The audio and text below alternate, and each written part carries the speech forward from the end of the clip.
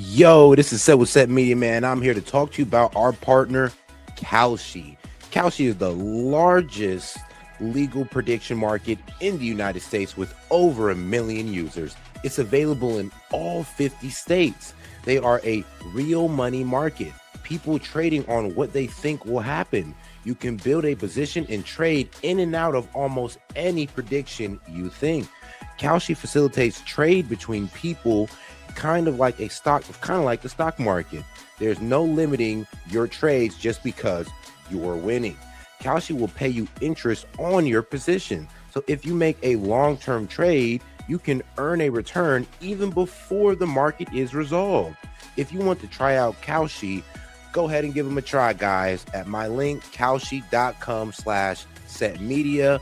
Get $20 when you trade 20, so it's 20 for 20, guys. Once again, that's kalshi.com/setmedia.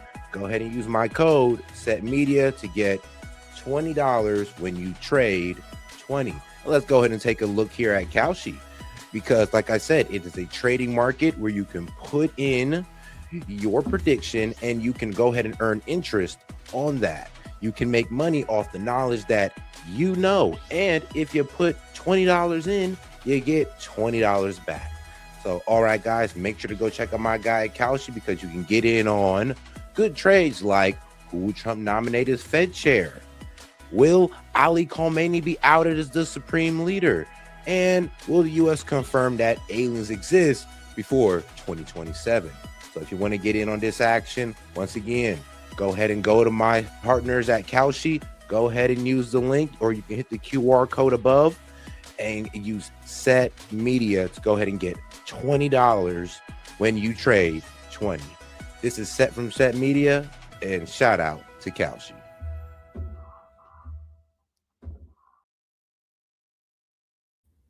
Yo, and we are live.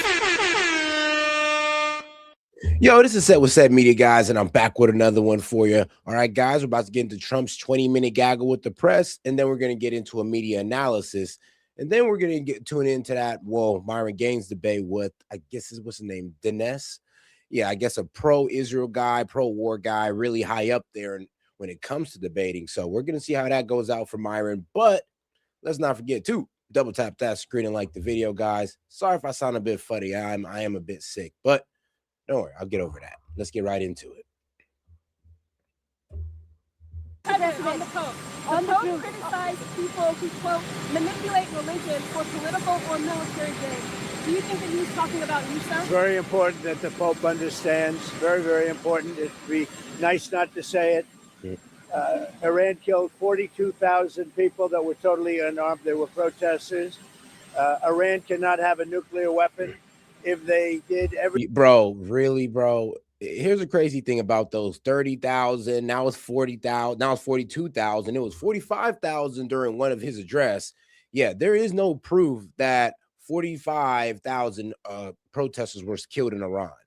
All we got is about 3,100. Yeah, about over 3,000, and that's a travesty. Like that, I'm not like playing light on it. The problem is to sit there and try to, I don't know, inflate the number just to push this war is insane. There is no proof that 45,000 people died, no names, no nothing. But for some reason, people's going along with it. Or every time Trump gets questioned on something about Iran, he's like, well, you know, they killed 42,000 of their own people. Yeah, that hasn't been confirmed. So AKA, it's not true. every country, including Italy, where he's stationed, every single country in the world would be in trouble. So we're doing very well with respect to that, having to do with the whole situation on Iran. The blockade is amazing. It's holding up very strong, very powerfully. And I think we're making a lot of progress in that. But the Pope has to understand Iran, very simple. Iran cannot have a nuclear weapon. The world would be in great danger. Would you meet with the Pope to even out your differences because Catholics are torn? I don't think it's necessary. Mr. President, you spoke with Prime Minister Modi. I mean, the beef with Donald Trump and the Pope has been since, well, he popped off his immigration operation. He didn't believe that it was humane. He said, Pope, yo, worry about your own thing. Pope says that Jesus never aligns themselves with those who rule with the sword. And, pretty much J.D. Vance and Donald Trump saying, yo, mind your business. So here's the thing. It's okay for the Pope to go ahead and weigh in on these things. I don't really mind, but it does kind of cause a bit of a confliction in the Catholic community when the Pope is saying one thing like, yo, y'all should be against this war. And the president is saying, well, you're American, so you should be with this war. And to be honest with you, you're allowed to be against this war and still be an American. I don't really understand the confusion in that. But the main problem is that it does cause a bit of a religious rift with the administration, because it's supposed to be this pro-Christian administration, but here they are getting into it with the head of the Catholic, I would say, denomination. A couple of days ago, what was the conversation like?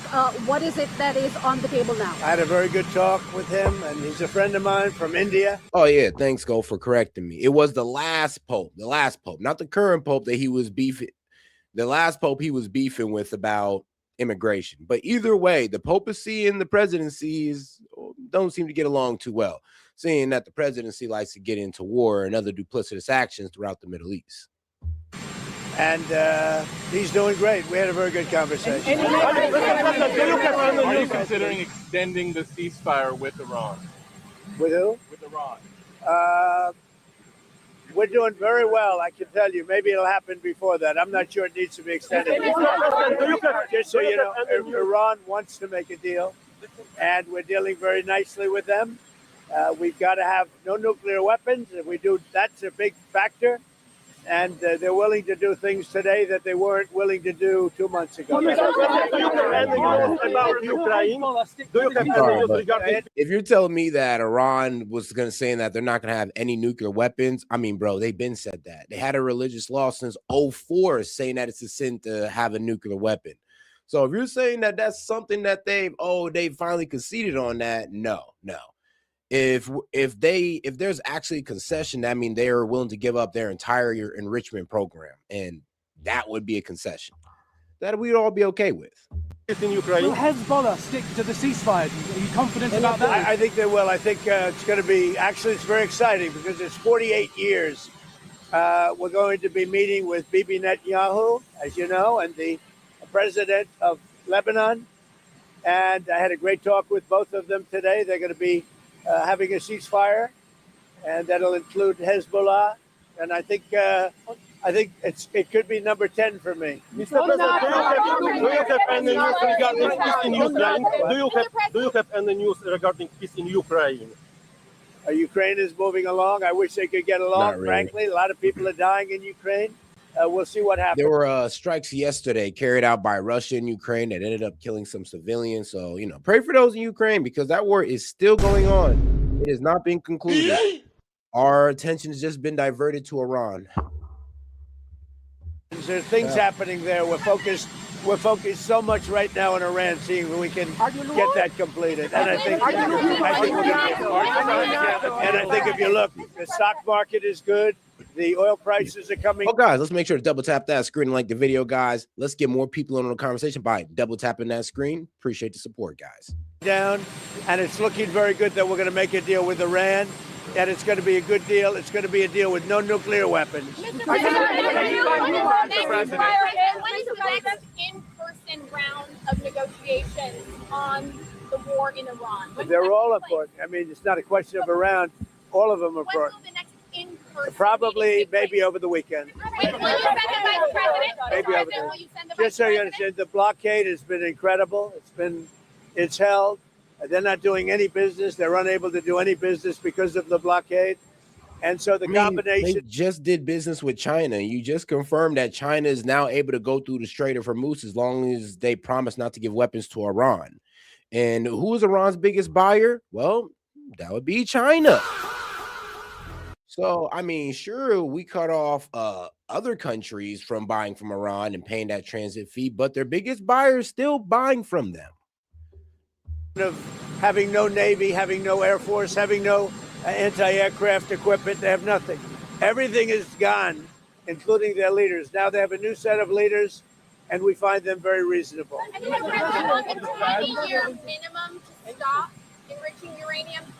Well, we haven't agreed to any. We haven't agreed to any. What we have is we have a statement, very powerful statement, that they will not have beyond 20 years. That they will not have nuclear weapons. That's beyond. There's no 20-year limit.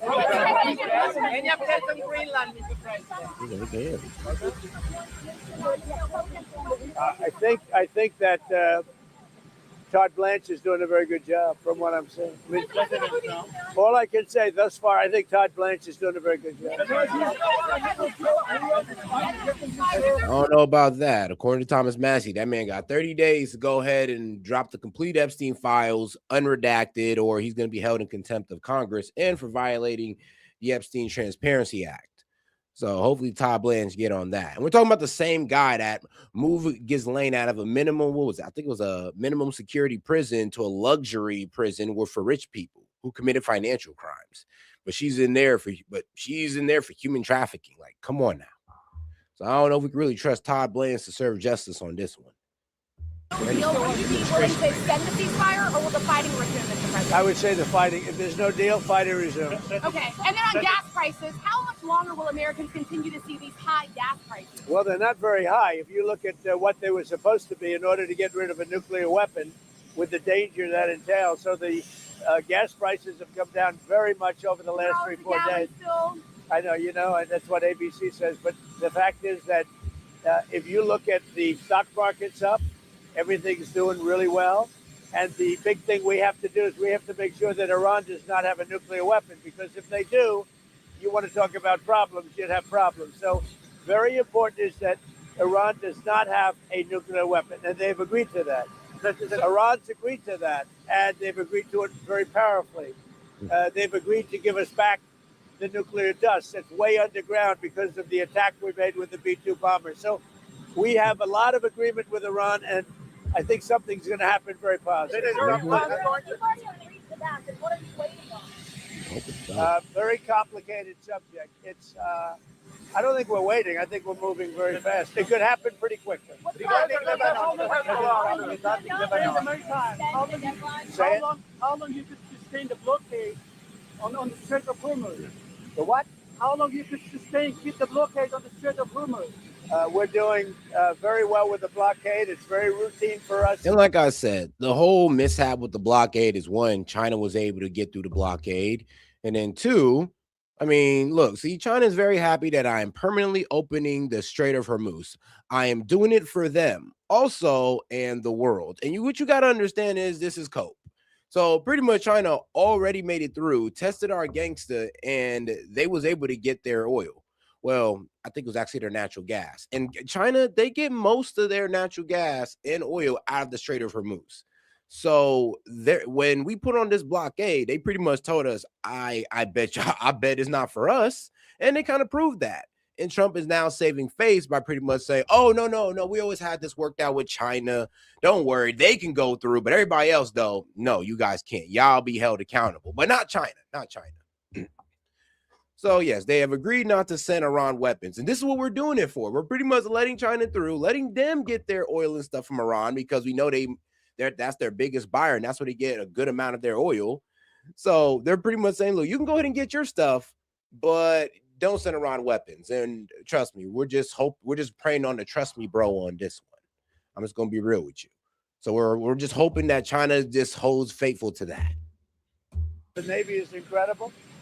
And I think the blockade is doing very well. It's no ship is even thinking about entering. No ship is going past our Navy. Why are you fighting with the Pope? And are you worried it's upsetting your? No, I don't. I have to do what's right. The Pope has to understand that. Very simple. I have nothing against the Pope. His brother's MAGA all the way. I like his brother, Louis.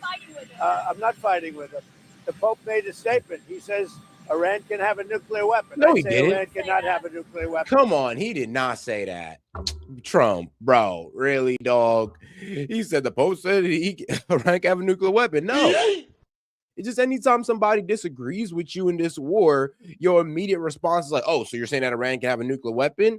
No, nobody's saying that. We're just saying that, one, Iran doesn't have a nuclear weapon. Like and if it was about their nuclear enrichment program, we had a good eye under that, under the JCPOA. So you could have got Iran under that instead of going through this whole war. But anytime somebody brings that up to any of the neocons, they're like, oh, so you want Iran to have a weapon? No, I'm just saying there's a different route to we could have took so Iran didn't have a weapon that was a bit more diplomatic, to where we didn't have to get into a full-blown conflict, what would the conservative or what the neocons call it, but we're just going to call what it is, a war. And if the Pope looked at the 42,000 people that were killed over the last 2 or 3 months. Oh, make sure to double tap that screen, like the video, guys. Let's get more people on the conversation by double tapping that screen. All right. As a protester with no weapons, no nothing, I mean, you take a look at that. So I can disagree with the Pope. I have a right to disagree. I have a right to disagree with the Pope. What do you say? What do you say to people who see that, who see your criticism? You can't have, look, nothing. I have no disagreement with the fact the Pope can say what he wants, and I want him to say what he wants, but I can disagree. I think that Iran cannot have a nuclear weapon. If they do, the whole world would be at jeopardy. The Middle East will be blown up and the whole world will be at jeopardy. Oh, wow. We're very close to making a deal. That'll be a great thing. The Pope has to understand Iran has killed more than... I wonder how much people truly believe that if Iran had a nuke today, that they would just start nuking people in the Middle East. Like, I really wonder how much people truly believe that, because, bro, I feel like you're a little bit too gullible if that's the case. You really think Iran is just going to start nuking countries just because they have a nuke? I mean, bro, Iran has hypersonic missiles. They could sit there and decimate these countries. Well, they could have did this like 10 years ago, but they didn't. So, bro, we just figuring out now that they got missiles that can go like 2,000 miles. And what you guys been saying, that if Iran had the capability to strike Europe, what you're saying that they do, that they did it. Well, guess what? It seems like Iran been had that capability. They didn't do it. So I'm sorry, but just to sit there and say that, oh, well, you know, as soon as they get a nuke, they're going to nuke us, right? No, actually. Now, actually, as soon as they get a nuke, we're going to leave them the F alone, and that's just the truth. And then no nuke is going to be fired, and then we're just going to forget about Iran, just like we forgot about North Korea. 42,000 people over the last few months. Think of it. Protesters without guns, without anything. They were totally unarmed protesters. The Pope has to understand that. This is the real world. It's a nasty world. But as far as the Pope and saying what he wants, he can do that. Now, I know the Pope's brother. He is a big MAGA person. He's got MAGA all over his house. His name is Louis. He's actually... You guys got to understand, like, to use a nuke in your own area is absolutely retarded.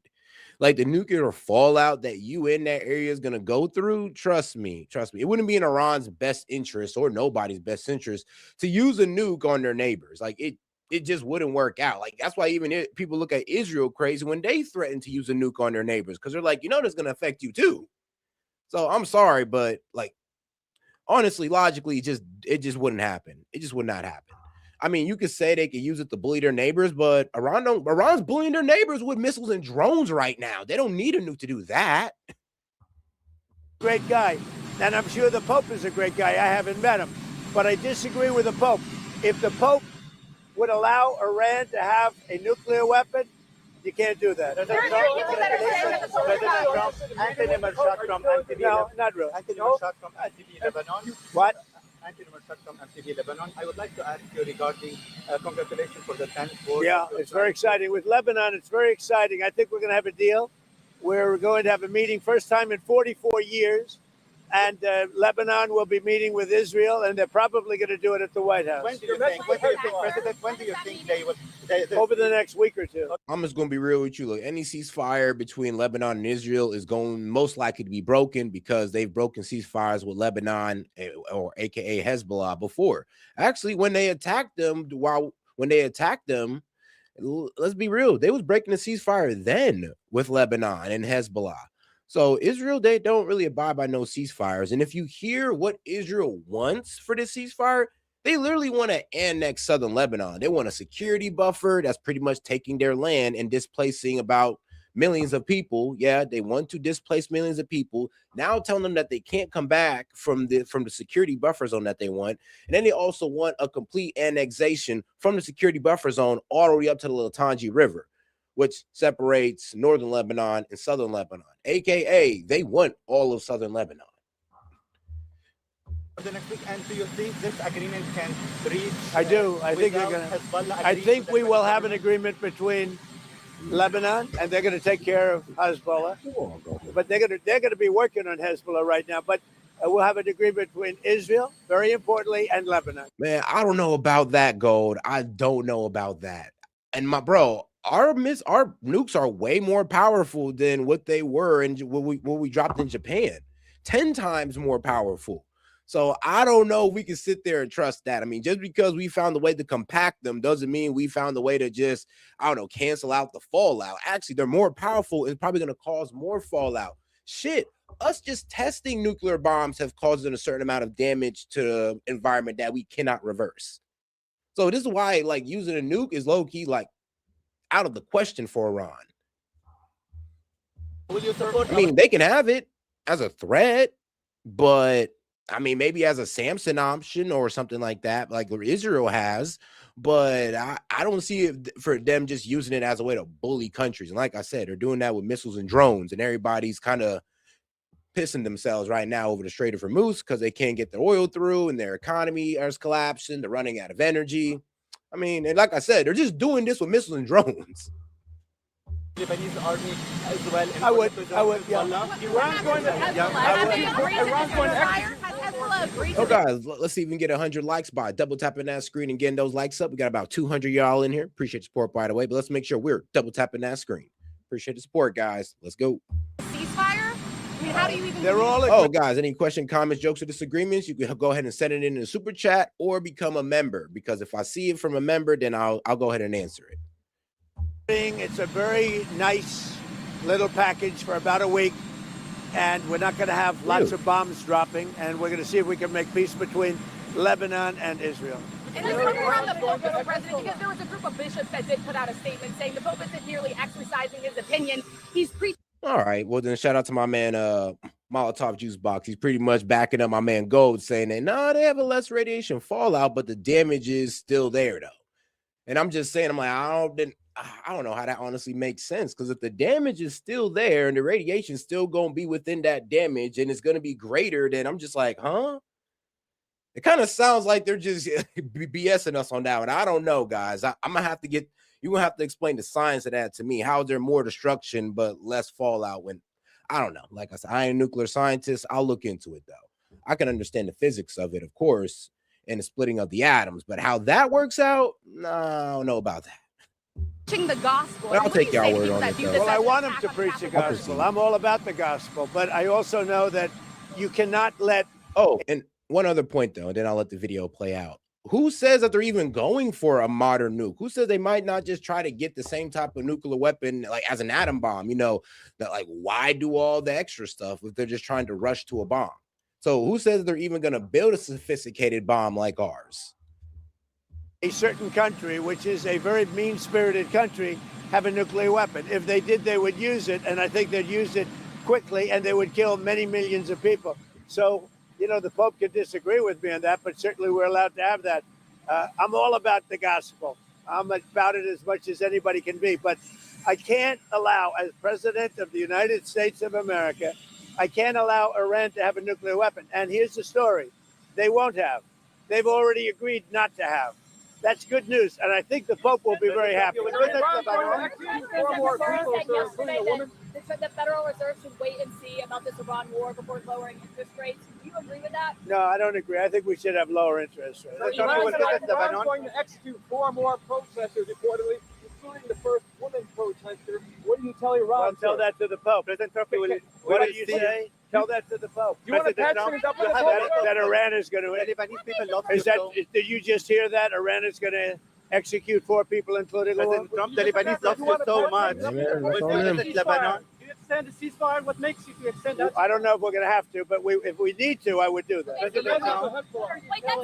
Sorry. Airlines. What are you telling the airlines and the oil companies about the way you're going to open up the Strait of Hormuz? If you look at the oil and if you look at the price we're paying, it's about half what people thought it would be if you did what I had to do. We had to take this journey to the Middle East in order to get rid of a nuclear weapon. There would have been, if we didn't hit it with the B-2 bombers, or if I didn't kill the Barack Hussein Obama deal, the nuclear deal, which was a disaster, we would have had nuclear weapons exploding in the Middle East and beyond. I believe I've been able to stop that. I think we have a very successful negotiation going on right now. And I think it'll be, if it happens, it'll be announced fairly soon.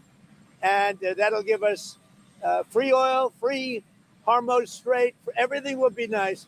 And I think your oil price will go down to lower than what it was before. And I think a lot of good things will happen. Just for clarity, Yeah, I hope so. Extend the ceasefire if there is We'll no see. deal. I don't know that we'll have to. Ideally, but if I needed to, I would. The Lebanese Okay, that's people important. love The you so First much. Lady. What do you think? The Lebanese people love you so much. What's your message for them? And you will visit Lebanon after? Yeah, I will do that. At the right time, I would certainly go there. You know, Putin doesn't want to stop it. He keeps bombing Ukraine. You think this war has the potential to go on for years more? Here's the problem, guys. Oil's not gonna go down until we see. Let me show you guys here. Look, guys, oil ain't going down until this goes to 60. All right, guys. I'm just gonna keep it a buck with you. Oil ain't going down. I'm gonna go ahead and mainstream this for you until you see WTI crude and Brent crude fall back down to 60. When that falls back down to 60, oils go back down. Bro, if it's at 70, 80, 90 like this, it ain't going back down. The only reason our oil was going down in the first place is because it was at $67 per barrel before the war on February 28th. So if we don't get back down to that, gas prices keep going up. And that's going to drive into inflation, which already has. Like I said, we was at 2.4, I believe, last month. Now we're at 3.3% inflation. Guys, 2.4 to 3.3. Like, does this war need to really carry on any longer for, honestly, me to be vindicated on how bad this is going to be on the economy? Like, does it really need to go on any longer? Like, how long are you guys going to keep supporting, keep pretending like this is not hurting the American people? Well, it should have never started. If I were president, the war in Ukraine never would have started with Russia. But it's going on. Hopefully, it'll get over soon. The First Lady came out last week and said she had no link to Jeffrey Epstein. Who did? The First Lady, Melania She had none. Why did she come out and say that last week? Because the fake news was saying she did, and she had none, and I think that's been proven. It bothered her that the fake news was being fake news, so she just wanted to clarify. Were you surprised? Who's taking care of Hezbollah? Do you think that they are destroying the deal that you are trying to make? We're going to see how it all works out, but they'll be working and coordinating. If you know Lebanon, right? So they'll be working with Hezbollah. If they fired Jay Powell, interested in acquiring Iranian oil? What? Are you still interested in acquiring Iranian oil after this? Well, we'll see. I mean, we have a very good relationship with Iran right now, as hard as it is to believe. And I think it's a combination of about 4 weeks of bombing and a very powerful blockade. The blockade is maybe more powerful than the bombing, if you want to know the truth. Are you going to make the Arab countries pay a portion of all of the costs? I think they'll make that. I think they're going to make that contribution. I think the Arab countries, because we've done a lot. I think. Oh, guys, make sure to double tap that screen and like the video, guys. And let me show you exactly what I mean, because a lot of people are kind of playing stupid in the chat right now, and that's fine. That's fine. You can be in denial, but right here's Brent crude, and I want you guys to understand. You kind of see, and let's go to here, February 28th, right before the war. Now it was at $72. You got to understand that before that, it was low-key trading at that 70 and 60, actually even lower sometimes. Goddamn ads. But yeah. And this is why we were seeing low gas prices. It was hovering around the 60s and 70s. And then, of course, it shot up during the 12-day war. So as you see, war does always affect gas prices. And after that, like I said, right back around to that 60s. So when we're out of that 60, 70 range, we're skyrocketing all the way up to 80, 90. How are we going to see any type of price relief? When the only time we see price relief is around that 60 and 70 ballpark. All right. Did make a contribution toward the cost share. United Airlines, American Airlines, not been involved. Iranian assets without any condition. If you make a deal, we're going to see what happens, but I think we're very close to making a deal with Iran. You'll be the first to know, but I think we have a chance. And if that happens, oil goes way down, prices go way down. inflation goes way down, and you're going to have much more That's importantly true. than even that, you won't have nuclear holocaust. Thank you. What's happening now? Mr. President, through?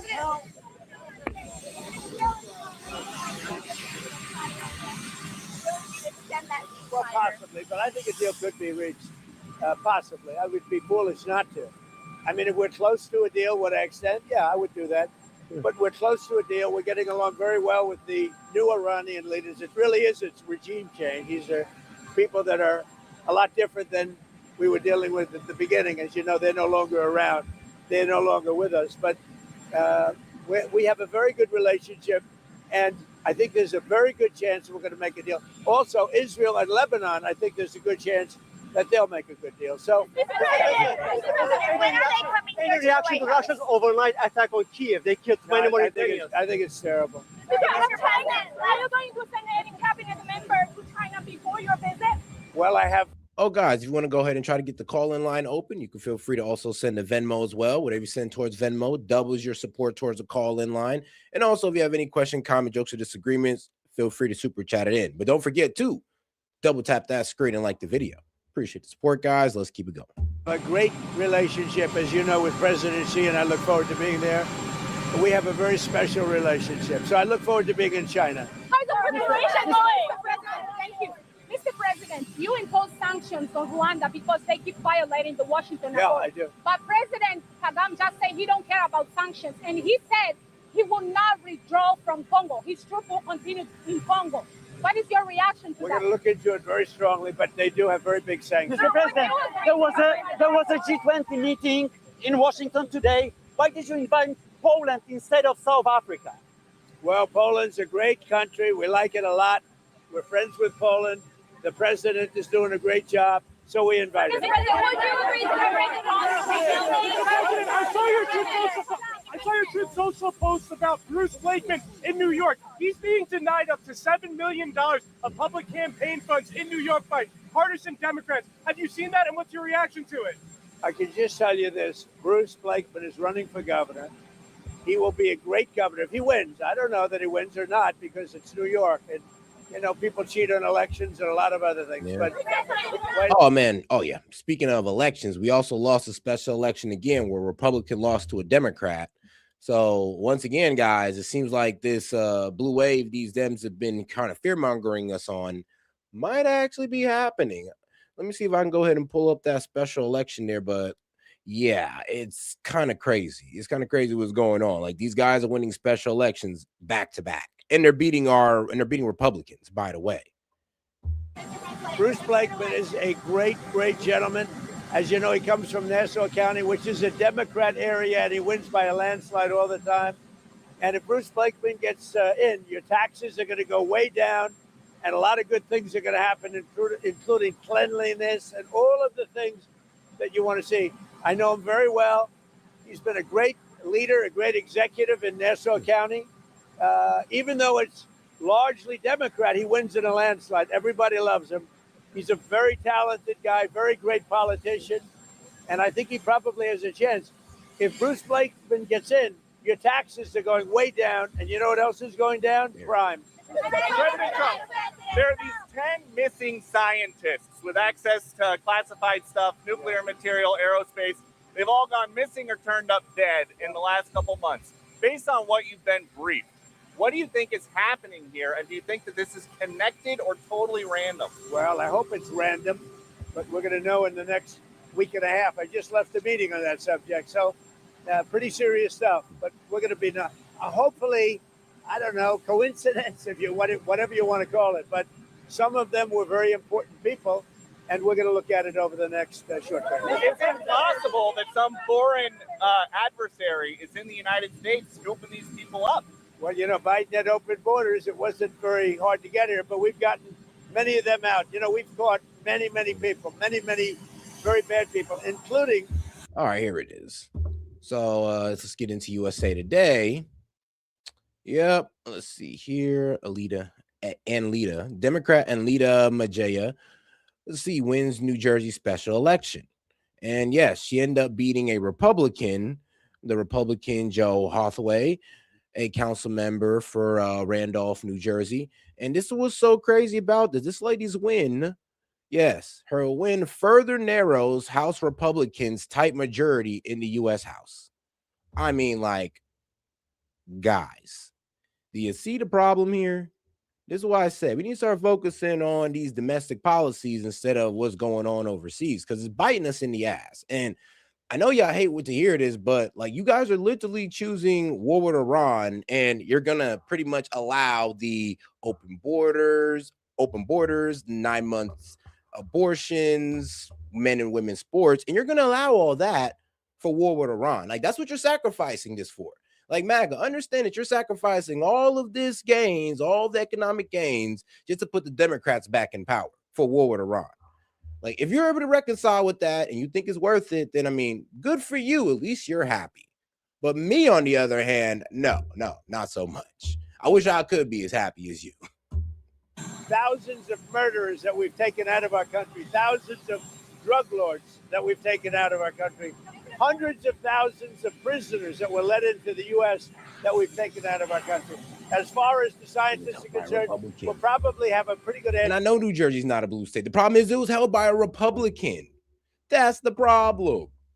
Like, that seat was held by a Republican, aka in that district, it was mainly Republicans, and somehow he lost out to a Democrat. That's what y'all not trying to see here. Like, the voter turnout for Republicans are going down as Trump is further spiraling down, sadly.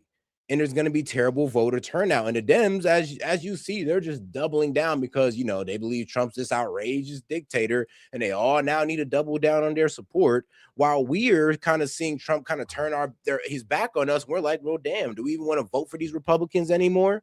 And let's be real, most of these Republicans are worse than Trump. They're not even doing anything for real. Like, bro, they're literally working with the Dems right now at this point, guys. Let's check out Newsweek. MAGA erupts as Republicans pushes to offer a path to undocumented migrants. I mean, bro, the writing's on the wall, guys. It's right there in front of us, sadly. I'm not being a doomsdayer. I'm just telling you what I'm seeing out here. And it's not looking good. And any analyst would tell you, bro, this is not looking good for the Republicans. But we don't want to look at it. We kind of just want to defend war with Iran right now. Defending the indefensible is tough, ain't it, guys? Over the next week. And with the peace talks in Iran, does it have to be a big deal all at once, or would you accept a little deal to start? Oh, guys, and don't forget to double tap that screen and like the video, guys. Appreciate your support, by the way. But let's get more people in the conversation by double tapping that screen.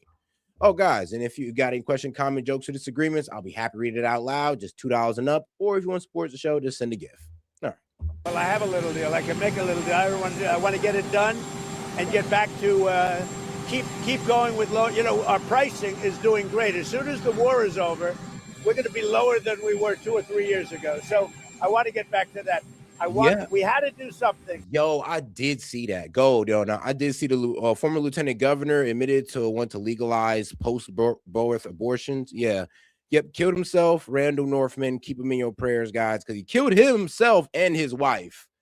Like, yo, when I read that, I was like, ah, damn. Okay. I wonder what the backstory is there. But yeah, keep the guy in your prayers, him and his wife. We had to make sure that Iran never gets a nuclear weapon. And we're at that. They've agreed to that. They've totally agreed to that. They've agreed to almost everything. So maybe if they can get to the table, there's a difference. They agree. They're going to get to the table with a pen. We'll have that over with. And then we can focus on our great economy. And also, you know, I inherited the highest prices in the history of our country, the worst inflation in the history of our country. I'll get it down to a very low number. We had it to a very low number, and it's still low. But the most important thing right now is to make sure Iran can never have a nuclear weapon. Would you ever go to Pakistan to seal the deal yourself? I would go to Pakistan, yeah. Pakistan has been great. They've been so good. Islamabad, I might go. Yeah. If the deal is signed in Islamabad, I might go. The field marshal has been great. The prime minister has been really great in Pakistan. So I might go. They want me to go. The First Lady last week called on Congress to further look into and uncover the truth on the Epstein files, the Epstein saga. Do you believe that there should be a public hearing for more of these Epstein survivors? Well, I'm okay with it. I think we've had a lot of public hearings. I'm okay with it, but I understand that the women didn't want to go under oath. That's what I heard, that the women, the victims or whatever, they refused to go under oath, which was a little surprising. Now, Melania felt strongly about it because she was accused of that I met her through Epstein, but it turned out to be totally false. It was a false story. Mr. President, Yeah. He's fired. Well, it is nice to hear, Melania Trump pretty much speaking out, going like, look, this actually needs to be investigated. People are spreading lies about me and I don't appreciate it. So I'd rather this whole case get blown wide open so everything comes out. Because let's be real. I mean, if I was Melania, I'd be like, yo, blame your husband. Tell his asses, tell the DOJ to stop playing around. Because if we had the full Epstein files, unredacted, you wouldn't be going through this. Trump wouldn't be going through the accusations. Melania Trump wouldn't be going through these accusations. I'm sorry. Like, y'all would be able to avoid this if you actually showing us transparency. So I'm sorry. I just can't feel bad for you guys right now. Also include Iraq and region. Are we talking about the one with Lebanon? Lebanon, Iraq, Yeah, well, the whole thing. So we just made a deal with Lebanon. As of 2 hours from now, we have a ceasefire with Israel and Lebanon, and that'll be great. And they'll be meeting, probably coming to the White House over the next 4 or 5 days. have the Epstein And that'll be survivors? the first time they've met in 44 years, which is pretty unneighborly when considering they're neighbors. But there's a really good chance that that'll work out with Lebanon and Israel. I met with, through the telephone, with the president of Lebanon, who's a really good guy, highly respected, and with Bibi. And I think there's a chance we'll be meeting right here in the not too distant. Have the Epstein survivors received justice? Do you think the Epstein survivors are received justice? Israel and Lebanon have tried to make peace before. What's going to be the difference this time? Me, I'm the big difference. Me. Australia has announced, Mr. President, about taxes. States like Virginia, North Carolina, and New York, Democratic states, are looking at raising taxes. Is that going to take away from the tax? No, that was hilarious. In Virginia, the lady ran on affordability and raised taxes. So this is why I kind of say why Dems can't talk about affordability, because you guys run the most unaffordable cities and states in America. So when you guys talk about affordability, I laugh. I really do. Now, when Republicans talk about affordability, I give them a bit more credit, but the problem is they're too busy overseas. And this is why they're low-key, like, kind of seeing bad numbers when it comes to affordability, because they refuse to focus on it for some reason, and they rather focus on ventures overseas. Like, I don't get it. But trust me, when it comes to affordability, Dems, you definitely ain't the answer. I mean, Mondani had to raise bus fare and taxes. Let's see, Spamberger in Virginia. Abigail Spamberger in Virginia, she had to raise taxes across the board. So I'm sorry, guys, but Dems, you are not the answer when it comes to affordability. But if you have a plan, I'd hear it out. But you just can't sit there and bitch about Trump. What's happened? No, because, no tax on tips. I'm going over no tax on tips today. That's why I'm going to Nevada. I'm going to Arizona. But this is sort of a no tax on tips. What's happening is people are finding out that in their tax returns, they're getting a big refund, much bigger than they thought. So it's no tax on tips, no tax on Social Security, no tax on overtime. I think wait. I think it's going to be amazing. Are those the But guys, look, it don't matter if I'm MAGA, Democrat, leftist, America first. I'm going to tell you what it is, regardless of my political affiliation. Like, I'm just going to tell you what it is. And actually, honestly, I actually did support Trump's agenda when it came to deporting undocumented immigrants, the tariffs, and bringing back manufacturing. I mean, I'm gonna be real with you, low-key, that it was working. It's low-key worked. If you actually look at all the manufacturing projects that's starting up across the U.S., I got to give Trump that. If you look at all the immigrants that self-deported through the app, which was over 1 million, he's actually doing pretty good on immigration. Now, when it comes to affordability, which a lot of Americans voted for him for, and no new wars, he's definitely fucking up on that. And I'm just keeping it real. you look at what they're doing in New York, in California, they're raising taxes, and they're driving people out. It's a shame. Australia. I'm agree with you guys. I say I'm more America first because, I kind of align more with the Thomas Massey, Candace Owens, Tucker Carlson crowd. And, Trump created this division. Not us, but Trump created this division. He said now it's Mark Levin, Laura Loomer, Ben Shapiro. That's MAGA now. And if that's MAGA, then all right, y'all got it. Y'all can have that. I'm going to go step over on America First where shit makes sense, where they actually mean America First and not just disguise it as America First, but it's actually Israel First. Australia has just announced that it's increasing its defense spending to 3%. You've been asking for 3.5%. Are you satisfied? So we're going to see what happens. But on defense spending, look, we built the greatest military anywhere in the world. There's nobody even close. All you have to do is take a look at the blockade. Nobody's ever seen anything like it. That blockade is the best thing. And I'll tell you something. I think the blockade has been more powerful than the bombs. The bombs were powerful, and it weakened them. They have no Navy. They have no Air Force. They have no anything. They have no leaders. But their new leaders, the ones that have replaced them, it's a regime change. They are much more, Trump. I think, frankly. No, it's not a regime change. Just because you kill the Ayatollah and there's a new Ayatollah who's more of a hardliner, that's not a regime change. I'm sorry, Trump. You could kill a whole succession of these guys, and there's still going to be a new succession. These guys are most likely going to be more hardliners. So honestly, you're blowing up all the moderates for the hardliners who actually don't trust us even more. I'm sorry, but like, nah, that's not regime change, guys. And shout out to my man Bobby M. He says you're against illegal immigration, but pro H1B, but pro H1B1. You mean H1B visas? No, I'm not pro H1B visas. Honestly, I'll be real with you. That just undermines American scholars in the tech industry and in the medical as well. So really, we need to get rid of those H1B visas because we're importing from India, and this is what kills me about it. They'll have their colleges only for 2 years in tech, while we're making our students go through 4 years and carrying on more debt just for them to get put in the back of the line for these guys coming from India or China. So no, trust me, it's the most egregious thing ever done against American scholars, and I think it should be stopped immediately. And don't we got enough of these Indians and Chinese? I don't hate them. I'm just gonna be real. We got enough of them. More intelligent and more moderate, but we have a real chance to make a deal very soon with Iran. Just on Australia, they increased defense spending. Shout out to my man Bobby for starting us off. Appreciate that question, my man. Oh, guys, make sure to double tap that screen and like the video, guys. Let's get more people on the conversation. Let's get to 100 likes. Appreciate the support, guys. On Australia, Mr. President, you asked for 3.5% increase, like 5% you did with NATO. Australia has only gone to 3%. Are you satisfied with that decision? Would you I'm not consider happy with Australia because Why they were not specifically? Because they were not there when we asked them to be there. So Australia, What did you ask for? Australia was another one. They were not there, having to do with Hormuz, the Hormuz. What do you mean by that? Still friendly with Albanese? I'm not happy. I'm not happy. But why specifically?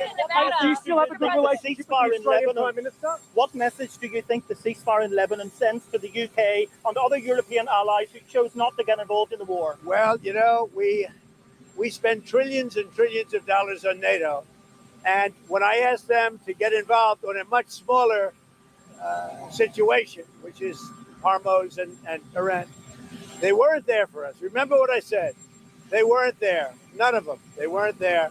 So we were there on Ukraine. I mean, we shouldn't have been. It would have never happened if I were president. But nevertheless, when they've had problems over the years, we were there. When we asked them to get involved on a very minor skirmish by comparison to what it could be, they weren't there. So I don't think they'd be there for a large skirmish, and therefore I think they've got themselves a problem. Do your policies like no tax on tips, no tax on overtime show that the Democrat Party is no longer the party of the working class and the Republican Party is your leader? Hey, nah, bro. I'll be real with you. That no tax on overtime, it did wonders on people's tax returns. Like it definitely did wonders. I'll tell you this. It brought down my tax bill. I'll tell you that right now, man. I was happy about that. So I'll give Trump that one. And there's a reason why people's tax returns went up, because a lot of people work overtime, and an overtime premium that people got in their tax return really helped out. So I'll give Trump that. That actually helped out in the end. I love this question.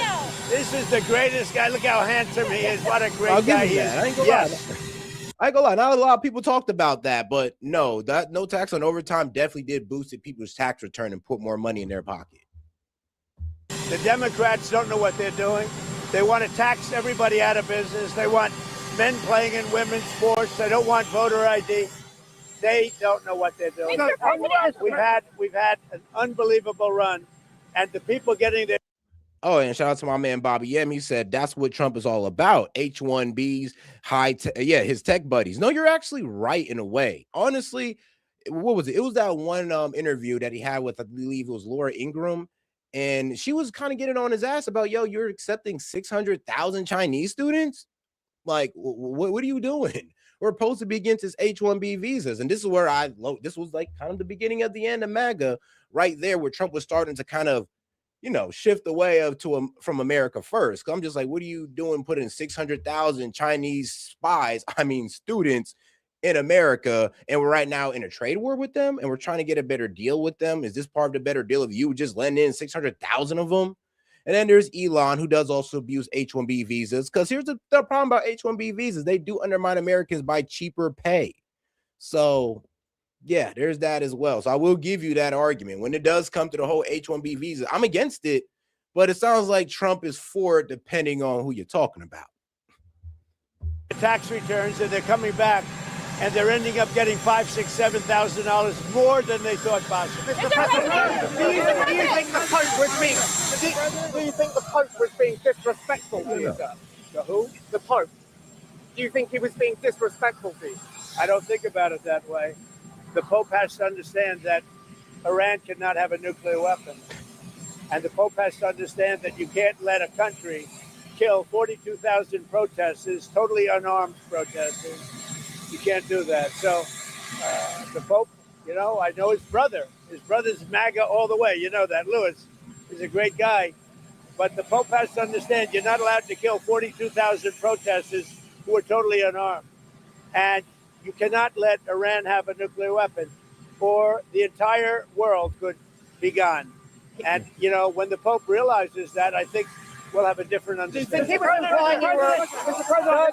energy dominance mean that Europeans should be buying more gas and oil from the United States? Well, they should be buying more from us, and what they should be doing is using the North Sea. I can tell you, UK, I've been telling that to your Prime Minister, UK should open up the North Sea. It's one of the greatest in the world, and they should use it instead of buying oil from Norway and other places that use the same source.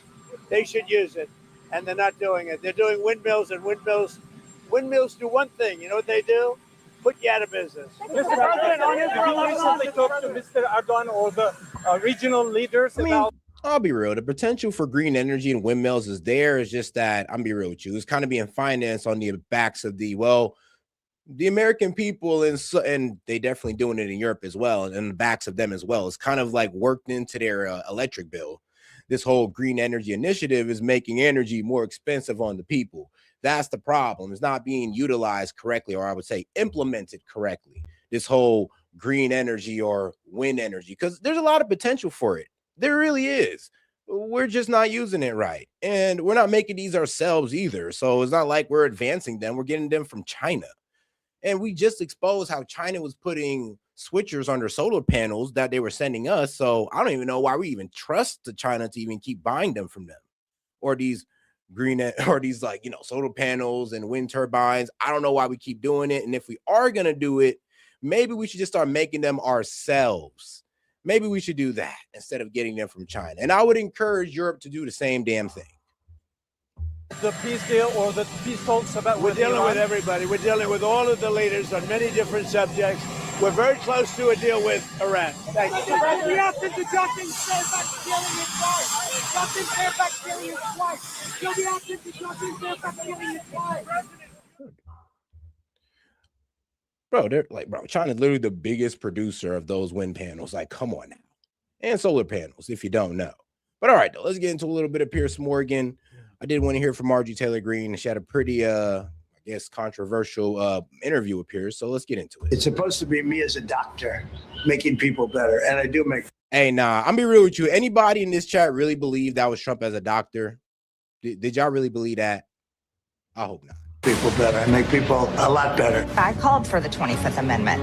I do think there's something wrong with him. He called to wipe out an entire civilization. That to me is so evil, and it shows real mental depravity. Trump derangement syndrome has rotted former Congresswoman Greene's peanut-sized brain. Your response to that charming description? Wow. Joe, We sent back Joe, in coffins. is it upsetting that he killed the Ayatollah Khomeini, who married a 15-year-old? Did you not get held enough as a child? The fact that he is betraying his voters and he is not serving the interests of the American people. Don't tell me to calm down. Dude, smoke your cigarette. Hey, nah, that was wild though. He said, "You mad that Ayatollah Khomeini married a 15-year-old?" It's like, damn. Which he did. No, yeah, the first Ayatollah Khomeini, he did marry a 15-year-old at mid-20s. But this was in the 1930s, guys. I'm gonna be real with you. It's a bit hard to judge that when we were kind of doing the same thing at that time as well, especially Christian communities. So it's kind of hard to judge on that. And it's kind of funny how, like, you know, my man Andrew Wilson brings that up a lot, but then he doesn't bring up Christian history when it comes to child marriages and interarranged marriages and all that good stuff. So no, it's a bit duplicitous the way he argues that. Do not tell me to calm down. It's been almost 4 years since the media went ballistic about 3 people enjoying a golf tournament. Just about everybody remembers the pictures. Smiling, joking, and laughing together with the former President Donald Trump, Congresswoman Marjorie Taylor Greene, and the biggest star on US television, Tucker Carlson. Well, Trump was in the wilderness back then, completely banished after January 6th. Sure. Ron DeSantis was the great new hope for Republicans. But on that day, with this public show of loyalty from 2 influential allies, he began a historic fight back for which he once gave them both enormous credit. These days, the president says, among other things, that Tucker Carlson is a low IQ nut job and that Marjorie Taylor Greene is a deranged lunatic traitor. Well, their own personal strife with the president is a perfect picture of what's beginning to look like a mission to torch just about everybody who helped to elect him. And Marjorie Taylor Greene joins me now. Welcome to Uncensored. Hi, Piers. Thanks for having me today. Do you know what, Marjorie? You're one of the most fascinating people in American politics and have become that in the last couple of years, because the movement you've made is now being followed by a lot of other people. And, you know, I posted on X yesterday that Donald Trump, who I've known 20 years and consider a friend, but at the moment, he just seems to be on a mission to piss off absolutely everybody. And a lot of those people are people who've been big supporters of his. You, Tucker, he laid into Megyn Kelly, to Candace Owens, to Alex Jones. He's laid into the Pope. He's mocked Jesus Christ, which has offended a lot of the MAGA Christians and so on. Giorgia Meloni in Italy, he's laid into her now. He's laid into the British Prime Minister, Keir Starmer, pretty much every other European leader and so on. Everybody's catching. I don't know what is going on here, but I think my first question for you is, what do you think is going on here? Why is he so willing at the moment to want to torch so many people that were loyal to him? You know, I think that's honestly, it kind of, I'm be real. When it came to Marjorie Taylor Greene, her separation from Trump came with the Epstein files because she felt like Trump was protecting, you know, his friends. And actually, according to her during the phone call, that's exactly what Trump said he was doing to her. So, I mean, yeah, that's how it went down. Then, I mean, hey, yo, Trump, man, you wrong. But this is where Marjorie Taylor Greene effed up at. She had a lot of disagreements with Trump before the Epstein files, but what really separated them two was how, you know, he was handling it. But before that, she was kind of going on, you know, CNN, ABC, MSNBC, anywhere that would hear her, you know, go against Trump with no pushback. And I always said that wasn't the best way to go about it. If you really wanted to get to Trump without him getting pissed off, you would go on Fox News and you would receive that pushback because, you know, Fox News just loved Trump. And it'd be better if you just get that pushback, not just go on to CNN where they're not going to challenge you because you're bashing on Trump. So that's where she effed up at. If you were going to bash Trump, you should have went to where there was going to be pushback and people would respect it more. Question that everyone should be asking, and I don't have the answer to that. This has been shocking to watch the president change over the past year.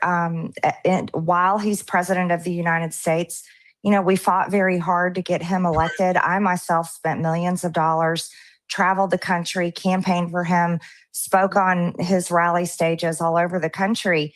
And he called me a traitor because I fought to release the Epstein files. But just as you said, we've watched him turn on literally everyone that were once either his friends, his allies, or his supporters. And it's so concerning to me. And I honestly can't answer why this has happened. You know what's really interesting? If you take your positions, for example, which seem to have enraged him, you wanted full disclosure of the Epstein files. Well, that was exactly what he said he wanted when he was campaigning in 2024 to be president again. You know, you didn't want America to go into expensive. Okay, I got about 500 y'all in here, man. Let's get to 100 likes by double tapping that screen and liking the video, guys. Appreciate the support, by the way. But let's make sure we get more people in on the conversation by double tapping that screen. Appreciate the support, guys. We're about 40 likes away, so smash that like button. Pointless Middle Eastern wars. Well, again, that's what he campaigned to stop America doing if he became president again. You know, I look at this and think, why is he so opposed to you when you're basically taking the positions that he was taking himself just 6 months ago, or longer than that now, over a year ago? But you know what I mean? Right. Hey, shout out to my man, the Lunatic Libertarian. Said to stay hydrated, which I probably actually should do, but appreciate the support. I have no idea. It is honestly something that I legitimately can't answer, and it's confusing, and many people don't understand. Shout out Josh for sending a clap and seal for 250 jewels. Appreciate his support, my man. The way I feel about it now, though, is President Trump will soon be the past, and we have to look towards the future. And I think many of the issues that we thought were real problems back in 2024, some of them are still there, but they've also drastically changed. We have real problems in America now that Donald Trump has been president. We're finding ourselves in an escalating war in Iran, which is something that none of us want. It's one of the most unpopular things being polled in America today. But we have real economic problems, rising inflation, rising costs of gas, rising costs of living, younger generations that are unable to thrive and don't have hope for the future, but even bigger problems, nearly $40 trillion in debt. You gotta understand, it's like, guys, we were literally seeing cheaper gas prices. Okay, I'll just say it like that. We were seeing cheaper gas prices all throughout Trump's administration till now. Now it's a walk in the opposite direction. Now gas prices are going up. They're cracking over $4. Inflation is back over 3%. And we're just supposed to sit here and be like, oh, well, you guys should be happy with gas, higher gas price and higher inflation because Iran will have nuclear weapons. And we're kind of looking at y'all kind of crazy because, if you got some common sense about geopolitics, Iran doesn't have nuclear weapons. So you're basically telling us we're going through this for no reason. Like, that's pretty much what you're telling us. Well, don't worry, Iran will have nuclear weapons. But even though you'll have higher gas prices, but look, Iran will have nuclear weapons. Bro, I'm sorry, but us not messing with Iran, that means we had low inflation. Gas prices were going down. And because now we're effing with Iran, we're just supposed to accept this now? Because, Iran won't have nuclear weapons that they never had in the first place. Okay. Please keep trying to sell that to the American people. You're only going to turn more people away. And Social Security will be bankrupt in 7 years. So I think, this is the man that I supported to make America great again. However, I think America is going to find itself in a much deeper hole going towards the next elections. Would you agree with? Damn it, autocorrect. Thank you, guys. Somebody corrected that. My bad. Autocorrect. What can I say? Traitor. But most of y'all agree that Marjorie Taylor Greene's a traitor for some reason. And you know what? We'll get into that. But let me redo that poll. Sorry, guys. Autocorrect. But shout out to my man, Bobby. He says, all right, if Trump says he's a doctor, then damn, it's true. If Trump says he's Jesus, then he's our savior. This channel told me Trump was the way. No take back. Whoa. I never said Trump was the way. Hold on now. I said my man has some good policies walking in. I never said Trump was the way, the truth, and the light. No, that's Jesus. No. And that ain't Trump. Lord knows that ain't Trump. Oh, I ain't never said that one now. That's blasphemy. Whoa there, buddy. Bobby, you're going a bit too far there, brother.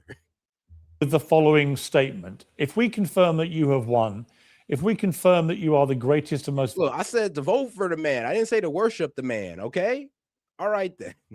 Victorious blocker in the entire world, will you put down the phone for half an hour, just half an hour, and attend to your main duty. To the 30 million Americans who have no health insurance, to the 800,000 Americans who are homeless, to America's infrastructure that's dilapidated, to the $38 trillion of United States national debt. Would you concur with that message to Donald Trump?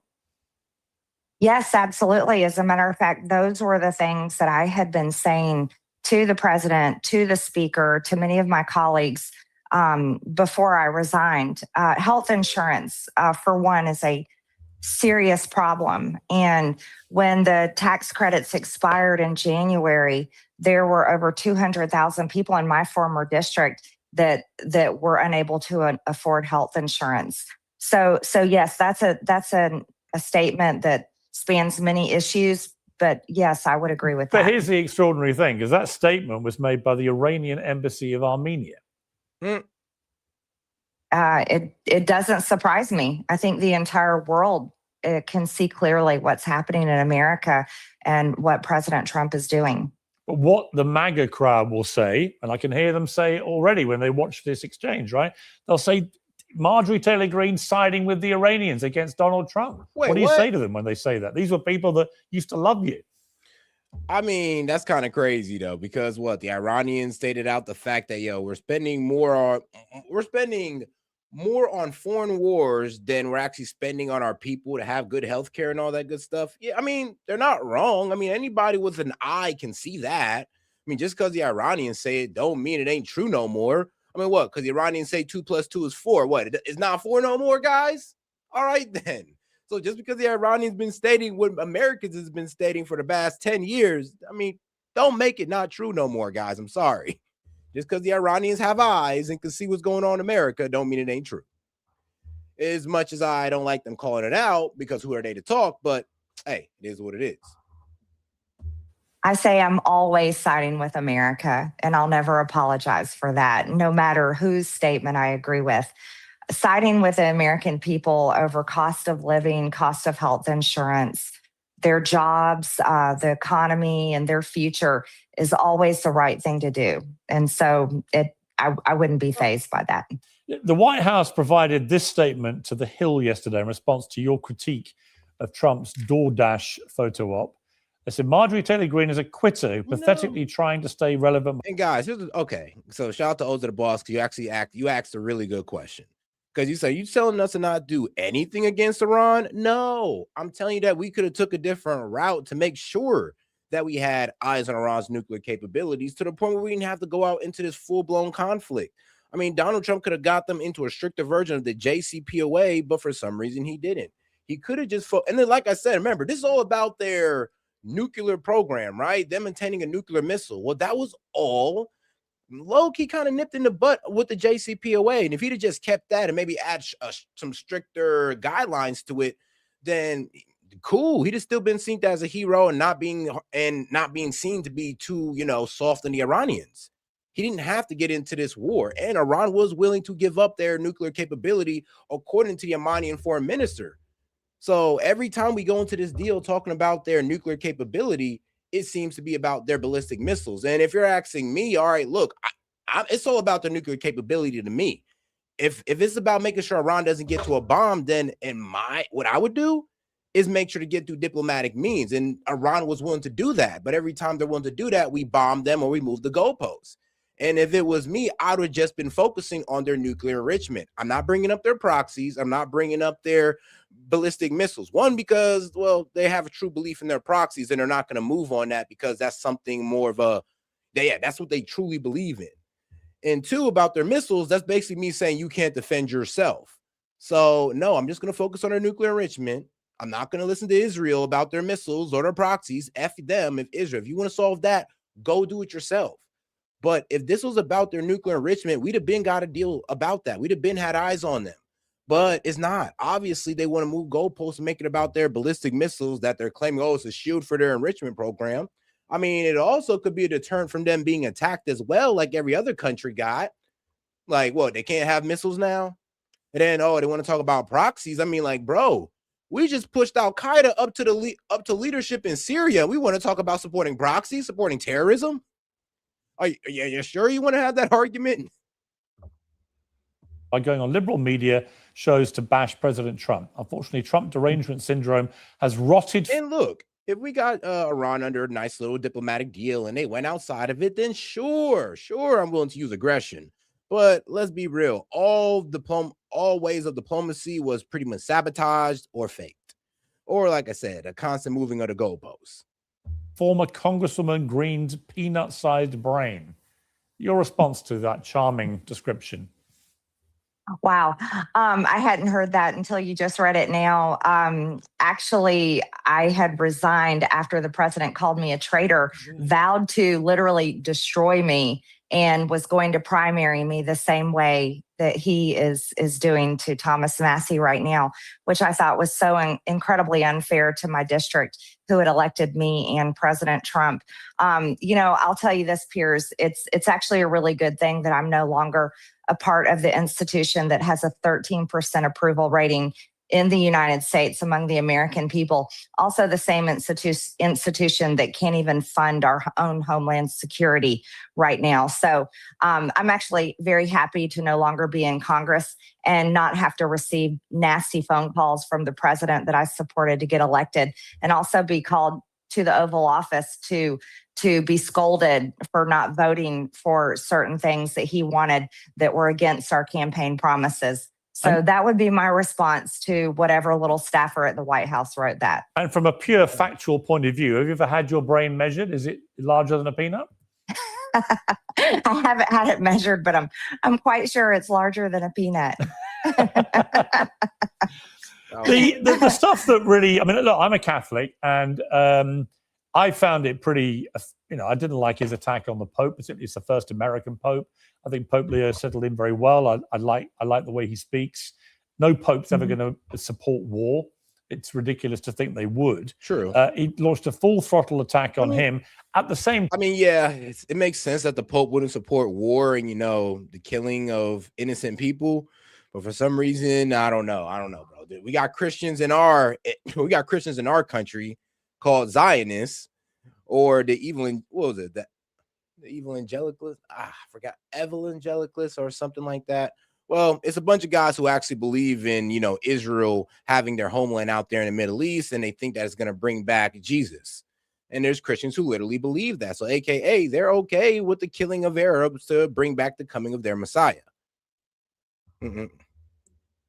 Time that he was there are, bro. Repost. Yes, there are Christian Zionists. I mean, bro, you ain't never heard the term Christian Zionism? Like, come on now. But what sect of Christianity is it? I'm trying to remember. Posting memes of himself as Jesus Christ, and then kind of preposterously tried to pretend he was a doctor, and that's what he thought he was doing.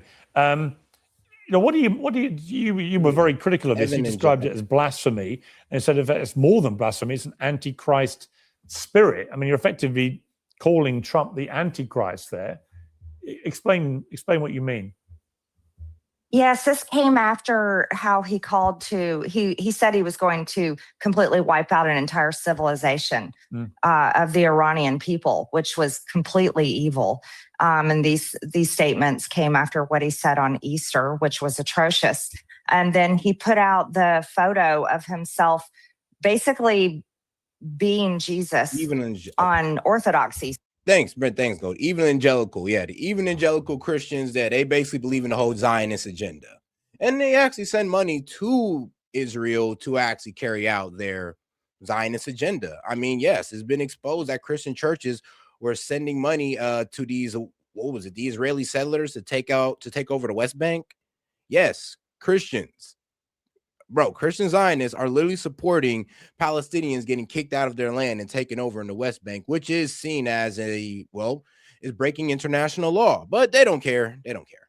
Oh, guys, so make sure you can double tap that screen and like the video, guys. Let's try to get over 100 likes. Appreciate the support, by the way, but let's make sure we're double tapping that screen. Appreciate the support, guys, and let's keep it going.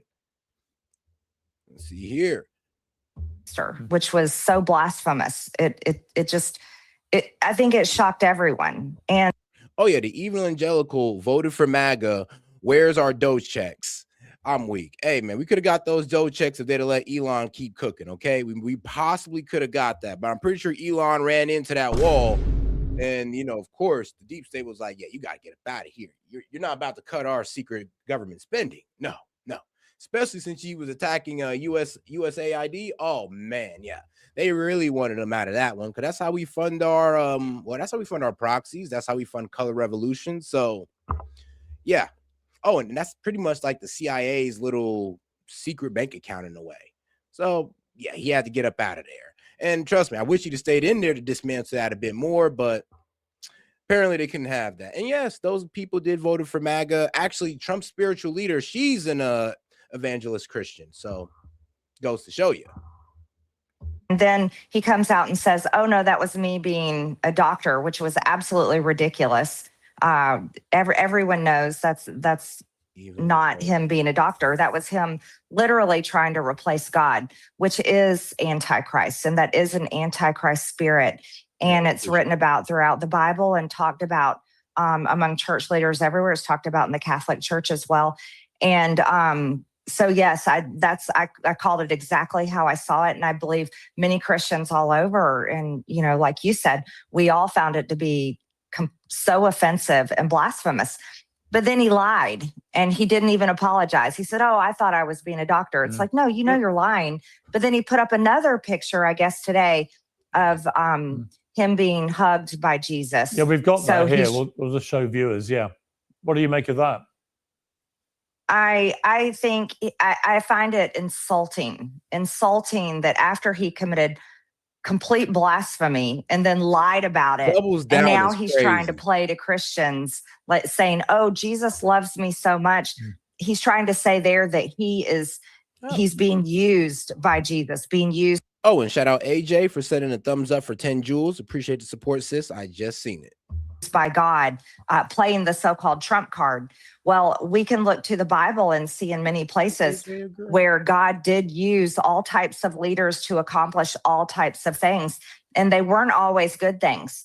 And, you know, so the president constantly puts up memes and posts and tries to play to his base. But I think many people are so turned off right now that they're just not even going to fall for this one. When was the last time you spoke to Donald Trump? Agreeable. The last time I spoke to him was on the telephone. I was in my office in the Rayburn building. He was at the White House and he was yelling at me because I wouldn't take my name off of the discharge petition. And I told the president, you know, there's no way I'll take my name off of here. These are women that were raped at 14 and 16 years old. And we have to release the Epstein files. It's the right thing to do. It's what we promised. And he was so angry at me. And he told me that his friends would get hurt. He said people that I supposedly know. He said at Mar-a-Lago, and I'm not a member of Mar-a-Lago. And it did turn out to be true. I mean, when it was released, Howard Lutnick was thrown under the bus. It was found out that he lied about meeting with Epstein. And it's kind of crazy how Lutnick even has his job still. That's kind of crazy. But yeah, I mean, let's be real. It kind of proved out that he was protecting his friends like Howard Lutnick. And I mean, I'm being real with you guys. It is a bit crazy how he didn't get fired after being exposed for lying about his relationship with Epstein or beating up with him further down the line. I don't know, man. That's a bit too strange. Oh, guys, let's make sure we're double tapping that screen and liking the video. I've only been there a handful of times for certain events or campaign functions.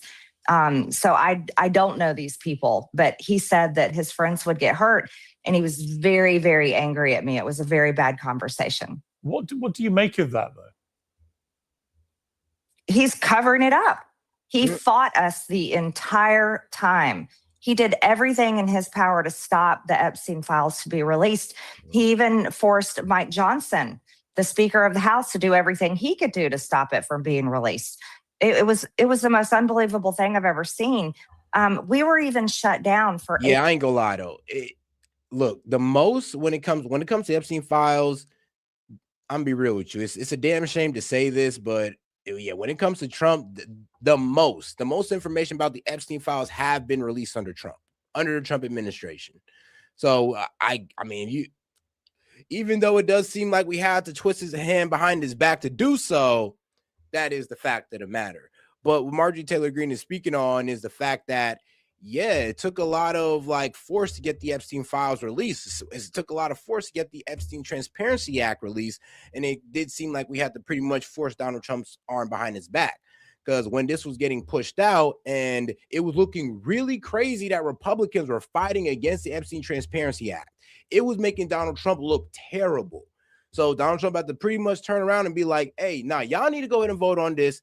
Release it now. Let's get this going because it's making me look like, well, make me look complicit that I'm having you guys fight it. So now we got to go pretty much with it. And the Epstein files were released. Well, I don't know. I guess you want to released heavy redactions and all that good stuff. But a lot of it did came out more than ever in history. And we found out a lot of things and that made a lot of people look bad, just like Howard Lutnick. So I'm gonna be real with you. She's actually speaking on something really important because it didn't seem like Donald Trump actually ever wanted the Epstein files to be released. And that's just me honestly speaking about it. 8 weeks. We had a government shutdown back in the fall of 2025 for 8 weeks. And I believe that was part of trying to prevent the Epstein files from coming out. And it's covering up for rapists and people that have committed all types of crimes. It's completely wrong.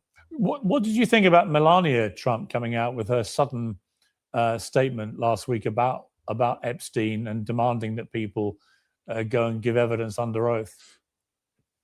Yeah, that was so shocking. The press was completely shocked. They were prepared for her to come out and maybe speak up about a bill she's supporting or foster care, an initiative she's supporting as First Lady. I actually was glad she came out and talked about it because it brought it back up in the news cycle, and I think it needs to be there. I don't know. I know there's many different things people are saying about why she did it, that perhaps she was getting ahead of a news story or getting ahead of some sort of information that may come out. But I was still glad that she spoke, and I was glad that she talked about the survivors. However, she called for them to go on record in front of Congress, and she called for Congress to act. And I actually disagreed with her there. The right thing to do is the Department of Justice needs to prosecute people. And that's what the survivors have been asking for. They've told their story over and over and over again. What they really want is justice. When King Charles visits the United States in a couple of weeks, there's been a rumor which has been played down by the palace, actually, that it's unlikely to happen, that perhaps the Queen, Camilla, who's taken a big interest in victims of sexual abuse and so on, might meet privately with some Epstein survivors. That looks like it won't be happening. But King Charles will address a joint meeting of Congress. And obviously his own brother, Andrew, has been disgraced and shamed because of his involvement with Epstein, but hasn't actually put himself up for any scrutiny either by Congress or by law enforcement here in the UK. Do you think that it would be a good thing for either the King or Queen or both to meet with Epstein survivors when they're over in America? Yes, absolutely. I really hope that they do. That was also what I had been asking of President Trump. I'd asked him to bring them into the Oval Office. He brings in all types of people in the Oval Office from all walks of life, whether they're sports teams that just won a national championship, no matter who they are, he brings in all these people. And I had wanted him to bring in the Epstein survivors. As a matter of fact, quite a few of them told me they even voted for him. And I tried to explain that to him over and over again, but he's refused to bring them in the Oval Office. But I definitely do hope the King and the Queen will meet with them and hear their stories. You said the last time you spoke to him was over this. Have you tried to talk to him again, or has he tried to contact you? I doubt it. The only time I reached out to him was via text message after I had resigned and he had been attacking me, and I was receiving it in just, I can't even count how many death threats. And but the death threats escalated on one of my children, and I had sent those death threats to the FBI director, Kash Patel. I sent them to the Vice President, J.D. Vance. I mean, that is absolutely unacceptable, though. Just because she disagrees with Donald Trump, she's getting death threats? Like, that is absolutely unacceptable. Susie Wiles, James Blair, and I even texted the president. And I was so upset over death threats on my children because of him. And the quotes and the death threat were from what the president had been calling me a traitor. And I'm not a traitor to my country. Standing up for rape victims doesn't make me a traitor. And I reached out to the president and to let him know this is what's happening because what you're saying about me. And he was very unkind about these death threats. And so that was our last exchange. What did he say to you? He basically blamed me. He had no compassion for death threats on my children. He blamed me basically that if my son were to get killed, it would be my fault. Really? Yes. Wow. Damn. Yeah, it was. And I said back to him, I said, no one's children should ever be the victim of death threats or have any kind of political violence brought on them because of our politics, because of our disagreements.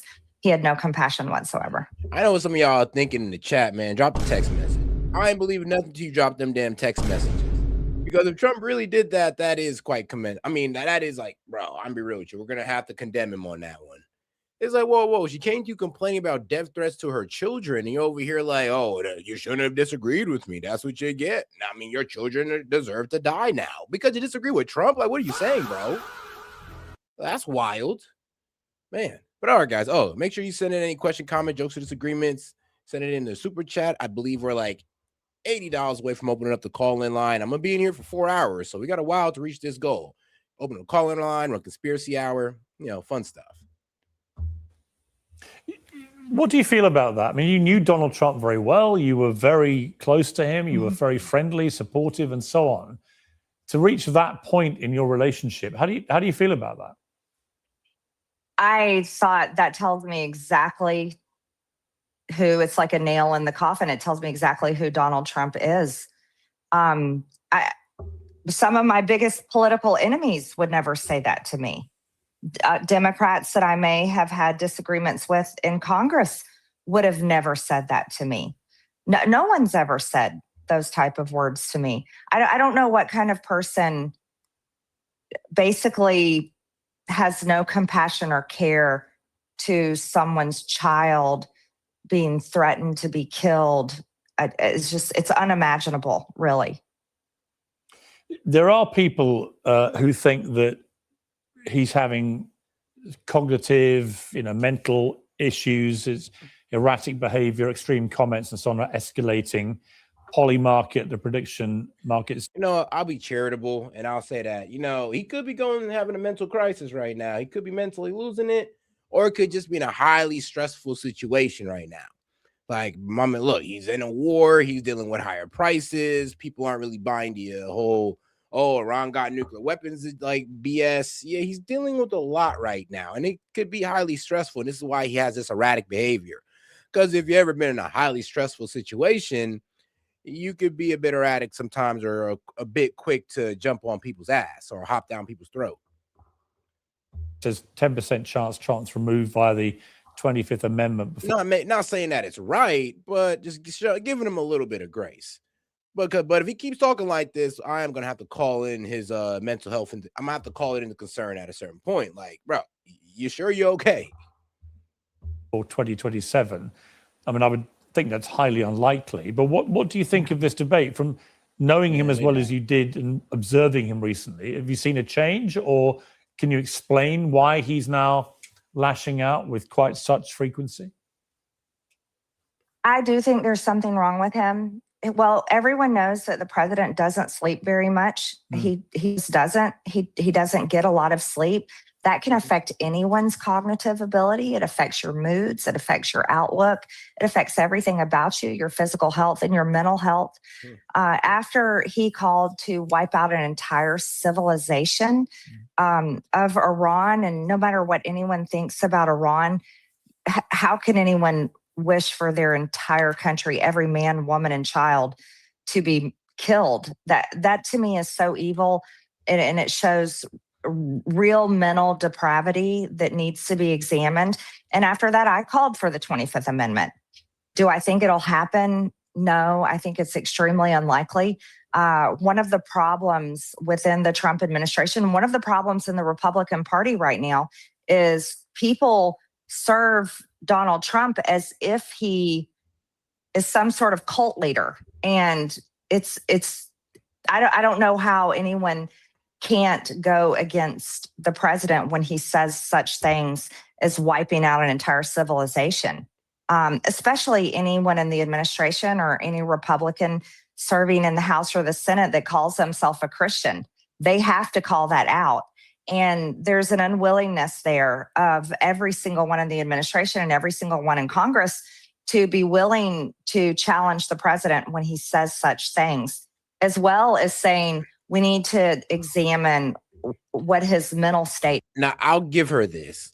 There is some outrageous things that Trump does that where nobody calls him on it, and that does get a bit disturbing, even for me. And I'm just sitting here just like, whoa, come on, guys.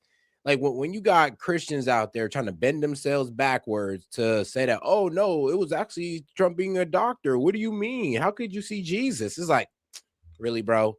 Really? Come on, don't play stupid with us now.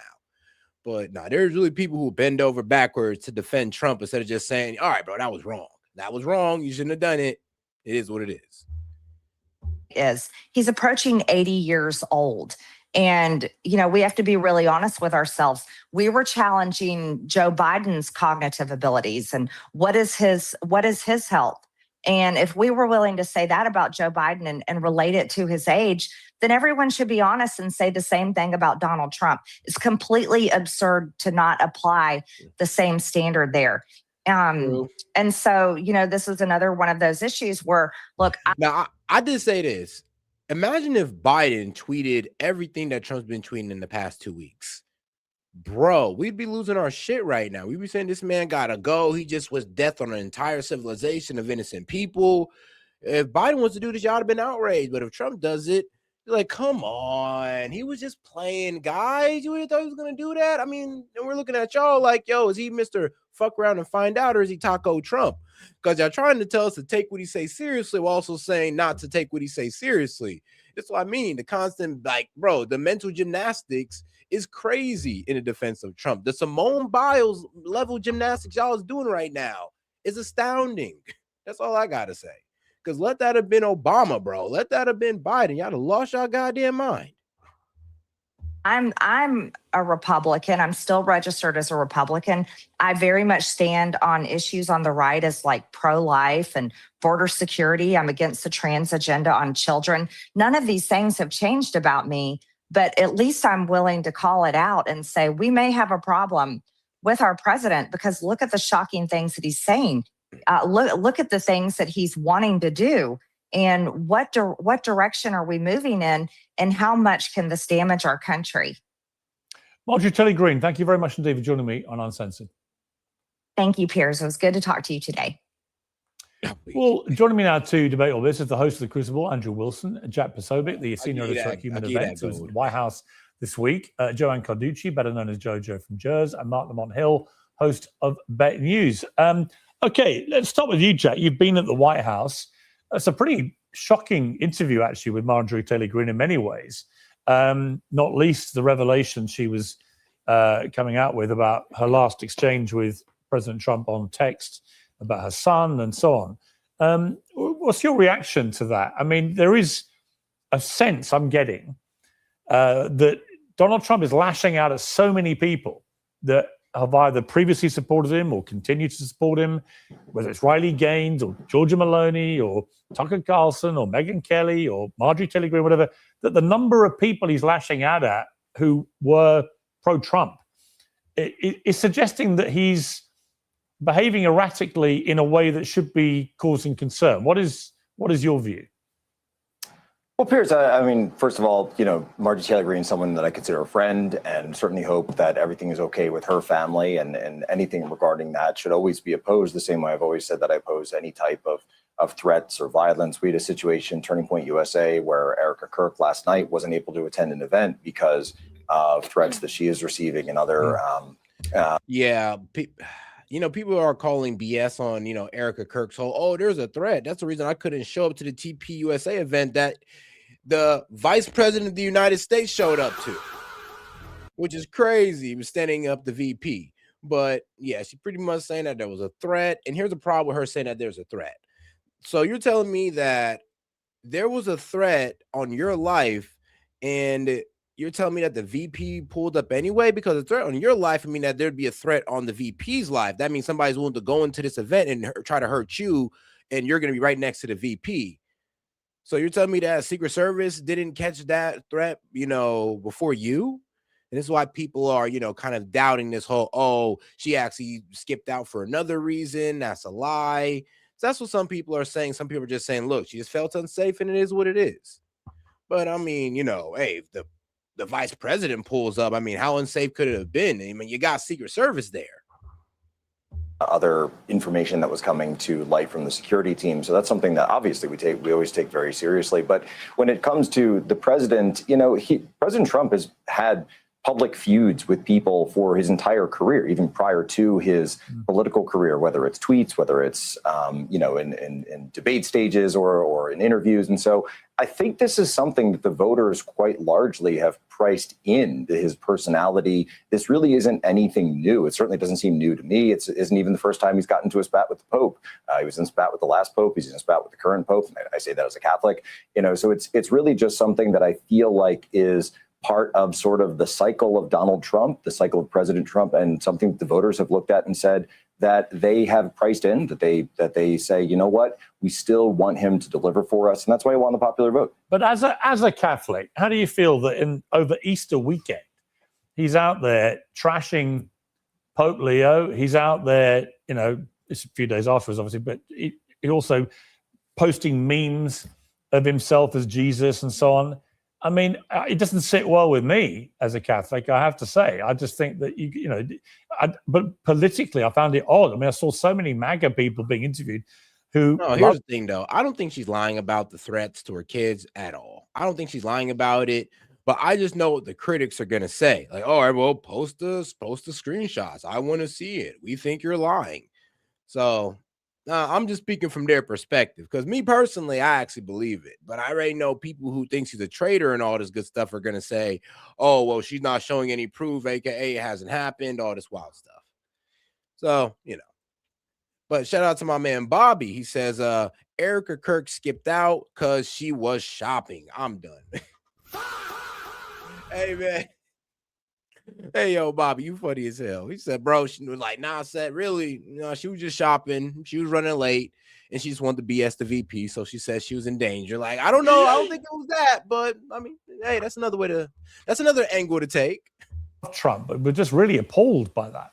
What did you feel?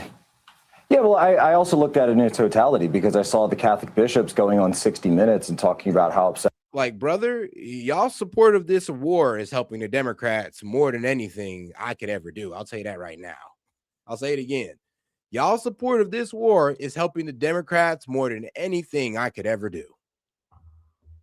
That the illegal aliens are being deported and that they're not filling the pews anymore. And yet they have this moral outrage for ICE and Tom Homan and President Trump because he's actually enforcing the border. And that means that the gravy train of Catholic charities and having these illegals that come in is winding down. And I think that that's what the president was actually responding to. And the fact that Pope Leo has, of course, been passively aggressively entering himself into politics. He's been doing this for a while. He's entered the political field. And when I was in the Vatican City back at the conclave last year, I said, this guy is not a conservative. He is from Chicago. When he was a cardinal, he had a Twitter account that was extremely anti-Trump. It was anti-J.D. Vance. And CNN played my comments. And I said, look, I'm not attacking the guy. I'm just saying, calling it like it is. He is a liberal. And I think that's now coming to fore. Okay. Mark Lamont Hill, welcome back to Uncensored. What do you think is going on with Donald Trump here? Well, let's be real. I mean, somebody like the Pope, I'm gonna be honest with you, I would suspect to be a liberal. Why? Because it's kind of like he's got to abide by the teachings of Jesus and all this good stuff. And the teaching of Jesus, I'm sure, trust me, it ain't neocon ideology. I mean, trust me, there's conservative values in Christianity, but there's no warmongering agenda in there as well. I mean, there's none of that in there. Not once did Jesus say we need to go to war with the Middle East. Not once did Jesus say we need to be in war, period. So of course, this guy who follows the teachings of Jesus is going to be against any of that. Like, it just is what it is. I mean, you could be mad about that, but I mean, bro, you're just going to be mad at almost every pastor that actually holds true to the teachings of Jesus Christ. Then, I mean, then can you really call yourself a Christian if that's the case? No. You can disagree and be like, yo, you just don't understand. I mean, I guess you don't understand the reality or the necessity of this. Sure. But don't sit there and say that, oh, well, my man, I guess you're just a liberal, aka you don't need to be what? Be leading the Christian faith or be leading the Catholic faith? No, bro. Like, you just can't sit there and point out that he's a liberal because he's against war. And I mean, let's be honest with you. He follows the teachings of Jesus Christ. It's gonna make you a bit of a liberal, bro. I'm be honest with you. And if, like, and guys, am I wrong? Like, let's be real. This whole war is not Christian. It ain't Christian teachings to be into war with the whole country because what? We want to enforce our influence amongst them? Like, really? Like, no, not at all. But I mean, you could sit there and delude yourself. I mean, you could sit there and say set the Crusades or something like that, but no. And shout out to my man, the lunatic libertarian. Money for war, but we can't feed the poor. Tupac. Exactly. I mean, the man want to allocate $200 billion to war efforts. I mean, it's low-key indefensible. I really don't know how you can defend that when he ran on no new wars, and now we got to further fund a new war. It's really hard to defend that, guys. I'll be real with you. That's why I don't. Oh, so many things. First, I think the fact that people who normally don't dip into partisan politics are weighing in, and the fact that people who normally are even leaning to the right. I mean, even Marjorie Taylor Greene, who's saying, look, I'm still a conservative, as she just told you, but I have some legitimate gripes with the president. That tells you something here. This isn't the weird thing, just on that, Mark, the weird thing about Marjorie Taylor Greene is when you look at the things that she has said, which have enraged Trump, they're all things that Trump, in the run-up to being reelected, was and it's crazy how I got to pull out the Bible on y'all sometimes. Because like I said, I ain't the biggest Christian, but hey, your boy got a Bible, of course. Now, I guess I got to go over here to Matthew because, you know, Jesus was cooking. That man was cooking. That man was definitely cooking when he said this. So let me see if I can find a direct passage. Here it is. You have heard it said, you shall love your neighbors and hate your enemies. But I say to you, love your enemies and pray for those who persecute you so that you may be sons of your Father who is in heaven. I mean, I could read on further on how he says, because the Father lets the rain fall on the just and the unjust and let the sun shine on the just and the unjust. We can go on to that. But what does that tell you right there? What does that tell you that Jesus expected us to do? Not go into war, but try to understand each other and our problems and not just say, fuck your problems. I'm just going to put you under my boot. Because that's what we're saying right now. But it is what it is. Self, you know, don't engage in foreign wars, particularly in the Middle East, full transparency on the Epstein files, etc., etc. It's hard to see why her staying on that message has enraged him to the point where he sort of excommunicates her. And forgive me, there's a little bit of difficulty hearing you through my my audio here, but there is a tension and a contradiction here. I mean, Donald Trump ran on a platform, if I understood your question correctly, he ran on a platform that's very different than the one that he is engaging right now in terms of isolationism, in terms of effectively saying, I'm going to make sure the economy is strong. I'm not going to meddle in foreign wars. I'm not going to mind anyone else's business. And I'm going to make sure that the country is back on a stable ground as opposed to what happened with Joe Biden. That was his argument. I think people like Marjorie Taylor Greene bought into that. They believed in that. And now they're seeing him veer from his course. And like any cult leader, when they change course, the expectation is not that you have to reconcile that by leaving the cult. It's that you change your ideology, and that's what's happening right now. But he's like, is this the Trump Bible for $60? No, this is the Bible that some random guy left on my doorstep one day. So, of course, I had to take it in. I got like multiple Bibles all around the house. My mom's real Christian, and she think the Bible brings good fortune and all that good stuff. You know, evil don't come wherever the word Lord is. Or what was it? Evil shall not prosper wherever the word of the Lord is, as she loves to say. So, no, trust me, this isn't a Trump Bible. You want to know how I know? Because it got Palestine in it. That's why. It got, yes. the Bible recognizes Palestine, even though some Christians like to BS you and say it don't. But yeah, shout out to the Bible recognizing Palestine. Ain't that crazy? Ain't that crazy? Shout out to the Bible. I think the bridge that was too far for many people who identify as believers, people of faith, particularly Christians and Catholics specifically, is not just the contretemps with the Pope, but this Jesus image. I mean, there's just no way that you can look me straight in the face, Donald Trump, and say that you weren't engaging in what a Christian would reasonably determine as blasphemous behavior. And instead of just saying, hey, I went too far, I made a mistake, he doubles down, gaslights us, and insults our intelligence by telling us that he thought that he was being a doctor. And in doing that, again, it seems like he's veering off the rails. Yeah, Andrew Wilson, welcome to you, back to Uncensored. Always great to have you. A lot of our top comments on YouTube during this war with Iran have been, where is Andrew Wilson? So I'm glad we can allay any concerns about your whereabouts. You're here. What do you make of this war? I mean, where else should I be, right? Well, exactly. What is your view of this war? We're 6 weeks in. From where I'm looking, most of the things that we were told were likely to happen haven't happened. There's been no regime change. The people haven't risen up for a variety of reasons. And the Iranians have worked out that if you shut the Strait of Hormuz, you can pretty well cripple the global economy when it comes to energy. And by attacking the neighboring Gulf states, you can cripple their business model around tourism and entertainment and sport and so on. So I'm struggling to see any real victory here, although I accept the Americans and Israeli military have been pounding away in Iran and probably very successfully at the Iranian military. But there's kind of an asymmetric war going on here where you could argue Iran is winning the other side of this. What's your view? Well, so we're not very far into this conflict. Trump doesn't have the Bush model. So the Bush model of nation building and Bush doctrine is not the Trump model. He's been very clear that he wants to get in and out of this place as quickly as he possibly can. And they're already moving into talks of peace and this kind of thing and opening up the Straits of Hormuz. So I don't think that this will be a long-term military action. I don't think it was ever designed to be a long-term military action. That Trump's never had any interest in those before. I don't see why he would have an interest in one now. Right, but if it ends with the regime still in place, with the Ayatollah's son as the new supreme leader, albeit he's obviously been badly wounded, but appears to be alive and has already been announced as a new supreme leader, the IRGC remain the controlling kind of military arm of the regime's leadership, and then you have the enriched uranium remaining underground but still in Iranian control.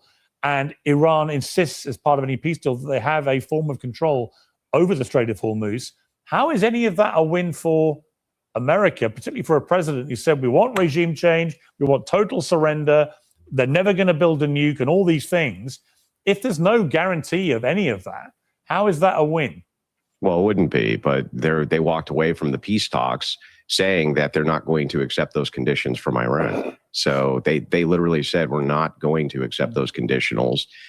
They're not allowed to enrich uranium, and they walked away from them. So I don't think that this is done until the Iranians capitulate. And you also can't trust Iranian state media. They lie constantly. Their state media lies on. I mean, sure, both medias lie constantly, especially when you're pushing war propaganda. But what we do know for sure is that, we came in with our maximalist demands and Iran walked away. And what does that tell you? That, well, apparently they didn't come crying and, capitulating like Pete Hegseth and Donald Trump said they were. Because if they were, then we'd have been able to get that ceasefire with all of our demands met.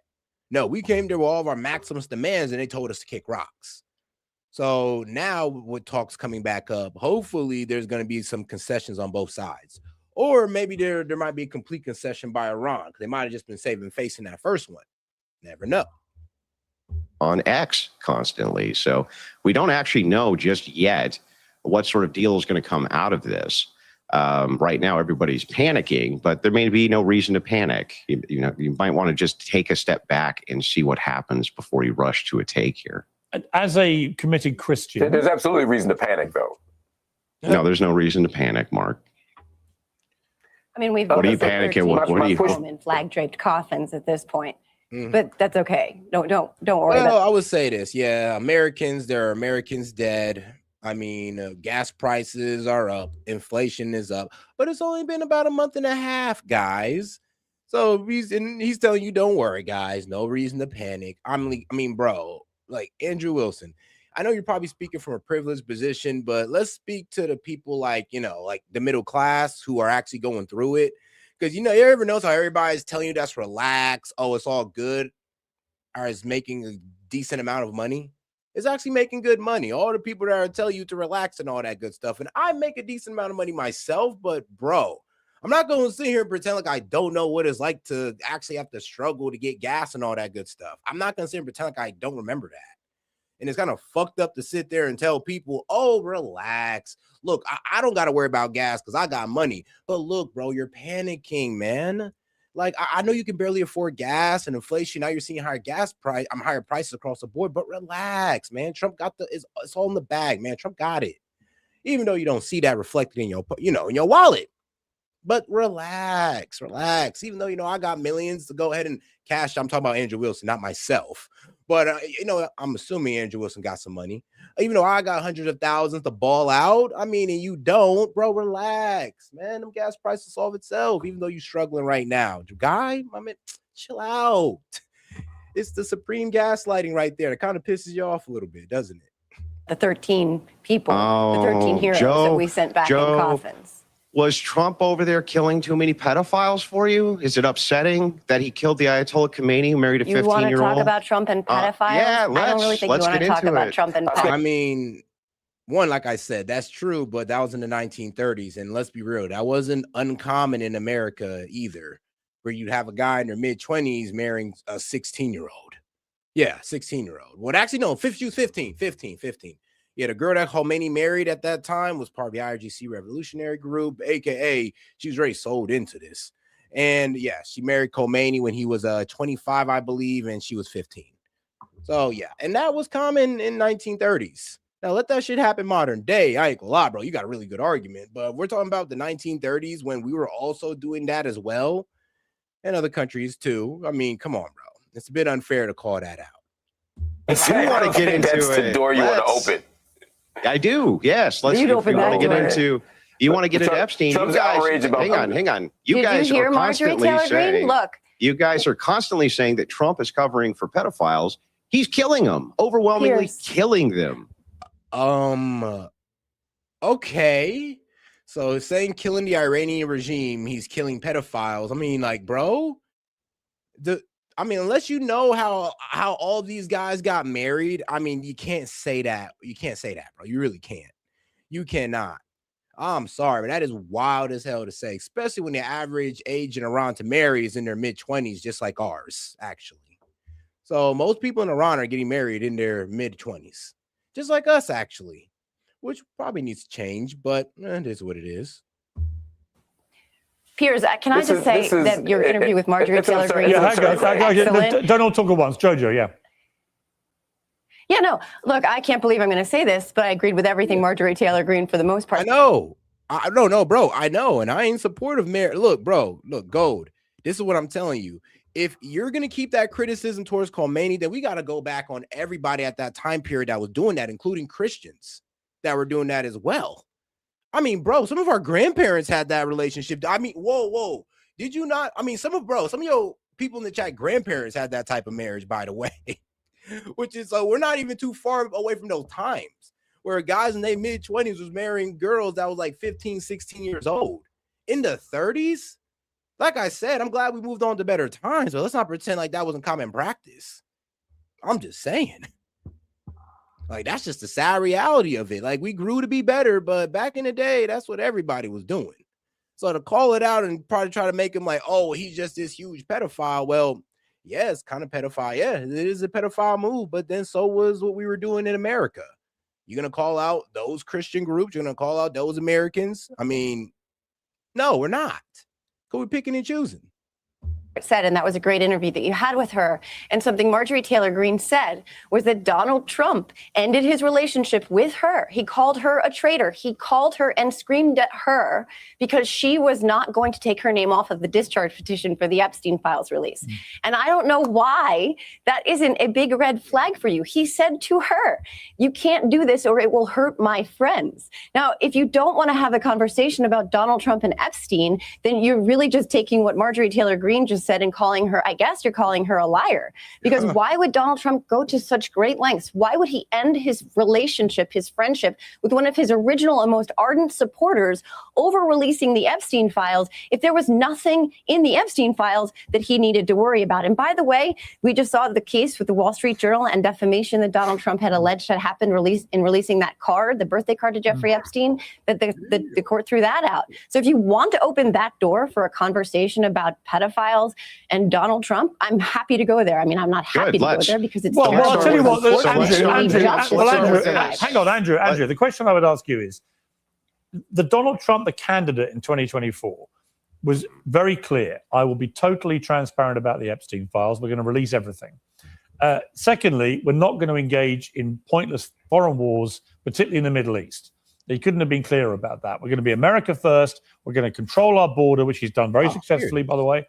No, I got it, gold. Here it is. Well, the modern day Khomeini, let's see here. He was married in 1964. Ali Khomeini was 25 years old, and his wife, Masura, oh, hell no, I'm not pronouncing that. I'm gonna be real with you guys. I'm just gonna be real with you. Like, this is what I'm looking at. You think I'm pronouncing that correctly? You think I'm getting that correctly? No, I'm not. I'm gonna be real with you guys. But was 17 years old. So, I mean, 25, 17. I mean, I've seen worse. I've heard of worse. I mean, I've seen worse. Now, I wouldn't approve of it. Shit, if it was my daughter, I ain't approving of that. But I've heard of worse. But he wasn't going to do that. He was going to be transparent on Epstein. He was going to be not committing anything in terms of wars in the Middle East. And he's gone against those two things pretty dramatically. And, you know, Marjorie Taylor Greene still wants transparency on Epstein files. And she still doesn't think America should be engaging in new foreign wars, particularly in the Middle East, which is where Trump was in 2024. And now the third prong of this for you is, as a committed Christian, you can't. Yeah, I was just saying, I'm like, hold on, only 8 years apart. I'm sorry, but I'm even looking at that like, I'm sorry, but there are modern day relationships where people are like 10 years apart, 9 years apart, bro. People are married today and they're 15 years apart today. This is happening today, guys. So I'm just a little bit confused on what the outrage is at a certain point. I don't know. Maybe, like I said, maybe we just picking and choosing what we want to be outraged at. You can't be happy when he starts reposting memes, you know, of himself as Jesus Christ. And he's done another one today of him with Jesus. And he's attacking the Pope and so on. But that, if you're a Catholic, you care about that. If you're not, you probably don't. But this stuff with Jesus Christ, you can't be happy with that, are you, Andrew? Yeah, so there's a lot here to respond to. Yeah. So let's start with this. We'll start with the Christian front first. So Trump has made a million jokes, which would be considered offensive. It's amazing to me that a bunch of progressives are panicking about blasphemy when they have all these gay musicals that they put in all of these newspapers. And no, not really, dude. I remember when, I'm just to be real with you, dog. I remember like girls, the most attractive girls in my high school were literally dating guys in college. Like, bro, like literally like 6 to 8 years older than them. So I'm supposed to be outraged at Ali Khomeini, who married a girl 7 years younger than him, 7, 8 years younger. When I was seeing this shit in high school, I mean, bro, I see this shit now, bro. I'm 30. I got, bro, a dude that's like 32 messing with a 19-year-old. So I'm just like 20-year-old, I think now. So I'm just looking at this shit just like, well, she's a consenting adult and all that good stuff, over 18. I'm just gonna be real with you guys. I just can't see the problem if I'm seated every day. And I mean, yeah, they're consenting adults either way. And well, like I said, I don't know the ins and outs of these marriages. If you want me to read up on it, let's see here. Yeah, Khomeini was 25 years old and his wife was 17 years old when they got married.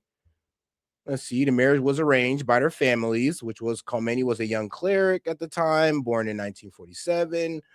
Was the okay. Let's see, the couple married for 62 years. I mean, I don't know, guys. I don't really think I can get. I can't judge too much on it. Maybe you guys can, but due to the people I know, I can't judge too harshly. Like Jesus Christ being played by a bald. Let me know when one of them marry a 12-year-old or a third number. Let me know when somebody married a 14-year-old or 15-year-old. Then I got you. And they're like 30 or something. Then I'm on your side. But I'm sorry, guys. This I just don't see the problem if it's only 8 years apart. Lesbian, for instance, they don't care about that. They told me on this very show, Pierce, that wasn't blasphemous, that was fine. But now suddenly Christians are supposed to be morally outraged on progressives' behalf for some reason. When it comes to Marjorie Taylor Greene, but hang on. Let me respond to some of Pierce's questions. Yeah. When it comes to Marjorie Taylor Greene, this progressive here just got done telling me, hey, I actually agree with her. That's amazing. Yes, of course, they'll agree with her when she's anti-Trump. These people have TDS. Joe's all over Twitter's always had TDS. Oh. She agrees with Marjorie Taylor Greene because it's politically expedient to do so. When it comes to the Epstein files, they lie about this too. It's not, bro. If you're somebody who was supporting Trump now going against Trump, I'm be real with you. You're low-key shooting yourself in the foot, and it's not in your best interest. But if you got any type of honor and integrity, you're going to go against Trump when you feel like he's doing something wrong. So sitting there saying that she's doing this for a benefit when she's got nothing but negatives, bro, Andrew, you sound dumb. Be honest with you. Like, what positive has she gotten out of this? None. Like, bro, Trump's about to primary her out of her seat.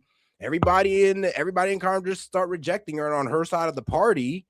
I mean, she got death threats to her and her kids. Please tell me, where's the positive? Shoot, there's no positive for me either. So tell me, how is this like the best thing to do in our interest when it obviously is not? Tons of redactions that are put in and lawyers who restrain this on behalf of the victims. That's been going on for years. Under Trump, he's the only one who's ever released anything on the Epstein files. Where was Joe asking for Biden to release a damn thing on the Epstein files? Nowhere. She did one tweet. We got one tweet from Joe, who's on Twitter every single day, tweeting her brains out about how Biden needs to release the Epstein files. Nothing. It's always just anti-Trump. Chris, I'd like to respond when he's done. Yeah, okay, Mark. Can I jump in now? Yeah, let Mark respond, and then I'll come to you, Joe. Let Mark respond, and I'll come to you, Joe. So, okay, I've missed about 4 rounds here. So the first thing is the panic around Iran, just to be clear, isn't about the death of pedophiles. That's just a gross misrepresentation. Thousands of Iranians have been killed. Almost 1,800 civilians have been killed. 250, as of the time of this recording, I believe 254 children have been killed. That's what I'm upset about. That's my concern. My concern is the killing of a sovereign leader. My concern is running roughshod in a region and continuing the U.S. foreign policy position of having no legitimate friends and only political interests. With regard to the Christian blasphemy thing that you said, you're misrepresenting the progressive position or the left-wing position. It's not that we want Christians to be outraged on behalf of progressives. I expect Christians to be outraged on behalf of Christianity, and they are. I'm not thin-skinned. Because it serves your interest. I'm not up here saying we can't have. Allow me. Please allow me to finish, as I allowed you to finish. All right, go ahead. I'm not thin-skinned. Thank you for your permission. I'm not thin-skinned. I don't have a problem with irreverent humor. What I'm saying is that if Christians are taking a particular position around morality, around values, around representations of God, then this is simply a blasphemous or immoral position. And instead of deflecting at what progressives get mad or don't get mad at, it's okay to just say, hey, Trump screwed this one up. And finally, when it comes to Marjorie Taylor Greene, it's not Trump derangement that leads me. Conservatives speaking out about that, and they were calling them lefties. Like, literally, you say anything bad about Trump, and somebody's gonna hit you with, when did you become a leftist? It's like, are you serious? And this is what makes it a cult at a certain point, when you can't judge the leader, so-called leader, without somebody hopping down your neck trying to call you a leftist. It's like, yo, you guys are turning MAGA into a cult.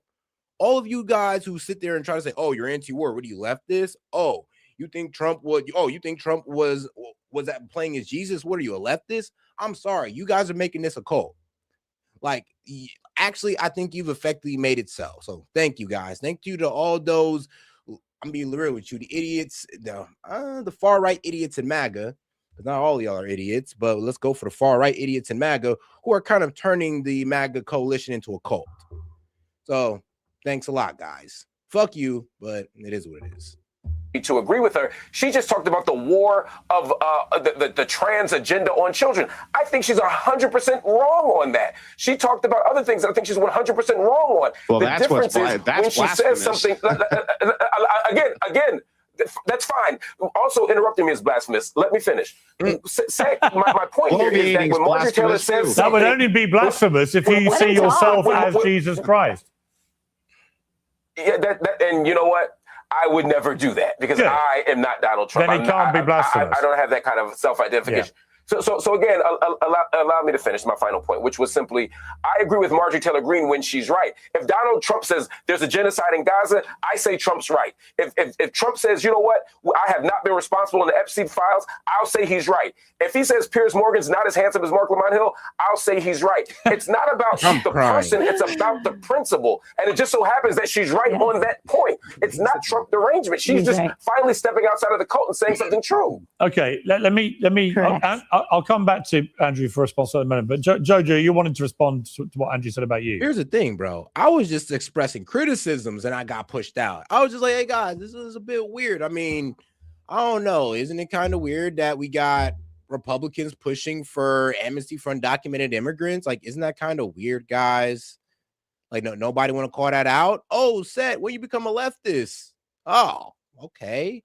All right, well, when we talk about the Iran war, we want to talk about death to America, and I bring up, the history of Operation Ajax and let you know that, well, the reason why they don't like us, we've been constantly interfering in their, in their government. Oh, S.E.T, when you become a leftist, it's just like, well, damn, I just can't spit facts with you no more without you telling me I'm a leftist. Well, that sucks. But all right, let's get back to it. I'm telling you, bro, this argument that MAGA's coming up with is it's gonna shoot y'all in the foot. I'm telling you. I'm sorry, but bite y'all in the ass while y'all shooting yourselves in the foot.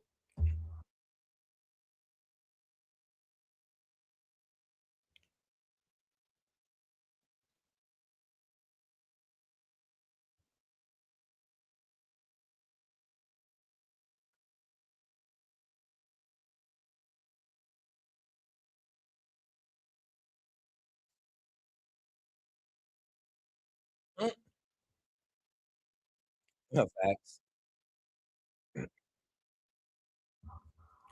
True. No. We kind of do though. It's like y'all ain't do shit. Y'all ain't do a damn thing. Y'all wasn't fighting for these Epstein files to be released. We knew what Epstein was about. Y'all believed Trump was a pedophile, but you didn't want to tap into those files. So no, I'm sorry, but y'all can't sit here and act like y'all are the bastion of truth, or y'all were just out there pushing for the truth. You wasn't. Y'all sat on y'all fingers for 4 years straight when it came to Epstein, and now y'all want to make it a thing when Trump's in office. And here's the thing. It's like, honestly, MAGA, mainly the Republican group, were the main ones pushing for these Epstein files to get released. You Dems just hopped on the wave. Like when Joe Biden was president, y'all didn't talk about it whatsoever. Y'all was too busy trying to defend a recession for some reason. Y'all was too busy trying to defend 9% inflation and a guy who can't finish sentences. So I'm sorry, but we're not trying to hear you guys on the Epstein list most of the time because you weren't concerned about it enough. And apparently you guys got a run on catching pedophiles for you guys to actually want to catch pedophiles, which is crazy, by the way. But then again, I guess we could say the same thing about the right as well.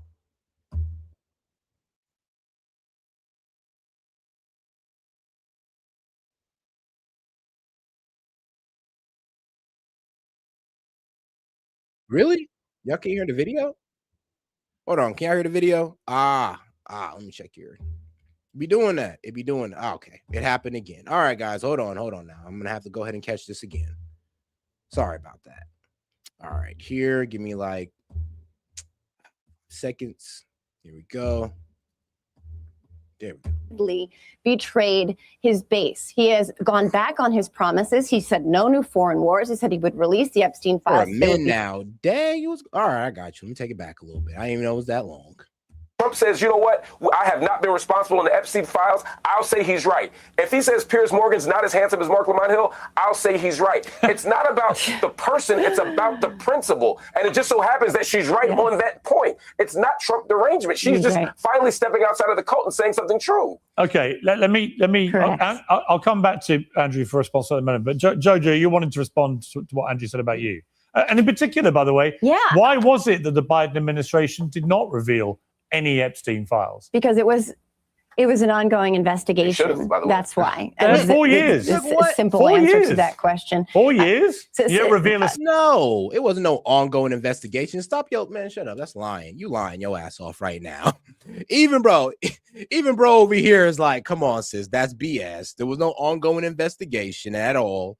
No, y'all just didn't want to look into it because it wasn't anything that the Dems were concerned about. But now they want to pretend like they're concerned about kids getting trafficked when y'all was letting kids getting trafficked through an open border. I mean, you want to talk about kids? Biden was letting kids get bombed in Gaza. Oh, y'all want to talk about kids though? Okay, y'all are hilarious. Single file? Simple answer to that question. It was an ongoing investigation. That's my understanding. They couldn't reveal a single file in 4 Joe years? Biden's administration. Again, Piers, it was an ongoing investigation into Ghislaine Maxwell's 6 years ago, didn't he? Literally. So I don't want to relitigate. I'm sorry, but the same 6 million files we have now, they had under Trump. I'm just gonna let y'all know that right now. The same 6 million files they had, like under Trump, they had under Biden. They just didn't release it. It wasn't an ongoing investigation. Stop the cap. Y'all didn't do nothing with Ghislaine Maxwell. If it was an ongoing investigation, then why wait till now to do something with Ghislaine Maxwell? When we used one of the main people doing it, and literally Jeffrey Epstein's like wing woman or right-hand woman. So I'm sorry, but to sit there and say there was an ongoing investigation when Ghislaine Maxwell did not receive any type of like interview or interrogation until Trump came in, that lets you know that the investigation wasn't ongoing. Like, it just lets you know that, like, I'm sorry, but that's just common sense. You're not going to sit here and try to lie and sit there and say, no, well, we were investigating it. That's why we weren't talking about it. No, y'all weren't concerned about it. That's why y'all weren't talking about it. Like, let's be real here. Joe Biden's administration. I want to respond to what's happening right now.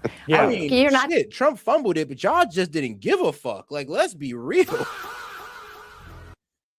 Gonna let anybody talk? Were you not like, did you not get held enough as a child? Now, back to the TDS. It's not TDS to call out the fact that Donald Trump has betrayed his voters. Donald Trump has repeatedly betrayed his base. He has gone back on his promises. He said no new foreign wars. He said he would release the Epstein files, that there would be justice for the survivors. He said that he would lower prices. He said that gas prices would come down. He said he would bring back manufacturing. He said he would bring back jobs. None of those things have happened. It's not Trump derangement syndrome. Actually, on the bring back jobs part, that's actually happening. Yeah. So what was it? It was AstraZeneca popping, which is a pharmaceutical company popping up in Maryland. We got Ford expanding their campuses and their factory or their facilities and providing more jobs. So there's been manufacturing growth in aerospace, the auto industry, and pharmaceuticals. I mean, you can literally look this up now. Look up all the manufacturing projects starting in 2026, and you'll be amazed at the list you're seeing. It's like, actually the tariffs did work, and it is getting a lot of these companies to bring back manufacturing. Not all of it, but some of it back to the United States. So no, that's actually happening still, regardless of this war. Even though the higher gas prices and inflation could put that all in danger. So I'm not gonna lie. That I mean, this war still puts that in danger, but the commitments are still being upheld. For Marjorie Taylor Greene, or me for that matter, to point out the fact that he is betraying his voters and he is not serving the interests of the American people. He is not putting America first. He's entangled in foreign wars. He's much more interested in getting himself a Nobel Peace Prize or a FIFA Peace Prize or whatever it is that he's seeking. And I think that it's incumbent upon all of us to have these conversations honestly about what is happening right now. We're entangled. All right, let me ask that. 7 weeks into this war. If you're going to be honest, then stop obfuscating away from the fact that you have an answer to why it is that Biden didn't actually haven't release answered any the of question. this. Hang on, Joe. We're not talking about Joe Biden. Who's the president right now? No. You haven't answered. You didn't answer the Joe. question as to why Marjorie Taylor Greene. You didn't answer. Andrew, girl boss, is your name but Andrew? You need to let me finish, lady. Okay, Calm down. you did not answer the question as to why Marjorie Taylor Greene said he broke their relationship over the Epstein files. Don't tell me to calm down. Dude, smoke your cigarette. Do not tell me to calm down. Why did Marjorie Taylor Greene say he ended their relationship because she wouldn't? Do not tell me to calm down. Dude, you sit there and smoke your cigarette. You're not answering the question about why Marjorie. Nah, lady, nah, for real. Calm down. Now, look. I know Andrew Wilson's triggering because I'm be real with you, bro. Is really good at debating. But let's be real here, though. Like, sis, calm down. You're kind of spazzing out. Like, I know, bro's pretty upsetting, but look. Look, he has some good points, but let's be real, though. You're tripping about this whole, what? You're trying to say the Dems handled Epstein better than the Republicans? I'm sorry, but no, you can't even sit there and say that. Like I said, the Republicans may have fumbled it, but the Dems just ain't give a F. So what's worse? Taylor Greene said he screamed at her. Chill out, lady. Dude, it's you my turn need to talk, lady. Calm down. Relax. You've talked a lot. You interrupted the other gentleman. Just relax. Now, you need to answer the question as to why Marjorie Taylor Greene.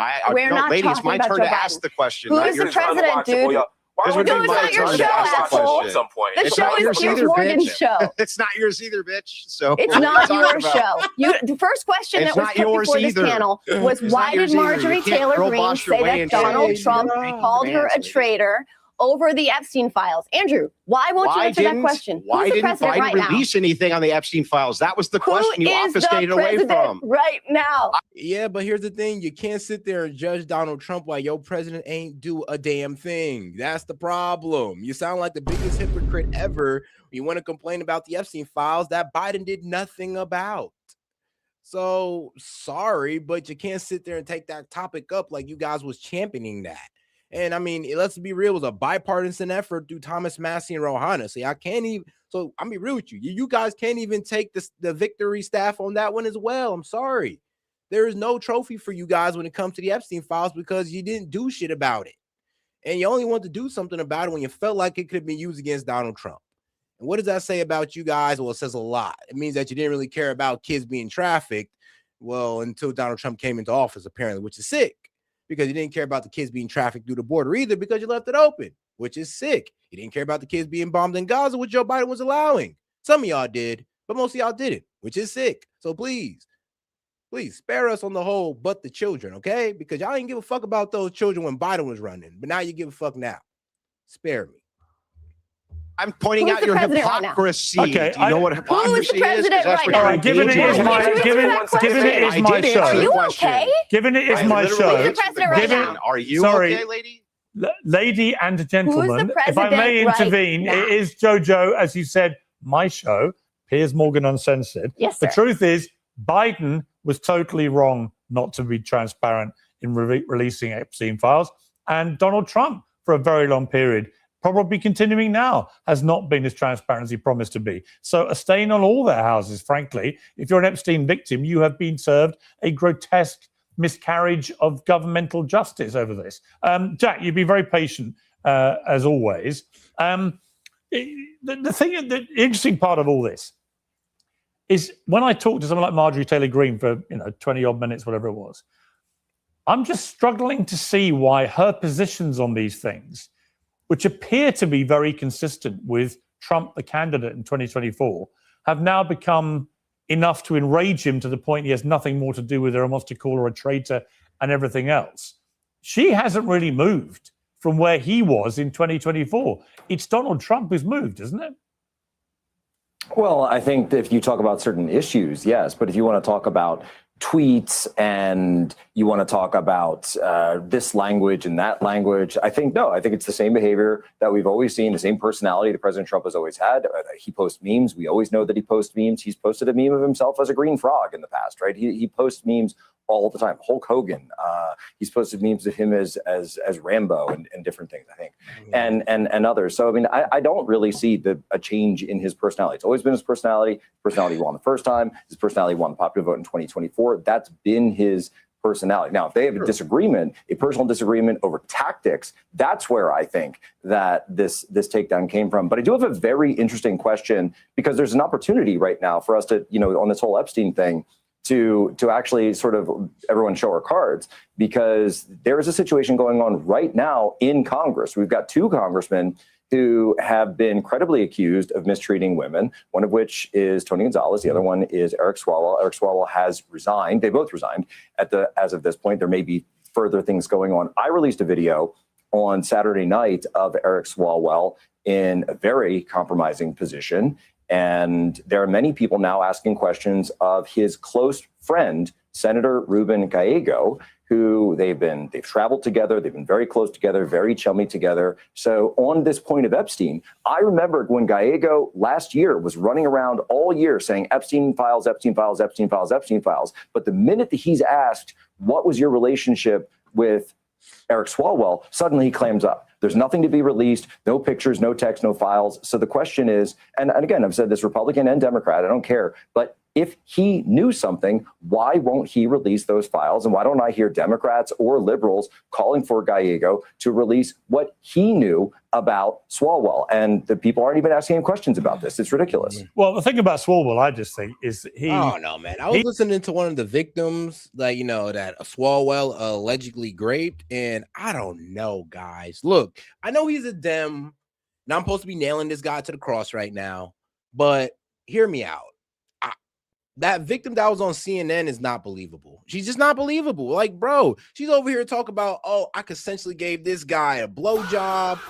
I got drunk and all that, and I ended up in his bed and all this wild stuff. He pulled his D out at the job. I'm just like, and she started giving the man a handy. It's just like, bro, what the fuck is going on? I mean, I'm sorry, sis, but you don't sound like a great victim. You sound like I'm gonna be real with you, a bitter side chick. So I don't know, guys. Like, are there more women coming out against Eric Swalwell? Because if it's just that lady that was on CNN, then I'm sorry, but bro actually might be innocent, sadly. Like, this sounds like a Me Too case. He was first out of the traps whenever any Republican politician was ever caught in any scandal involving inappropriate behavior with women. And the number of videos of him taking the high moral ground about all this, and then to see what's now unraveling about him, is quite extraordinary. Hold on. But it does beg the question, that was he really doing all this, and nobody in the whole Democratic Party seems to have had any knowledge of any of it? It just seems to be stretching credulity a little too far. Hold fire panel for a moment. I'm just going to very briefly on the issue of the 25th Amendment, which Marjorie Taylor Greene would like to see brought against Donald Trump. We're joined by a guest who has a strong view on the president's health and is a psychologist, Dr. John Gartner, the founder of Duty to Warn. Well, welcome to Uncensored, Dr. Gartner. Your view. And shout out to my man Biden. He said, my man Bobby, he said Biden or Obama are not in the files. I mean, yeah, that's true. That's true. Well, yeah, that's true. I ain't really hear too much about Biden or Obama in the files. That's damning. That's damning. Nothing damning. So, I mean, sure, Trump is in there. The Clintons are in there. Yeah, that's pretty much it. Those two right there. View is what about Donald Trump's cognitive current abilities? Right. The man is not compos mentis. But I don't know, Bobby, man. To be continued. We got to wait for some other 3 million files to be released. Hey, that might just have Obama and Biden in them. You never know. Never know. So they're not off the hook yet until we get the full release. But so far, though, they're in the clear. Those who know him well say he wasn't the same man he was 4 years ago. But I believe that he is showing signs of dementia. A lot of doctors are saying that now. Dr. Vin Gupta has been saying it. And the nature of dementia is it doesn't get better. It doesn't stay the same. It gets worse. And the rate of decline accelerates. Now I think he's not the same man he was 4 weeks ago. We're watching his decline in real time accelerate. And it's really quite frightening because the type of dementia that we think he has, frontotemporal dementia, the main component is a lack of inhibition of aggressive behavior, as well as loss of memory and confusion. But because the frontal lobes, which are the brakes in our brain that give us judgment, that hold us back from acting out impulsively, that's the part that's deteriorating. So not only is he losing his capacity to understand and comprehend, but he's losing all internal inhibitions. And that's why he's behaving in this more erratic and actually self-destructive way. In this, I mean, say tweeting against the Pope or cursing. Man, we're basically saying, look, man, the man's so far gone, he got a fuck it attitude. He just don't care. And like I said, this is just his, speculation on Trump. Like I said, I'm not in the belief that the man's completely out of his mind, but it is getting a bit concerning. People out that he's always been impulsive and aggressive. I mean, he has but attacked. Now it's starting to show in a more extreme look, way. He attacked Pope Francis. He's attacked individuals throughout his entire life as an adult, both as a real estate tycoon, as a TV star, as a politician. There's nothing unusual about any of that. I spoke to him on the phone 2 months ago, and he sounded for about 10 minutes exactly the same as the Donald Trump I've known for 20 years. So I'm not sure that I've personally seen any evidence of this dementia you're talking about. But I guess my question for you would be, did you express the same public warnings about Joe Biden? Well, I think the difference was they were hiding Joe Biden. No, that is the concerning thing about Biden. Like, here's a problem. Like, let's shout out to the lunatic libertarian for bringing this up. Biden was in a diary who's way worse. Here's the thing. Ashley Biden's diary was a bit disturbing. Remember, this is Joe Biden's daughter's diary, where she would pretty much say that Joe Biden would be taking showers with her at inappropriate ages. And also that Joe Biden's friend would also, pretty much molest her. So yeah, that was the whole thing about Ashley Biden's diary. It was pretty explicit on that. And it's kind of been swept under the rug. So this is probably why a lot of y'all ain't hear about it, but look it up. It's pretty damn explicit. From us. So we really I don't know what it is with Biden's kids, bro. It's like all of them are effed up. Hunter Biden and Ashley Biden. Like, bro. I mean, man, keep them in your prayers as long, as far as their mental health goes. You weren't hiding him from us on television. I mean, I wrote a number of columns, for example, for the New York Post, in which I said there is clear evidence that Biden is suffering serious cognitive decline, which looks to me like the early onset of dementia. I did this repeatedly for 2 years. I'm not even a psychologist, but I'm just curious whether you ever publicly expressed any concerns about Biden's cognitive ability while he was president. Well, I think that we missed that one, to be honest, especially for those of us who didn't have close contact with him. But so you saw nothing. Just to be clear, you saw nothing about Joe Biden in public life during the last 2 years of his presidency, which as a psychologist made you think he had any cognitive issues whatsoever. Come on now. Well, I think the shocking moment was the debate. Yeah, but before the debate. Right. Well, unlike Trump, who's so out there with his cognitive deficits. I'm sorry, the people who defend Biden like this are hilarious. It's like, bro, you're really going to try to convince the American people like, oh, Biden just had a mental crash out right there on that stage. Like before then, he was all good. But when he hopped on that stage, it was obvious. Nah, bro was acting like that for a while. We was pointing it out for a while, but for some reason, you guys ain't want to reconcile with it. As I'm saying, I think that his handlers were doing a very good job of keeping him out. Biden was talking to dead people in audiences. He was falling over all the time. He was talking complete gibberish half the time. He looked to me half zombie-like for the last 2 years of his tenure. I suppose the point I would make to you, Dr. Gardner, is it's hard to escape the suspicion that you are politically motivated rather. Facts, because you over here dropping nukes on Trump about his mental health, but where were you for Biden? Oh, you were over here going like, well, I didn't see it until he crashed out on stage. Bro, you lying your ass off. Come on now. You seen it before, and you just didn't think it was going to be that bad on stage, and now it just makes you look bad, because now your credibility shot, because you were supposed to catch this, and you didn't. You just let my man cook himself on stage. That is tough. It's elder abuse, too. But it is what it is. And shout out to my man Bobby coming in again. He said Trump on the Howard Stern show said he looked at teen girls at his teen pageants. And Sasha Riley, victim of Epstein, said Trump was involved. Who's worse? Oh, damn. All right, we're playing the who's worse game. And, well, Now, you got to remember, the people who participated in Trump's pageants, they were from 14 to 19 years old, and they also had, separate dressing rooms. So Trump could have walked into the 18 and up dressing room, and that could have just been it. And those would still be teenagers, which is weird, but I mean, hey, man, it's legal. Weird, but disgusting, but legal. I'll be real with you. I personally wouldn't like somebody doing that. But that's that. Now, Sasha Riley, victim of Epstein, said Trump was involved. Well, I'm be real with you, dog. There's a lot more victims who are saying Trump wasn't involved. But we do have to take that into account because there's a lot of stories that are coming out about Trump where what was it? A girl was pretty much unalived who had information that Trump was involved in some type of child pedophilia, but she died and nothing came out of it. So I can't really use that to condemn the man. Like I have to go off what's provable and what's verifiable. Rather medically motivated, because for years we all watched Biden's obvious cognitive decline unravel on the most public stage imaginable, but you've only piped up when it's Donald Trump, not when it was Joe Biden. So people are saying, come off it. They're watching this going, really? You didn't say a single word in public, but now you're trashing Trump all over the place? What do you say to those? I say that humanity is in the most dangerous moment now that's ever happened in human history, because the man who is president is a malignant narcissist who wants to assert his dominance and his grandiosity over the world.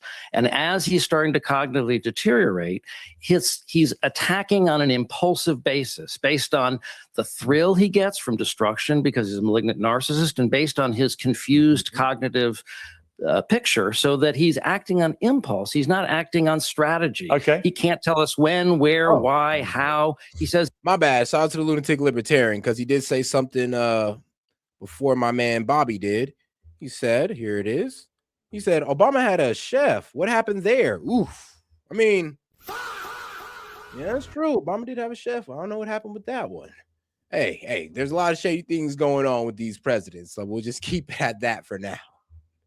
he knows it in his bones. And so no one can, there's no rhyme or reason to it. But now it relates not just to awkward comments or wandering away from ceremonies, right? But starting what potentially World War III. And this is happening now. Okay. I'm just, like I say, a little bemused that you didn't see anything wrong with Joe Biden. But I mean, bro, I ain't be real with you, bro. You lost all your credibility. As soon as he exposed that, you're the guy who pretty much let Joe Biden slide with his mental cognitive decline. Cognitive decline, bro. You let him slide with that? Yeah, bro. It's hard to hear anything you say now when it comes to somebody's mental health or their cognitive decline, because you sat there and you watched Biden crash out and gave him the thumbs up. Now you're over here bashing Trump like you're a credible source when you're the one who just watched Biden spew gibberish all over TV and ain't say a damn thing. Like, come on now. Perhaps your own cognitive abilities as a psychologist went missing for a few years. But anyway, Dr. Gartner, thank you very much indeed for joining me. Thank you for having me. Cool. All right, back to the panel. I'm sorry, but bro got Pierce. You did him dirty. Pierce did him dirty. Pierce did that boy dirty as hell. He let him talk his spew, let him cook up, and then be like, yeah, but you're also the same person that let Joe Biden slide on his cognitive decline. You know that, right? Got him. Guys, let's make sure to double tap that screen and like the video, guys. Let's see if we can get to 200 likes if we're not there already, because I haven't checked the likes out yet. Oh, yeah, we're 25 away. So make sure to go ahead and double tap that screen, guys. Appreciate the support. And shout out to my man, Lunatic Libertarian, for sending in a super chat. He says, let's see here. Boom.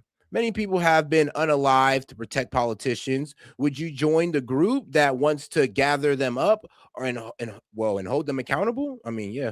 Would you join the group that wants to gather them up and hold them accountable? Shoot, I want to join that group. But apparently, man, you try to form a coalition like that and you get kicked out of Washington.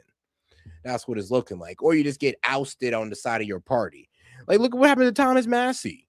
I mean, yeah, look how that man's getting treated. And he's the most America First politician we got over here on the right. But, I mean, look how they're doing the man. It's tough out here, bro. It's tough. It's tough.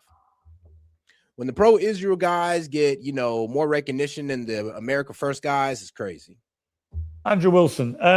We might have had a clear example there of Trump derangement syndrome, where there was nothing to see with President Biden whatsoever, even though me, an English guy sitting in London, they hit him, was able to see it very from clearly. Us, Piers. They hit him from us, you see. That's the he couldn't. How could he diagnose him? They had him trapped in the basement. He wasn't allowed to come out and say hello. That's of course that's Trump derangement syndrome. He also, the guy also said a whole bunch of things there that were incorrect. We're on the precipice of World War III. No, we're not. That's complete panic mongering, totally made up. Who would the axis of it would be exactly for the new World War III? Just totally made up nonsense. And by the way, of course, the guy didn't say anything about Joe Biden. He probably said Joe Biden sharp as a tack like most of these guys did. Meanwhile, there was a ghost administration who was running it on behalf of Joe Biden because he was not cognitively there. He also declares that Trump's a grandiose narcissist. Based on what? Based on what? You got nothing. The guy has nothing. Total TDS. These people are posted ghouls. a meme of himself as Jesus. I mean, I was about to say, all right, she said it. Hold on. Nothing. The guy has nothing. Total TDS. These people are posted ghouls. a meme of himself as Jesus, Andrew. Are you serious? Oh, he posted a joke. Oh my God. Oh God, no. I was like, look, bro, I don't want to agree with the crazy leftist, but she got a point though. I mean, he did just post himself as Jesus. Everything he does is the best and the greatest. And I'm gonna be real with you. Donald Trump narcissism was working out for us because his narcissism was attached to how America was doing. And as long as we had that attachment between Donald Trump's narcissism and I'll be real with you, in the prospering of the United States, it was all good. As long as he had that, as long as the United States progress was attached to his narcissism. I don't think it's attached to his narcissism anymore, sadly. Or else he'd be freaking the F out right now. He'd be pulling out of this war. It was a meme. He said it wasn't a joke. Andrew, he said it wasn't a joke. He said he thought, which is concerning if it's true, he thought it was him as a doctor. He did not say it was a joke. J.D. Vance said it was a joke, but Donald Trump didn't say it was a joke. He said he posted it himself. Trump's been memeing right. There's no years. indications of malignant I was there when he said narcissism that. there. He's put his name. He had a little smirk on his face when he said that. He put his name on the Kennedy Center. He's trying to build himself a ballroom. He's trying to build himself an arch with his name on it. You're right. There's no evidence whatsoever. Jojo, let me ask you. Hang on. Problem with the leftists is like y'all try to say I have TDS just for calling Trump out on the walking back on some positions. This is pure TDS. I mean, like, first off, why can't we have a ballroom to have a dignified place to host world leaders instead of having them out on the grass? I mean, I think that's pretty reasonable to have. And then also, well, what was this else she was crying about? Oh, the ark that has his name on it? No, it's not going to have his name on it. It's supposed to be a patriotic ark. That's supposed to have like founding fathers and all this cool stuff on it. So, hey, it is what it is. Hang on. Jojo, let me ask you. How many times before the big debate where it became too obvious for anyone to deny it, how many times before then did you call out your concern about Joe Biden's cognitive abilities? Well, I'm going to answer that question about Joe Biden, but I really want to focus on the person who has the nuclear How many codes. times before the debate? None, and I can tell you why, Piers. I can tell you why. Well, sorry, is the answer zero? And I can tell you why if you allow me to just expand on that. Sure, you had no concern at all about his cognitive ability. Can I just answer the question? Sure. I appreciate the question. I want an opportunity to answer it, and I also want an opportunity to discuss the fact that the person with the nuclear codes right now needs to be the focus of this conversation. But I'm talking about the guy who had them. Yeah, I'm happy to answer that. Yeah. I'm happy to answer that, but he's also not the president at the moment. Good. I had the unbelievable good fortune of having met Joe Biden 4 times. I met him first in 2022 at the White House, where he was much younger and I would say had more energy, but he was so engaged with everybody on that rope line that he took time with each person to have a conversation about where they were from. He talked to my friend Joe about his grandfather who came here from Italy. I got to meet him 3 more times. The last time I met him was in December of 2024 after the election. And I was lucky enough to have been invited to the Roosevelt Room, and I was lucky enough to have gone to the Oval Office. And when I had conversations with Joe Biden then, he took plenty of time. He took almost 20 minutes with a whole bunch of us to talk. I did notice that he was slower in his step. I did notice that his health did seem diminished, that he seemed much, much older. The office does age you, and Joe Biden is an older man. He's older than I'll be Donald. real with you, bro. Being a president got to be a stressful job, because every time I see a president walking there with, like, you know, color in their hair, bro, by the time they leave, bro, that color is gone. Gone. I mean, I seen Obama walk in with a full black hair with a head of waves, bro. That man walked out nothing but white. Nothing but white. George Bush, same thing. I'm just like, damn, that gotta be one stressful ass job. Trump by a few years. I would tell you this, and I promise you that this happened. When I was in the Oval Office, I told him, he asked everybody, where are you from? And I told him the name of the town where I live. And he said, without skipping a beat, that he knew the famous confection that is made in my town, because Jill is from New Jersey. Joe Biden said that like that. Do I think he was slower in his step? Do I think that he was less healthy, less vigorous when he was leaving office than when he entered it? Absolutely. But every president has. I want to focus on the person right now who is threatening genocide on Orthodox Easter, after the Easter prior to that, threatening to just decimate an entire country of 90 million people. I think that the focus right now, instead of litigating the past, should be on our national security, on our safety, and on whether or not the person in charge of all that is Mark, I will bring you in. Mark, I'll bring you in. The point I would make is, the whole thing I've tried to do on this show is be intellectually honest, right? Which is to call out all this stuff whenever I think it's wrong. I called out Biden repeatedly when he did dumb stuff. I've called out Trump repeatedly, particularly recently, when I think he does dumb stuff. It's people that refuse to call out anything on their side, but then hammer Trump, or the other side, by the way, if they call out nothing on the Trump side, but only hammer the Democrats. I didn't see anything. I think there's an intellectual dishonesty to that. Mark? I think that intellectual honesty is necessary, but it's also important to not use intellectual honesty as a kind of pretext to avoid the issue at hand. When we're talking about Joe Biden, to be clear, Joe Biden showed cognitive decline in my estimation. In my estimation, Joe Biden at some point was not capable of being president. Right. And at some point, Joe Biden probably, based on the reports I've heard and people and some reliable sources, was not managing some of the day-to-day operations of the presidency, which to me effectively amounts as a coup. If people are running the country who we didn't... Yeah, bro's wife was running cabinet meetings. Joe Biden running cabinet meetings. It was wild. Vote for. So I'm fine saying Joe Biden was awful. I'm also okay saying Joe Biden was awful on the Epstein files. We can say all of those things. Everyone doesn't agree with me on this point, but I'm saying, yes, all of that is true. Having stipulated that, Donald Trump is president right now, and I'd love to have the conversation about Donald Trump's cognitive ability.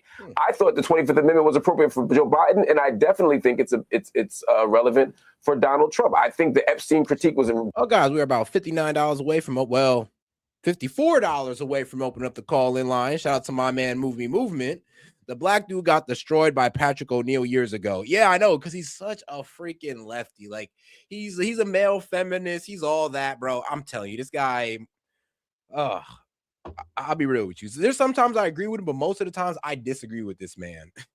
Just because he's a male, he self-prescribed male feminist, complete leftist, he's proud progressive, by the way, and he actually teaches a class, which is kind of concerning, but it is what it is. I can only imagine what he'd be telling those young college students. I can only imagine. Was applicable to... But RIP Patrick O'Neill to go. Biden, and it's definitely applicable to Donald Trump. And I'm not just saying that now. I said it then, even on this show. Okay. Oh yeah, we are $54 away from the call-in line. If you want to go ahead and speed that up, you can go ahead and support on Venmo. Whatever you send on Venmo is double. So if you send 2, it's worth 4, 5, it's worth 10, and so forth. So appreciate the support, guys. Let's get right back into it. And don't forget to double tap that screen and like the video. Let me give the final word to Jack. We've run out of time. Jack, what is going to happen here? We've got the build up to the midterm elections. We're nearly in May, so it's not far away. All the sort of mood music around this is that because of the way the Iran war has been going and the effect it's had on inflation and food prices coming and oil prices and so on, that ultimately the punishment will come in November. that the Republicans will lose not just the House, but also the Senate potentially, and that Trump then becomes a lame duck.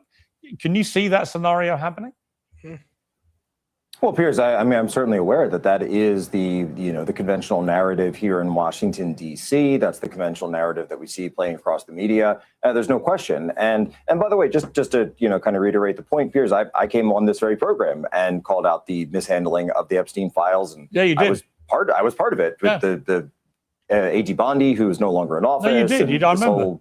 This whole debacle with handing us a bunch of files that had already been released. So yeah, I'm more than happy to point that out and say that was, I think, the first big misstep of the administration. Now that was a huge bamboozled moment. Like, bro, I felt bad for those influencers that went up there and accepted that BS binder that was full of information that we already knew about Epstein. That was embarrassing. I was like, yo, Pam Bondi made them look stupid. She made herself look stupid and multiple times too, especially with what was it, James O'Keefe, who exposed the fact that she was telling some random lady when she was going out to lunch about how there's hundreds and thousands of hours of child pornography on when it came to the Epstein files or the Epstein case. And she got exposed saying it, so then all of a sudden she comes out and tells it to the public. But it makes you wonder, like, Pam Bondi, was you ever really gonna tell that to us if you didn't get caught up? Most likely not. Most likely not. Where this break between the move to the admin and then the 2024 coalition that had won that broad support had really came in. And it still comes up, by the way. We had the Turning Point event last night down at University of Georgia and got the vice president there. And every other question was about Epstein. And this is true. No, this is true. Sadly, I ain't gonna lie to you, man. This is actually true. I covered this too. But Robert Moores, Trump's first spiritual advisor was a PDF file. George Nader, Trump's advisor, jailed for PDF. Noam's husband likes to play dress up. Who's worse? Yeah, Noam's husband and his obsession with having fake titties is crazy. Like, I was like, yo. Honestly, I think they seen that coming down the pipeline and they were like, Christy Noam, I mean, you gotta go. You gotta go. Look, one, you're cheating on your husband. 2, you misused about $200 million for these ads. And 3, like, trust me, there's a story about to come about your husband liking to use fake boobs while you're out here cheating on the man. This is just not a good look, Christy. You got to go. I mean, it is what it is. I can only imagine how that conversation went down. But no, I did hear about his first spiritual advisor being a pedo. And then the second spiritual advisor, she's just crazy and a fraudster, which is a bit concerning as well. Just being real with you guys, just being real.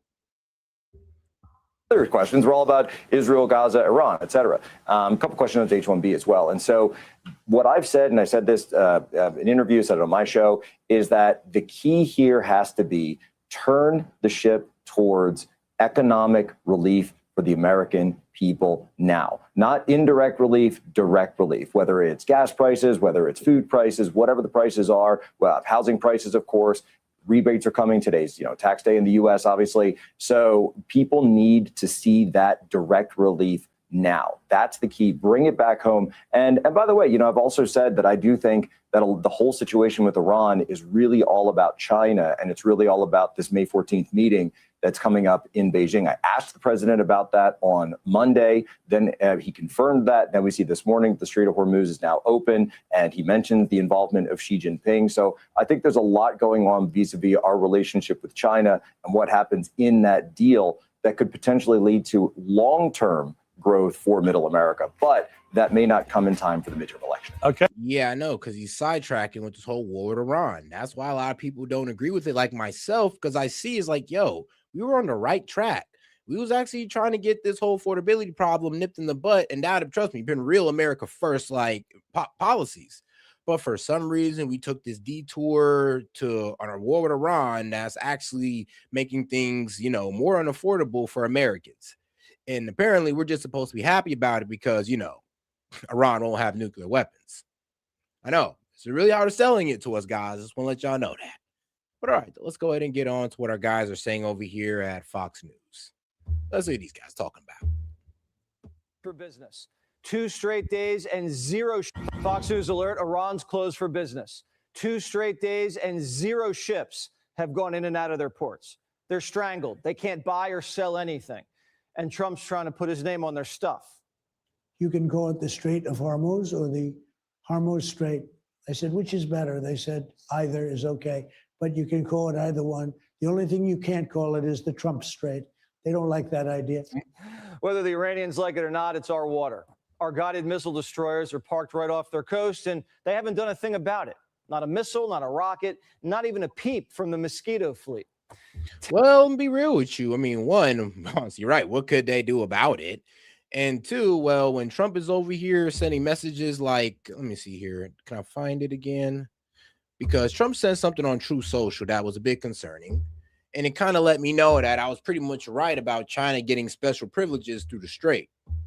So I'm going to go ahead and bring it up here so we can break it down again, because a lot of people seem to forget the fact that China kind of just called our gangster or pulled our card, and now we're letting them through the Strait of Hormuz as long as they promise not to give weapons to Iran. So I'll go ahead and read this again. Shout out to Donald Trump. He says, China is very happy that I am permanently opening the Strait of Hormuz, and I am doing it for them. I know, for them, with love to China. But all right. He says, I'm doing it for them also, and the world. I'm not really sure how, because seeing that China is like the only guys that are able to get their oil, get their natural gas. Not really sure how the world's involved, but let's get back to it. This situation will never happen again. They have agreed not to send weapons to Iran, even though they've already been sending satellite intelligence so they know to strike our bases and where to strike in Israel. So they're already involved. President Xi will give me a big, fat hug when I get there in a few weeks. We are working together smartly and very well. Doesn't that beat fighting? I mean, what were you going to do? Blow up a Chinese vessel? Like, yeah, that'd have been World War III for sure. But he says, doesn't that beat fighting? But remember, we are very good at fighting if we have to. Far better than anyone else, President Trump. So pretty much a China glaze a little bit, but pretty much letting China know that, look, man, like we didn't mean everybody. I mean, we meant everybody but people who got nukes. So, see, China, that includes you. Our bad. So yeah, this is why people are kind of, hitting Trump with the taco Trump when it comes to China, because we thought you said everybody. And I'm just like, guys, be reasonable. You really think we're going to be able to stop China? Of course not. 10 tankers with Iranian oil tried to bust out, and we turned around all 10. Any ship that gets close, here's this. Listen. The U.S. has announced a formal blockade of Iranian ports and coastal areas. This is illegal action. All vessels are advised to immediately return to port and discontinue transit to Iran if that is your next port. I'm weak. It's a legal act. So it's illegal when Iran does it, but it's legal when we do it. Like, really, bro?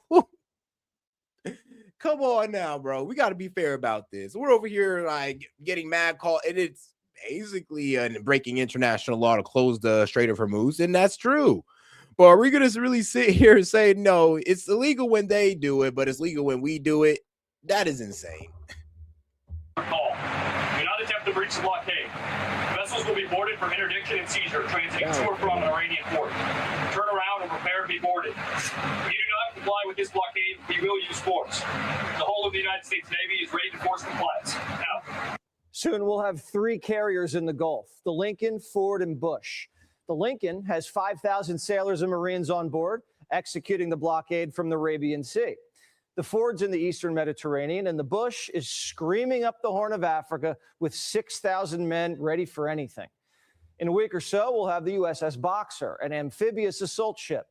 The Marines on board are conducting chemical, radiological, and nuclear threat training, just in case. The USS Tripoli is also pulling blockade duty. Here are the boys conducting onboard close quarters training. These are the guys that rappel down from choppers and seize the ship's captain if a vessel with Iranian cargo doesn't follow orders. The Navy's loving the blockade. You know who else is? Morning Joe. He's hearing the same things we are.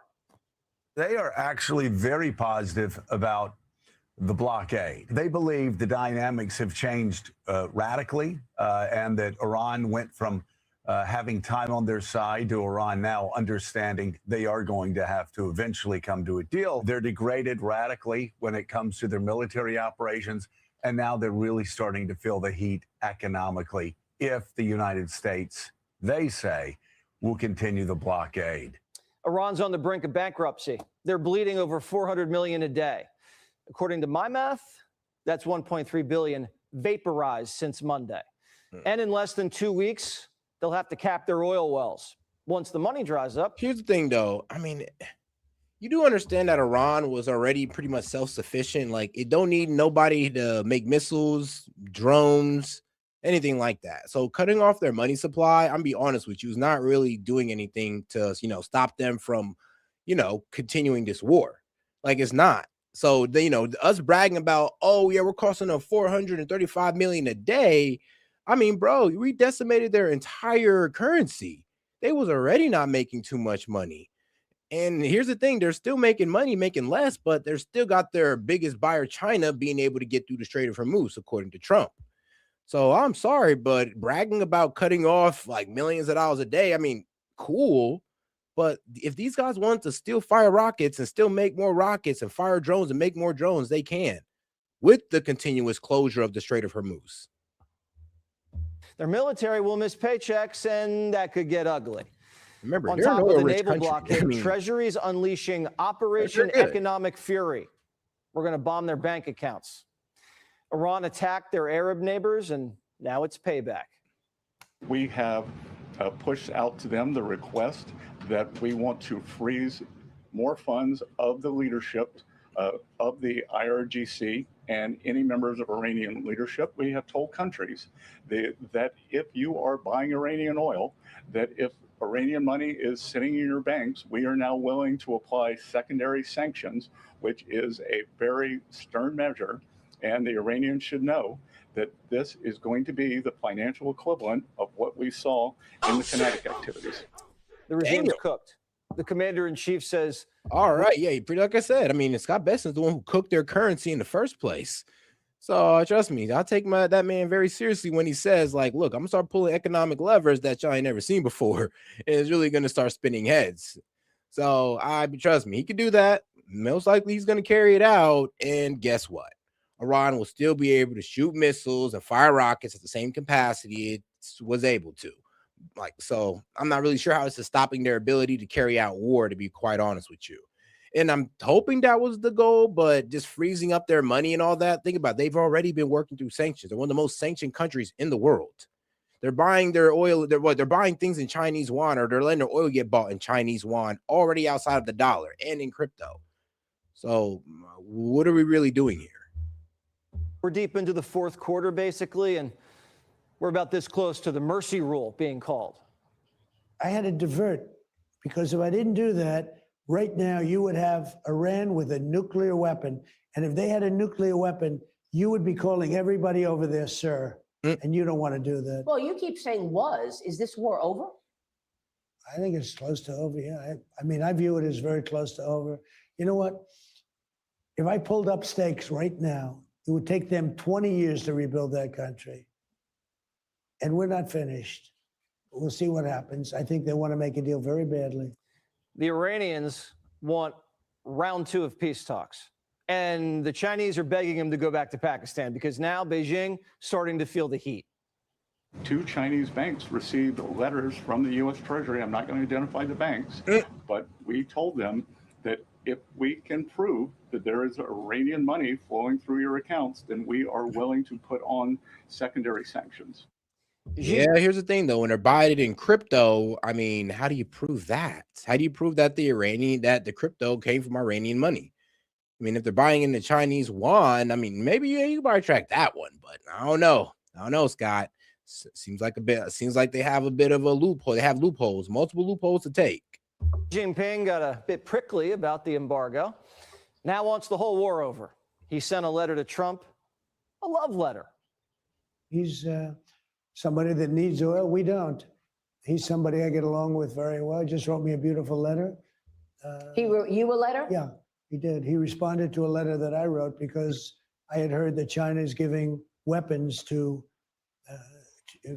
I mean, you're seeing it all over the place, to Iran, that China's Did he giving say weapons. he's giving them? Yeah, and I wrote him a letter asking him not to do that. And he wrote me a letter saying that essentially he's not doing that. Trump says the Chinese are actually happy that we're opening up the strait, saying this: Xi will give me a big fat hug when I get there in a few weeks. Beijing can't buy any more cheap sanctioned Iranian oil, and now every Chinese trade route to the West is controlled by the U.S. Navy. But the Chi-Coms are welcome to buy American. Wow. I mean, you see how he's not really, saying what's really going on. No, China's still able to get through the Strait of Hormuz. Trump just sat there and told us, like, yeah, me and China got a special relationship. We'll let them through, and as long as they don't give no weapons to Iran. And like I said, we're under a ceasefire right now. So I get it. That money's not, we're taking away money from Iran, but how is this going to stop their fighting capability? How is this going to make them give up their nuclear enrichment? None of that's being answered. All we're doing is pretty much what we're doing in January, trying to decimate their economy through sanctions. And they already are. The U.S. oil market is open for business, and it is booming. Big oil just had its biggest payday in history. The United States just hit an all-time high all week. Yeah, but we're still paying higher gas prices at the pump because there's 20% of the oil missing from the global supply, bro. And like I said, guys who get $1 million contracts who's probably invested in oil futures and stocks, can't really, feel y'all pain. They're going to tell you everything's all good. Like, oh, so the oil market is great. And that's fine because, they're selling oil at a higher price, of course. But who's not doing so well? Your average American citizen who got to pay that higher price, who doesn't have $1 million contract to spew whatever, Trump wants you to spew on Fox News. Those are the people. Those are people who's really feeling it. Exporting 5 million barrels a day. Over 100 tankers are lining up off the Gulf of America to get their frantic little hands on our sweet, sweet crude. And it's not just crude. We're shipping everything from gas, jet fuel, diesel at record levels. And we're getting over 1 million barrels a day from our new amigos in Venezuela. Oil futures for June just dropped into the 80s. Prices at the pump are down from last week's highs and still falling. If you told me that we were going to be at only 92 a barrel, $92 a barrel, I would have been very surprised. Gasoline's coming down very soon and very big. I'm sorry, people are still complaining about gas because gas is still ticking up. Is that it hasn't dropped dramatically at all. So I'm just like, what are you talking about? But okay, Trump, all right. So you think gas prices will be lower before the midterm election? I think they'll be much lower before midterm, much lower. After 6 weeks of the war, gas is still cheaper than it was under Biden. And the S&P and NASDAQ just hit all-time highs. That's right. The stock market is at all-time highs. No. All the losses from the war erased, and we're back at it. Bro, Jesse, really, bro? All right. So is he really going to sit there and say, let me check? Maybe, guys. Let me see. Because I'm pretty sure the S&P 500, last time I looked at it, it was at, whatchamacallit, back at like 7,000. So let's look at the Dow. The Dow is over 50,000, guys. And no, it's not over 50,000. It's still at 48. But hey, it is what it is. The Dow is at 50,000. Well, we lost that. But like I said, it is what it is, guys. I mean, at least the S&P is looking good. The S&P's recovered, but not the Dow. I wonder if the NASDAQ recovered a little bit. Did NASDAQ recover? Let me check. It's been one of the best 10-day runs in market history. And hats off to the War Department. We wiped out the Ayatollah and his whole military in 6 weeks. And Iran can't trade with anybody except themselves. We lost more aircraft during training drills last year than we did during this entire war. We were told this was a quagmire. There was no strategy. They even told us Iran was winning. Now, I don't know how you win a war without an Air Force, Navy, or money. It's probably wishful thinking. On top of that, China and Russia haven't done a single thing to stop us, not a single thing, in Venezuela or Iran. Our enemies... Besides give them intelligence on where military bases are, which they've hit, yeah, no, they've done something, and Iran has executed on that. Got exposed, and our allies, well, we know who our true allies really are. Did you see Europe is now drafting a program and plan to open up the Hormuz Strait without the United States? It's so sad. We're doing it now. By the way, it's opening. The ships are coming back and forth. without the United States. It just shows you, how can you have a country, how can you have a group of countries with that attitude? Look at Greenland. We should have Greenland to protect the world against Russia and China. This country should not be paying trillions of dollars to NATO. And this just in, sources tell USA Today that the Pentagon is planning a decisive operation to force the communists to capitulate in Cuba. So it looks like Trump's going for the hat trick. Be sure to like and subscribe for all the Fox News latest on YouTube and catch full shows streaming now. But all right, then let's go ahead and see what's going on over here at CNN. Let's see what these guys talking about. From February, gas prices is higher, and from a year ago, gas prices are higher. Now you can compare it to Biden, but the point is they're higher. And if you try and tell an American they're not, they feel like you aren't being genuine. And no, that's true. No, that's true. I mean, like a year ago, gas was at like what? Probably like 350 or so, maybe 360. Now it's at, well, I think the lowest I'm seeing is maybe like 380, 390 or so. Some places still got over that $4. So, hey. But yeah, from last year, which was under Trump still, gas was cheaper. Let's try that. And I mean, if you're not willing to address that, you just want to say, but Biden, then I'm sorry. But you're not being like intellectually honest at all. And it did not work out. So, maybe take a lesson from their books or plan to lose in the fall. I don't know what else to tell the Republicans. Mm-hmm. Look, no, I'm glad that you admitted the Democrats made the same mistake, right? No, because y'all are making it right. I get it. The problem is that's not true. That's the same thing the Dems was telling their base. Like, yo, 9% inflation, yo, open border. Oh, but Trump, you don't want Trump to come in. He's going to be a dictator. So we're just going to keep letting you screw America because of Trump? It's like, yo, and that's what I'm saying. Like, we're deploying the same tactics that the Dems were using under Biden. That's what's killing me right now. Not exactly the case, because what was happening years ago was a war between Russia and Ukraine. And when that was happening and Kamala Harris was asked to justify why prices were where they were, she specifically said, this is for democracy. It's because of the values that we share with Ukraine. The American public understands that, and that's why this is worth it. 4 years Kamala later, Harris isn't our president. That's not the point. Let me finish. She also isn't basically what Donald Trump is saying. It's Is not at all that what this he's is for saying. democracy? No. He said it's for democracy for Ukraine. No, he said this is for our democracy. So do you think the American public wants us to support the democracy in Ukraine or our own national security? Well, I think what Kamala Harris's point, even though she's not, this is the dishonesty of the argument, bro. Oh my goodness. And the guys in the chat are exposing it. It's like $4 was okay. No, we're not saying it was okay under Biden. Nobody's saying is that. It's the problem is you guys are too dumb to understand that we voted for better. We voted for no $4 gas. So if we got $4 gas now, then what's the difference between Trump and Biden then, dude? We didn't vote for Biden, we voted for Trump. And now you're going like, oh, well, it was okay under Biden. No, it wasn't okay under Biden. That's why we voted for Trump, you dumbass.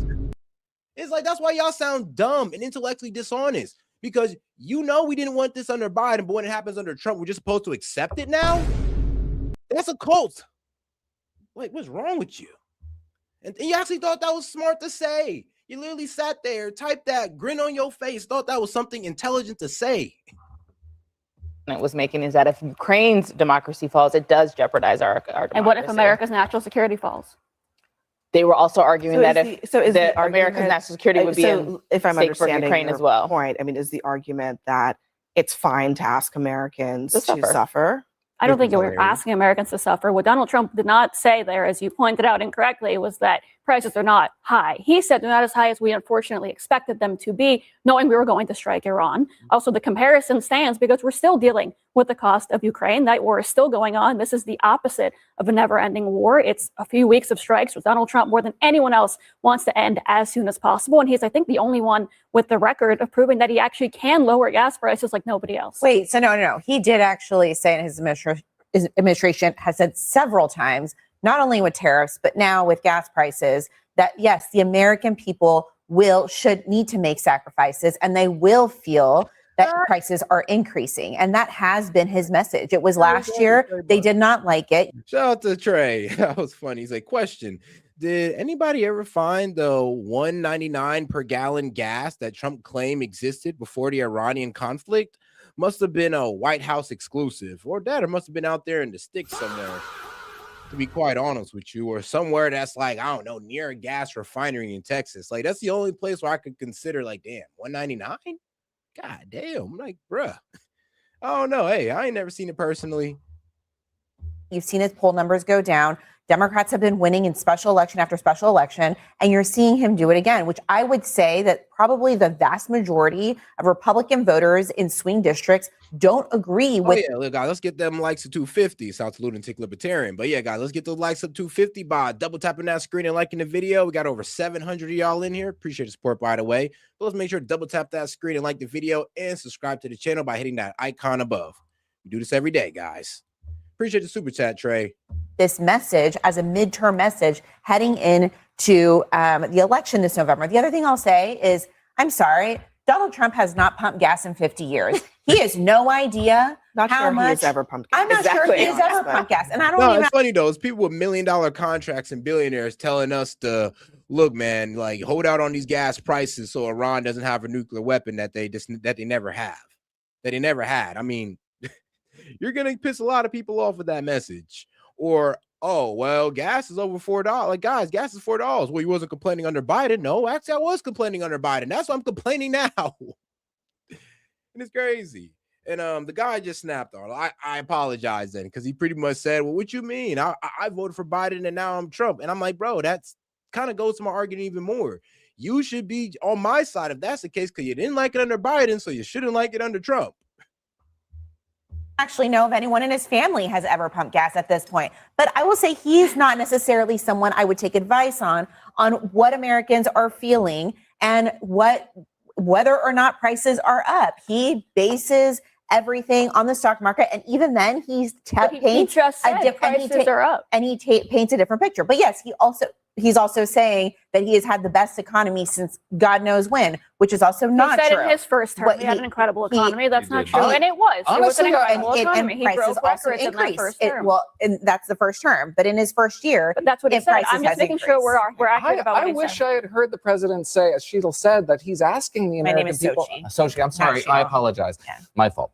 But I really wish I had heard him say, as you said, to the American people to bear this burden more, to enlist the American people in this national project, because it is something that Americans will have to endure. And they're enduring it because we're engaging in a war with Iran that Iran has engaged with us over the last 47 years. The American people know the kind of threat that Iran represents. They understand the degree to which Iran has spilled American blood over the last 50 years, continues to threaten Americans every day. Our national security professionals are very good at interdicting that threat, but the threat is live all the time. And I think the American people would bear that burden if the president was a little bit more honest about it. He has been saying, yeah, it's a journey, it's a sojourn, it's a little excursion. That's just minimizes the nature of the conflict. The nature of the conflict is epochal. We're not talking about November. But we're talking about the next 20 years. They don't approve of it. They don't approve of the war, and that's what we're seeing in the polling. So to Sochi's point, they don't.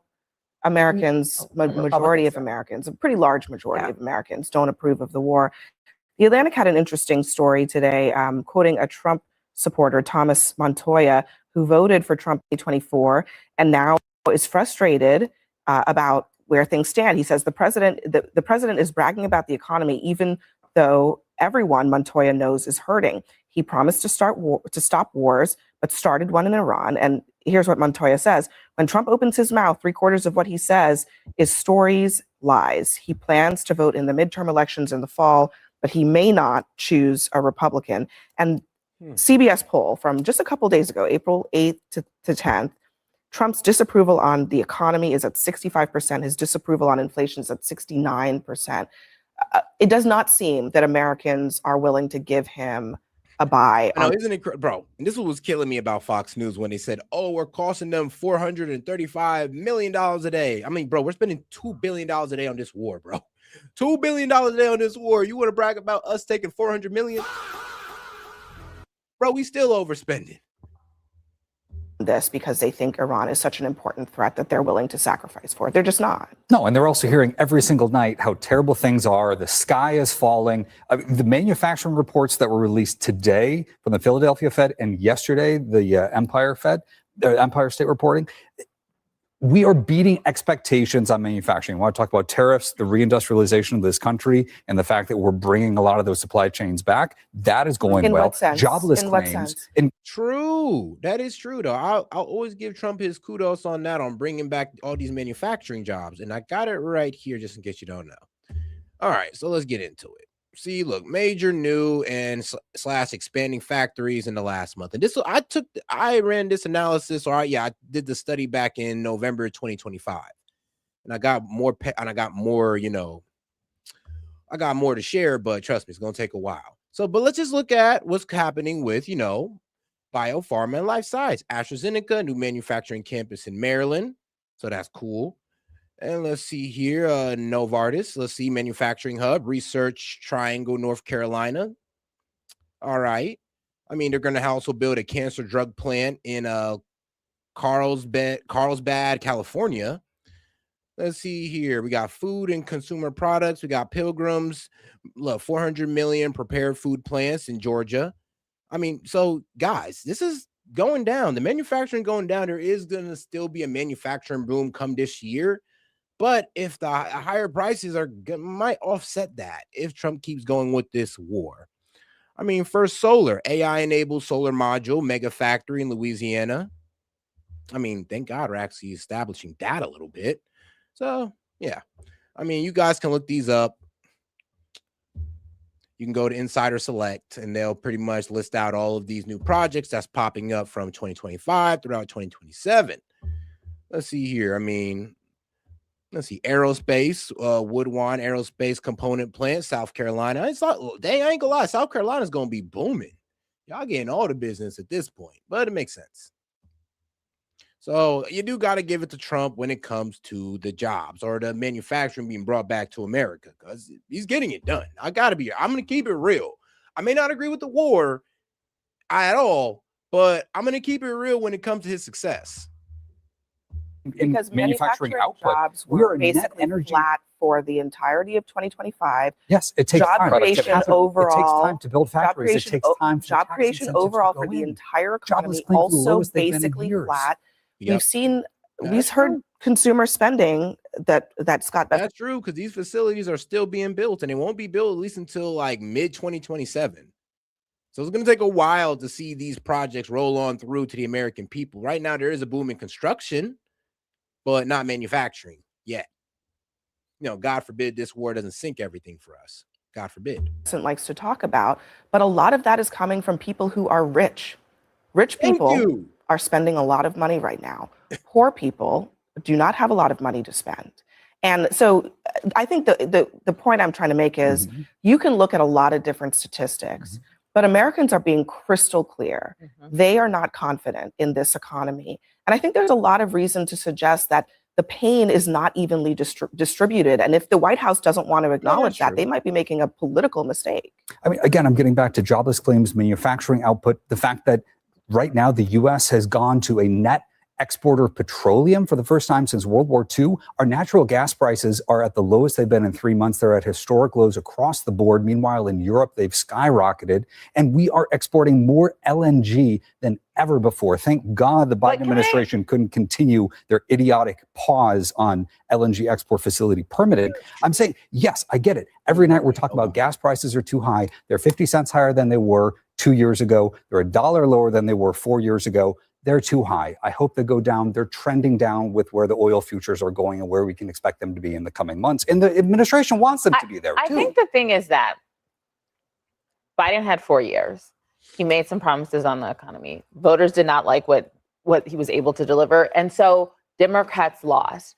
And the claim is, yes, they might not be as high as they were with Biden, but Americans are still not satisfied with where they are. And so you can quote statistics about all the gas and the petroleum, but if you don't feel it today, that's... Yeah, I'm sorry, but you just can't sit there and brag about oil sales when that doesn't really translate over to the American people too much. Not all of us.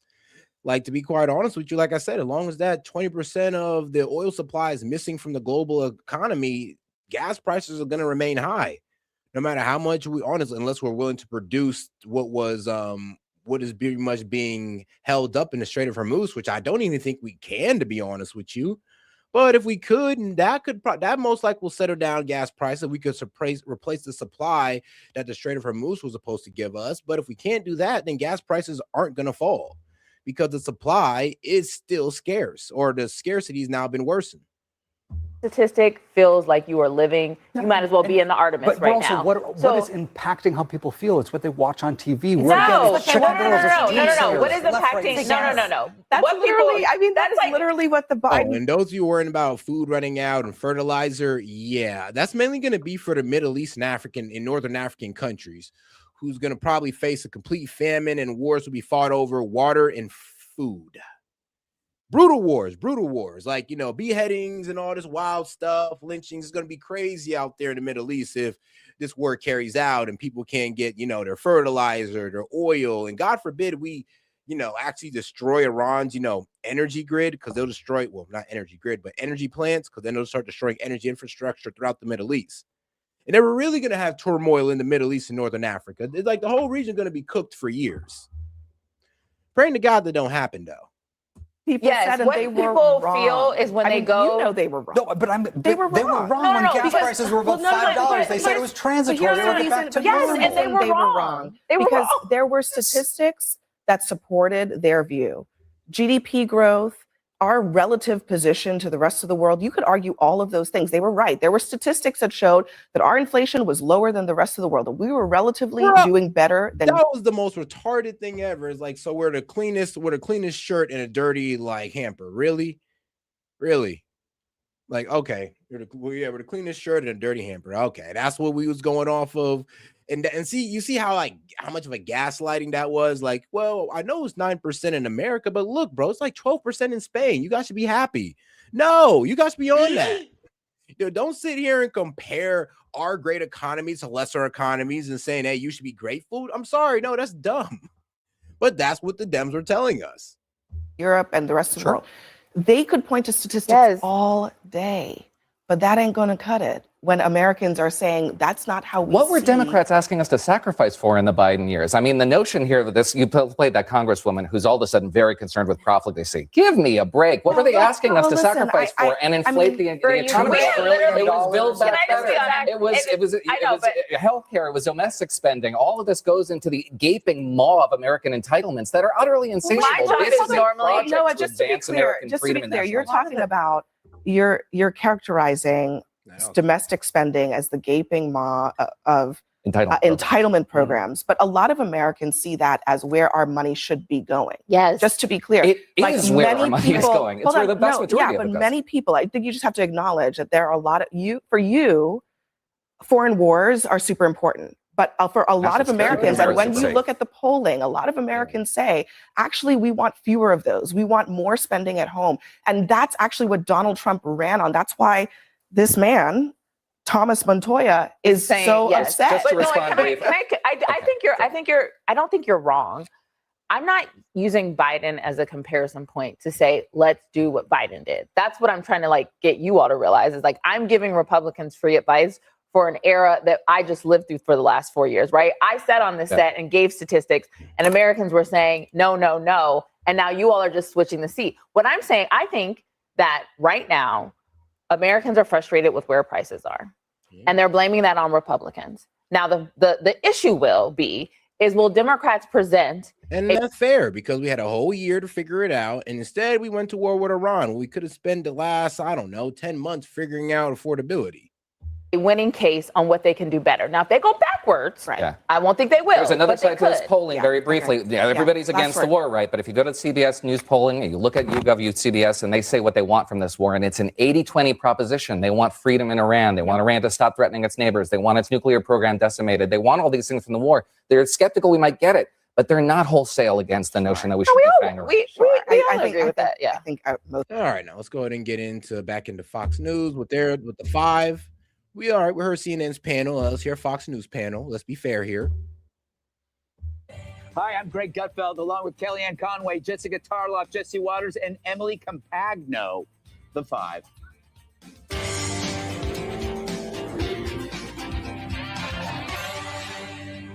The 10-day ceasefire between Israel and Lebanon just kicked off as President Trump tries to close in on a broader deal with Iran. So far, choking the ever-loving crap out of the Strait of Hormuz. It's proven effective. With 14 vessels turning back and none getting through, it's pretty amazing. The blockade is amazing. It's holding up very strong, very powerfully. And I think we're making a lot of progress in that. Iran wants to make a deal, and we're dealing very nicely with them. We've got to have no nuclear weapons. If we do, that's a big factor. And they're willing to do things today that they weren't willing to do 2 months ago. We're very close to making a deal. If there's no deal, fight or resume. Israel and Lebanon have tried to make peace before. What's going to be the difference this time? But if Iran doesn't deal, Pete is warning that America is reloading. We are reloading with more power than ever before and better intelligence, even more importantly, better intelligence than ever before to Iran's military leadership, to the KH leadership and IRGC leadership. We're watching you. Meanwhile, the Dems are cranking up their Trump fear porn. Kentucky Governor Andy Beshear fears 47 will drop a nuke just for the fame. What concerns me is a comment that he made to his unauthorized biographer once, that he wanted to be the most famous person in the world. I worry in his mind, he also wants to be one of the most famous people in history, and good or bad does not seem to impact him in trying to reach that. So my concern was he thought maybe one way to get there would be to be the president that actually dropped a nuclear bomb. You know, you're not supposed to say retarded, but that is retarded. That is like that is kind of left field. Like, yo, you tell me you want to kill a whole lot of people just to be recognized throughout history? I don't think anybody wants that name. Like, bro, people are gonna spit on the Trump last name if that's the legacy he leaves behind. I don't think nobody want to leave that behind. So I do think bro was a little wild for saying that. The dumbest thing I've ever heard on television. But maybe you can change that, Jesse. The story has no longer become, oh my God, he's going to send boots on the ground, as now turning into, oh my God, he's going to nuke Iran. It's like they keep having to move and shift their narrative because they get proven wrong every day. So John Kerry and Morning Joe and Wall Street, but who's counting, all love the war, all love the blockade, say it's winding up perfectly. The ceasefire, what it did, what let us pivot from combat operations to this blockade, but also gave us a huge tactical advantage because now we can watch the Iranians dig out their mobile missile launchers. So it's given us a whole new intelligence deck that we can exploit if we choose to do so. They can't fight. They can't rearm. They can't hear. They can't see. They can't communicate. There's no command and control. They're all underground. They can't use phones. There's no internet. And they can't get paid because they can't trade. And the naval blockade is squeezing them like a python, and it's growing because now we're going after the dark fleet in international waters. And Besant is now vaporizing all of these Iranian bank accounts all across the Middle East. So this is the president's negotiating strategy. They're facing a Great Depression. And the Journal says it's going to take $250 billion to rebuild the country. And they can't rebuild because we wiped out all of their factories, their defense, their petrochemicals, their steel, everything is gone. So they'd have to import the materials they need to rebuild, but they can't do that. And they can't pay for it. I don't know about that. Like I said, Iran's a pretty self-sufficient country. Like I said, they build their own missiles in-house, drones in-house. They build their own concrete in-house. So to sit there and say that, oh, that they just need all this from outside the world, no, they don't. Actually, they're a very self-sufficient country, just like the United States. Not as self-sufficient, but pretty self-sufficient. But anyway, so where do they stand? The offer is this. You give them sanctions relief, and you say the West will invest if you give up all of the uranium. That's the deal that's probably on the table. I mean, and that's a reasonable deal to give up all of their uranium. Don't talk about their ballistic missiles. Don't talk about their proxies. Sure, they'll do that. But as soon as you start talking about their missiles and their proxies, that's where they just step back from the deal. So, I mean, if that's what Jesse proposed, that we just focus on their nuclear enrichment, then I'm all for it. Now, they have three options. One option is to say no deal, and then you basically just get bridge and power plant day. It collapses the country. Which would be war crimes, depending on if it affects the citizens and proportionally. So if it affects the citizens more than the IRGC, that would be considered a war crime. If we're making hospitals go without power, which is going to kill people, and making citizens go without power more than we made the IRGC, then I'm be real with you, that is a war crime. probably you're looking at regime collapse and decades to rebuild. But it depends on, who it affects more. Remember that part. Maybe even more than that. The second option is to just drag it out, which they always do. But you can't do that when you're under an embargo. Then you're looking at an economic calamity, the likes of which will probably trigger a revolution. So Beijing's not going to allow either of those options. So the only option is you take the deal. And right now you're looking at them having to make this decision in weeks, not months.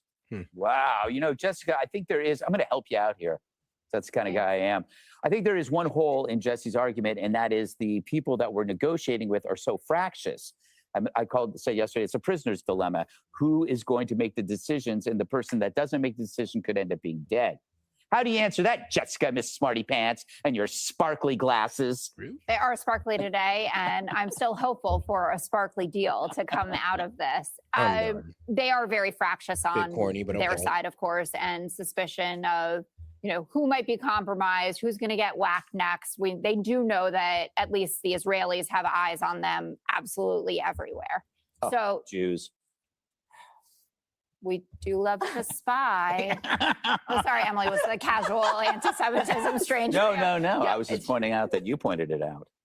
Yes, the Israelis are very good at knowing where you are, which is how they took out the Ayatollah brunch club, right? Wow. So it's going to be one of those days. Anyway, I'm curious about, in Jesse's three scenarios, the amount of time that Iran thinks that they can wait it out, because they are obviously on the defensive here. The Chinese, Secretary Hegseth said that the Chinese spoke to President Trump, said we're not going to send weapons in and help them out there, but there is reporting that they obviously have been helping up into this. Oh, shout out to my man, Lunatic Libertarian. He says right here, whoop, there we go.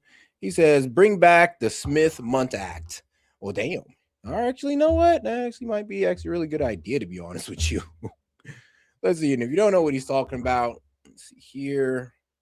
All right. Officially, the United States Information and Educational Exchange Act of 1948 is a U.S. law aimed at promoting a better understanding of the United States and other countries and increasing international cooperations, which we kind of have something like that now. I believe it's something. I'm trying to remember what it's called. I know Trump signed this one lady to it. I'm trying to remember what it's called, but we do have something like that. Introduced by Representative Carl E. Munt and Senator H. Alexander Smith. It has established the foundation of U.S. overseas information and cultural program and the public diplomacy, and primarily to counter Soviet propaganda during the Cold War. AKA, let us tell our own story before we let the Soviets tell it, or the Chinese tell it. Point, and even given spy technology to them so that they can see where we are. So I'm curious about the Chinese element of it, and then how long they can wait. Reuters was reporting that Iran can withstand a complete halt in oil exports for up to 2 months, which is longer than I thought. So they're losing $500 million a day.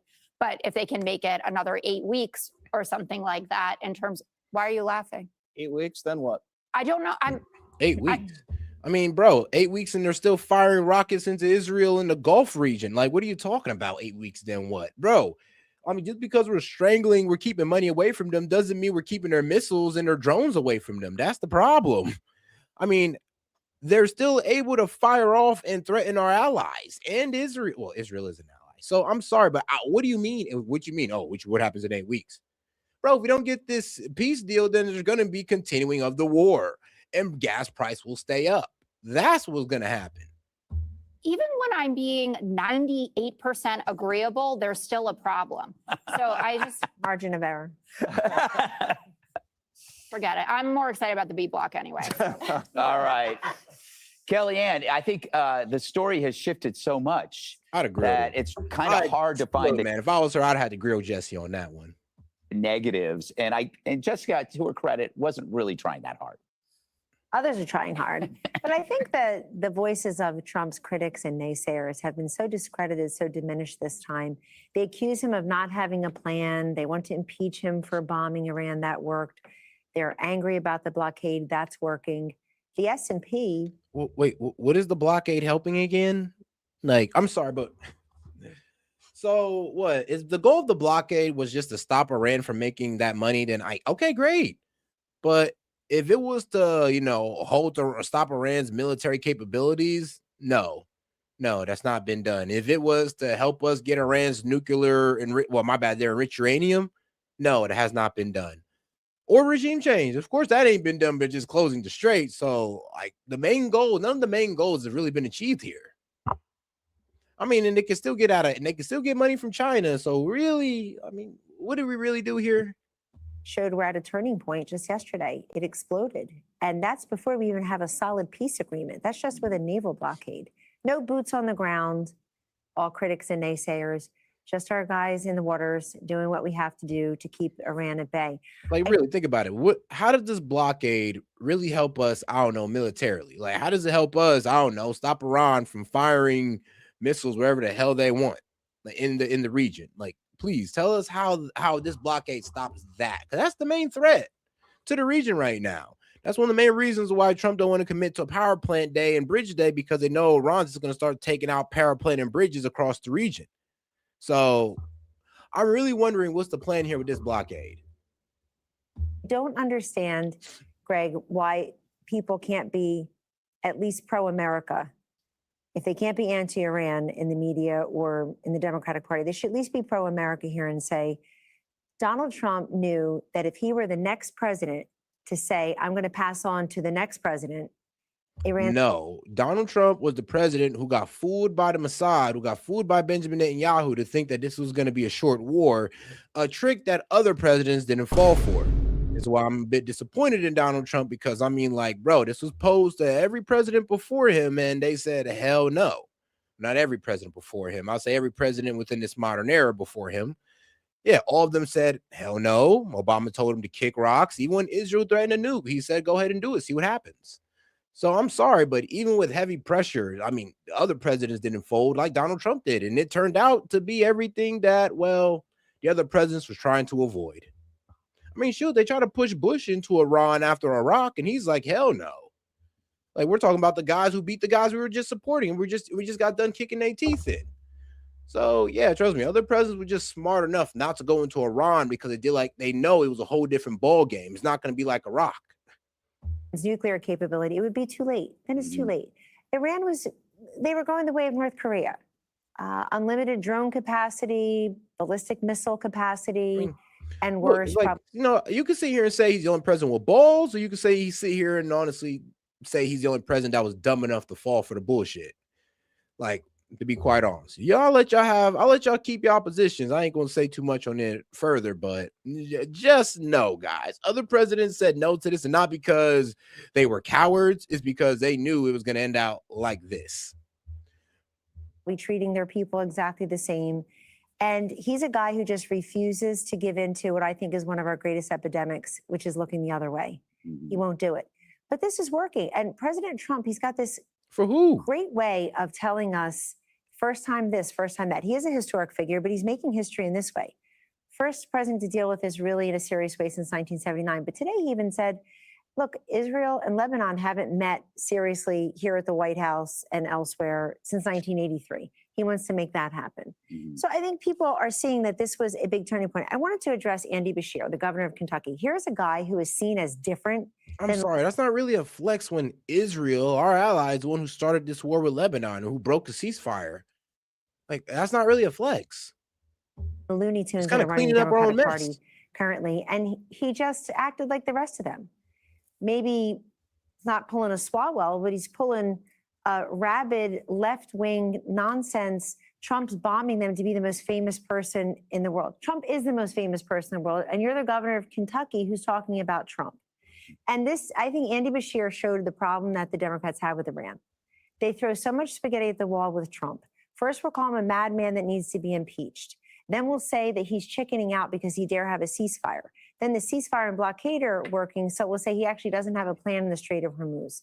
This President Trump, because he has engaged the Gulf state countries, because he's the guy who gave us the Abraham. I mean, here's the thing. Like, so how are you helping things or in the war in the Strait of Hormuz when you're just putting a double blockade on the Strait of Hormuz, and the only people that's allowed to make it through is China, and Iran's biggest buyer is China.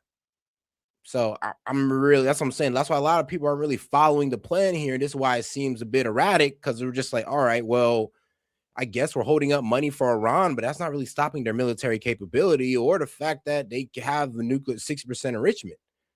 So what's the plan with this blockade? Honestly, what, just to freeze up money that, I mean, they honestly don't need to keep this war going?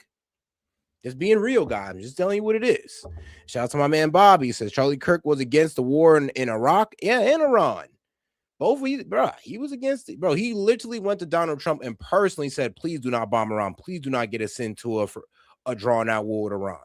Even Charlie Kirk went against it. And for some reason, we got people here who cherish the memory of Charlie Kirk who are for this war. And it is what it is. I mean, you could disagree with Charlie Kirk and on one subject and still cherish the name, but it is wild how this man was against this war and people who supported this man Kirk is so vociferous for the war. Abraham Accords, direct foreign investment from all these countries in the first term and especially in the second term. He's the one that's able to do this in a way to put all the pieces together. This is not just about Iran, it's about the entire region. We're engaging the region and we're enraging the terrorists. What say you, Emily? Yes, so you talked about the governor as saying, oh my gosh, he's going to nuke the Middle East to try to be famous. Where was he and where were all of them when, why don't they say, oh my gosh, this regime murdered 30,000 people in the last 2 years alone? Oh my gosh, they just 32 years alone. Because there's no confirmation on these 30,000 to 40,000, 100,000 protesters that you guys said got killed. I mean, look, and I know what people are going to say, well, oh, you believe the Gaza numbers because they had names and birth dates and like whatever their form of Social Security was. So, yeah, there were names. Just like we believe the 53,000 Nigerian Christians. Why? Because there were names, all 53,000 of them, just like there's names in Gaza, all 70,000+ of them. But you know, we don't got all 40, 50 to 100,000 of these protesters' names. Actually, all we got is 3,100. That's it. And that's an atrocity. And that's terrible. 3,000 people lost their life then. But to sit there and try to inflate the numbers when there's no proof that it was even over 3,100, sorry, but that's just propaganda. Or propaganda to convince you that Iran is just this psychopathic, evil regime that we just need to take out. hung a 19-year-old. Oh my gosh, they stoned to death young women for showing a strand of hair. Why is the outrage and the clutching pearls happening for a hypothetical about the commander-in-chief that finally dared to do something about a regime that has been committing war crimes and atrocities, the things they're accusing our president of this entire time? And on to the remember about Iran. All they care about is survival, not resolution. So as we negotiate with them, we are negotiating with terrorists. That's a far different beast than sitting across the table from a rational, normal actor. Y'all blew up all the rational, normal actors that was willing to give up their enrichment. Now you're dealing with the hardliner. So I'm sorry, but as much as I wish we could complain about it, we blew up all the guys that were reasonable. And they are not prioritizing the population, the economic destruction happening, the depression happening. They don't care. They will not prioritize the people because they are prioritizing control. So as long as there are those same actors as decision makers there in that Islamic Republic, we are only going to see a simmering and getting through to the other side. And when we lift sanctions, historically, we've seen not a containment, not a relaxation. We see them spin out. So it's incumbent upon— I mean, actually, let's be real. We had heavy sanctions on North Korea and they still got to a bomb. So let's not pretend like sanctions in the end all be all. I mean, look at Korea. We did everything we could. Even when we found out they had a nuclear weapons program, we did everything we could to put sanctions on them, to cut off all their ways to get a nuclear weapon, and it still didn't work. I mean, the only thing that would have worked would have been boots on the ground in North Korea. That'd have been the only option. And who knows how well that worked out for us. All of our allies. And I hope that this is the lesson for the globe, that everyone continues that pressure on them, whatever that looks like, whatever happens at the end of those 8 weeks. I'm curious about that too. But we need our friends on board now, because that's the only way to make sure that that beast stays in the bottle. Yeah, well, here's the thing, that our friends don't see Iran as the same beast that you guys make Iran out to be. They really don't. I mean, if they did, then why is NATO so hesitant to get into this war with us? Because they don't see Iran as this existential threat that we see them to be, sadly. I mean, there's people in the UK that do, but they're not as vociferous as they are over here in America. So, and one, I mean, who wants to get drugged into a war that they want no parts of, and that we made a mess of the Strait of Hormuz, and now we want them to clean it. Like, who wants to get dragged in like that? Europe will run out of airline fuel in 6 weeks, which is approximately 7 weeks after they ran out of courage. Nice. Wow. Be sure to like and subscribe. Wow. They're going to run out of airline fuel because we popped off this war. Not because of the courage. And be real with you, it's kind of fucked up for him to say that, because if you were living in Europe and you had to go through that, you wouldn't be saying that right now. You'd be cursing Donald Trump the fuck out, going like, bro, why are you dragging on a war that's raising prices for us? You made a mess of the Strait of Hormuz, and now you're asking us to clean it? That is insane. Like, you literally popped this war off, and that's what makes Donald Trump look weak right now. Why? Because you popped the war off, acting like you can close it out in a week or so, and now you're over here asking for NATO's help when NATO wasn't even built on that type of alliance. NATO countries can't drag us into war. So what makes you think we can drag NATO into a war? And I get it. NATO don't be paying their bills. If we want to separate away from them for that, sure. But not because they didn't want to get dragged into a war that they didn't start or want no parts of. Like, that's freaking ridiculous. China is very happy that I'm permanently opening the Strait of Hormuz. When you threaten a ship that's flagged by China, this is effectively an act of war on China. China's got 600 nuclear weapons here. Is there a concern that President Xi starts looking like the real adult in the room? I can see a situation in which the Europeans see China as a diplomatic savior. The question is, how long can President Trump keep this up? What is this? Pope Leo has a plus 34 popularity rating in the United States. Trump has a negative 12. It's weird to take a fight like that. We sent them a lot of guns. We sent them through the Kurds. Oh, guys, make sure you double tap that screen and like the video, guys. Let's get more people in the conversation by double tapping that screen. If you have any question, comments, jokes, disagreements, you go ahead and send it in the super chat. $2 or up. Appreciate the support, guys. But all right, though, let's keep it going. And the president says he thinks the Kurds kept them. Did you steal them? A lot of people stolen. Can't speak for the other side. Keep on protesting, the US president told the Iranian people in January. Help is on its way. Well, many Iranians in the diaspora held pictures and banners of Trump as they protested in London, Washington, D.C., and even L.A. Others appeared frequently in the media, including on this show, to make the case for war. The people in Iran are suffering, they said. The time to act is now. After more than 6 weeks of war and with the president scrambling for an escape route. I know it did go from like, we're going to free the Iranian people to I'm going to destroy an entire civilization. I'm just like, okay, guys. So now that we expose the fact that it was never about the Iranian people, now what?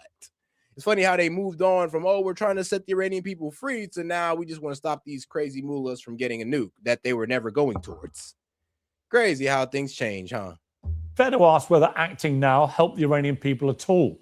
The faces and some of the names have changed, but the regime has not. A lot of its military power has been destroyed, but none of the power it used to beat down its own people. It's safe to assume that many of the Iranians who chanted for Reza Pahlavi are now dead, either at the hands of security services or the bombing campaign. Yeah. Netanyahu and the Israelis sold Trump on a revolution, even as many of us kept asking how that was even possible without armed resistance. Last week, Trump told Fox News that the US did try to arm protesters by sending weapons via the Kurds, who, according to the president, stole them. And they will respond to that claim later on this show. We'll begin with a simple question. Who exactly has been helped by this war? Well, joining me now is Robert Pape, international affairs scholar and author of Escalation Trap on Substack. Welcome back to Uncensored, Robert. Last time you were on, so crazy. So it isn't the first time we try to send weapons to the Iranians. We tried to do it through the CIA Mossad in January during the protest. Yeah, that didn't work out so well for us. And also, if you know anything, we gave protesters guns to shoot back at the Iranian police, and it actually ended up getting, protesters killed because they're being sandwiched between the shooting police and the shooting protesters that was firing from the back of them. Then, of course, you have Mossad agents and some of the protesters out there burning down mosques, burning down personal property, and all that crazy stuff. And now these very people now today are sadly waiting on execution. It is what it is. And I'm here to think, I don't feel too bad for them, but man, getting hung in public, I don't want that to happen to anybody. Asked you who was winning this war. You said the US could be facing strategic defeat because of the new significance of the Strait of Hormuz. What is your view as you sit here today? It's gotten worse. So what you are seeing, and thank you, by the way, for bringing me back. What you are seeing is we are not on a path of peace. We're also not on a path of victory. We're on a path of escalation. And what you are going to see unfold now, not likely over just the next few days, but now probably over the coming weeks and months, is a much longer war. So remember, this was supposed to be just a few-day air campaign, backup air plan for if it had to go longer, 4 weeks. Well, we're way blown past 4 weeks. And what are we doing? We're escalating. We're actually moving more forces into the region this morning. And Iran is now counter threatening just this morning. So what you are seeing with this blockade is an escalation path. And it is now crossing 3 thresholds. Number one, it's widening the war within the region. So, of course, it's targeting Iran. But Iran is saying, if this goes forward, we're going to knock out or try to knock out the Red Sea choke point. Well, they've got some credibility there with the Houthis. I mean, yeah, they sure do. I mean, a lot of people don't really understand it. So I guess the best I can do is really pull up a map for people who don't. Let's see here. Shout out to the Middle East. But if you don't know, shout out Google Maps. But if you don't know, God damn you, Eric. God damn it, Google Maps. They're making shit tough. Look, this over here is Yemen, right? And in Yemen, over here in this area right here where my cursor is at, is where the Houthis reside. Now, over here is the Gulf of Aden, and then over here is the Red Sea. Yeah, make sure. Yeah, the Red Sea. So here's a problem. Because of the Houthis' location, the fact that they got a semi-hypersonic missile called the Palestinian 2, they can over here and attack Saudi Arabia's port in Jeddah.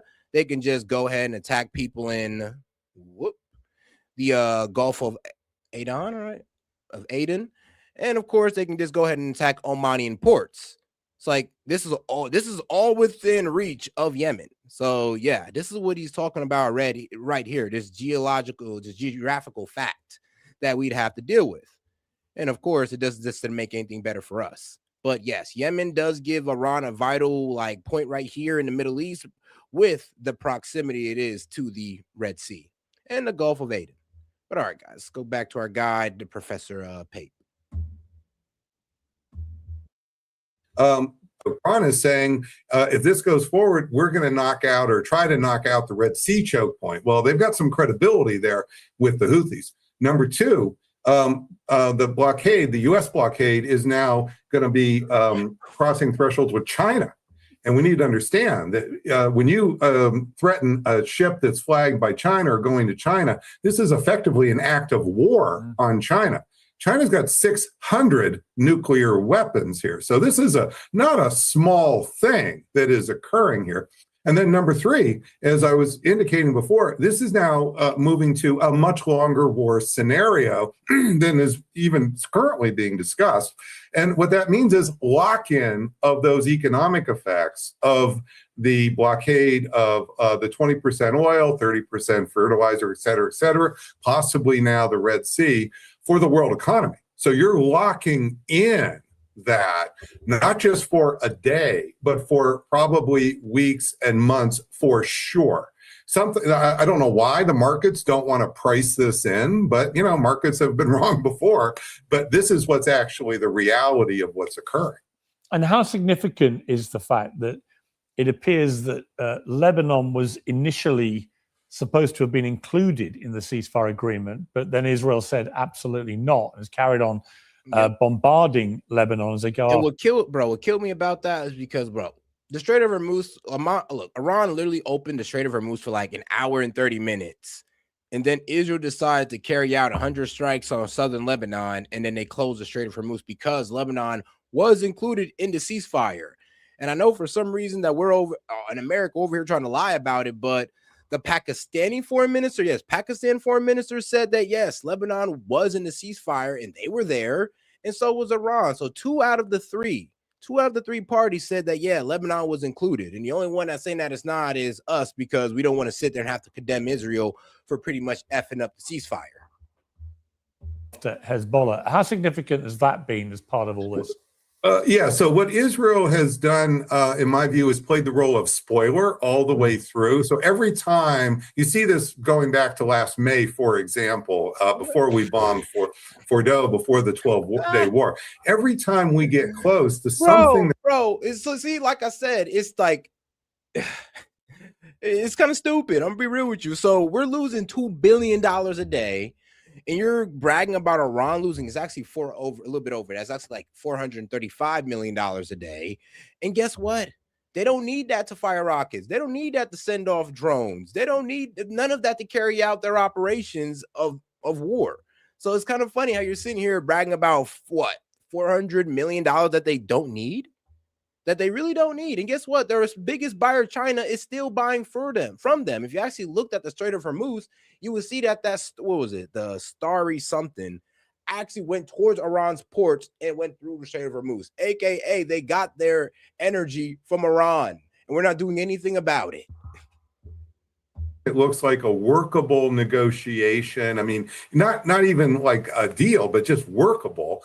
You see Israel acting in ways that are militarily a spoiler, threatening the deal. In May, Israel started the 12-day war by literally bombing to death the negotiators we were supposed to meet with, and they knew the time and place of where they would be because of the negotiation. So we gave them essentially the targeting information, and now that's just one of many instances that have happened since. So Israel is clearly spoiling the negotiation track, and it's now becoming even, I think, beyond Israel spoiling. I mean, if you're in Iran's shoes, the idea you're really going to rely on the negotiation track, this is just, I think, we're long past that moment. And in relation to China, they declared on Monday that the US blockade of Iranian oil leaving the Strait of Hormuz was dangerous and irresponsible. Well, Trump has posted on Truth Social, China is very happy that I'm permanently opening the Strait of Hormuz.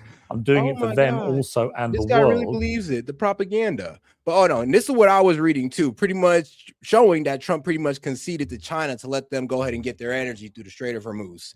But bro, are you serious? One, Iran has lost trillions. Like I said, that doesn't matter. No, it went from millions. You said millions, now it's trillions. It's a little funny how you're moving the goalpost now.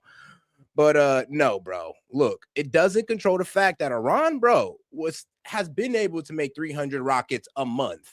They've been able to make these Shahed drones for like 20 to 50K. Easy. Like, we're not stopping them. And they still have, bro, thousands, hundreds of thousands of rockets left. And they haven't even used their best stuff, sadly. They still got hundreds of thousands of drones left. So you're acting like this blockage actually stopped their military capability when it didn't. And let's be real, Iran was already going through a currency fallout, and they're still able to support their military, still able to build drones, build missiles. Why? Because they're a self-sufficient country. They don't need to buy anything out of house, which apparently you don't understand. This situation will never happen again. Oh, and bragging about taking out planes from the 60s and 70s, and then, bro, that's not a flex. Their most advanced weaponry is their missiles and their drones. That's why we want to take care of those the most, because we know their Air Force and their Navy is honestly nothing. They've agreed not to send weapons to Iran. President Xi will give me a big fat hug when I get there in a few weeks. We're working together smartly and very well. Doesn't that beat fighting? But remember, we are very good at fighting if we have to, far better than everybody else. President Trump, he's due to go and see President Xi. That's been delayed, obviously, by this war. There are people out there that think that this is a much bigger picture play by Trump and the Americans, which is not about their own oil, because obviously America's pretty well self-sufficient when it comes to energy, but about controlling the global supply, because obviously China relies so much on oil from places like Iran that actually that's always been the big picture here, as we saw with Venezuela, as why Trump wants Greenland, why he wants to have some control of the Strait of Hormuz, whatever it may be. That there's a sort of bigger thing going on here, which is about the control of global energy. Do you buy into that? Well, last June, when we were bombing Fordo, I was spending 2 weeks in China visiting its advanced industries, the Xiaomi, that's electric vehicle, BYD, Alibaba, and having dinners with all of these executives and also some of the power players here in China. And what they were quite clear was they may lose a few percentage points of GDP if the United States gets sucked into a quagmire in the Middle East, but they gain enormous power here relative to the United States. So they were absolutely not wanting to get in their arrival's way of sticking their nose into this deeper and deeper. And the idea that we've got this leverage over them, well, all it does is really turn people off to the United States and push people further to China or Russia. And that's gonna be the reality. Like, there's gonna be countries that move away from the United States and start working with China and Russia. And that's gonna end up hurting us in the end. But we'll see how that all works out. 80% of their needs don't come from oil, energy needs don't come from oil at all. And in fact, they're moving even more aggressively into solar power. Hey, yo, shout out to my man Trey. He says, imagine if Obama would have posted a picture as Black Jesus. Trump supporters defend being lied to. What doctor heals with What doctor heals with glowing hands? Damn. Okay. Trump supporters defend being lied to. What doctor heals with glowing hands? He doesn't need a cognitive test. He needs a psychiatrist. Ooh. Well, damn, bro. I'm gonna lie, Trey done had it with this man Trump. He's like, nope. He needs a psychiatrist. You don't need no cognitive test. You already see where he's at with it. Well, damn, Trey, give my man a chance. Can he get one cognitive test before we boot him? But then again, I don't know if we can ever trust these presidential cognitive tests, because Biden was able to skirt his because, well, the guy who's running it just happened to like him. I'm pretty sure the guy who's running Trump's cognitive test just happen to like him. Even if it turns out bad, they might cover it up just like they did with Biden. You never know. You never know when it comes to politics, honestly. Not because they're liberals, but because this is their growth plan for the future. So I saw all that up close and personal for 2 solid weeks, 18 hours a day at the shop floor, all the plans. And so this is just not real. I mean, we're strengthening, we're hastening the day when China will flip and become number one. We're not reducing that. We're not making that slower, Piers. What's happening is all of these so-called talking points here, for example, you say, well, President Trump just posted, she will be thrilled with this. Fine. Then all the White House has to do is get that post endorsed by the Chinese Foreign Ministry today. We don't need to wait weeks and weeks for a meeting. All we know that this is an I'm in Chicago, you're in London. We can do this in the next 30 minutes at the longest. That's all that would take there. Otherwise, this is just more hot breath coming out of President Trump. And he's had a lot of that just simply doesn't matter. Robert Pape, great to have you back. Thank you very much. Thank you. So the big question is China the real and potentially the only big winner? Joining me to debate this is Zhang Shei-Chuen, a game theorist, better known as Professor Zhang, and Gordon Chang, author of Plan Red, China's project to destroy America. Well, welcome to both of you. Well, welcome back to Uncensored, Zhang Shei-Chuen.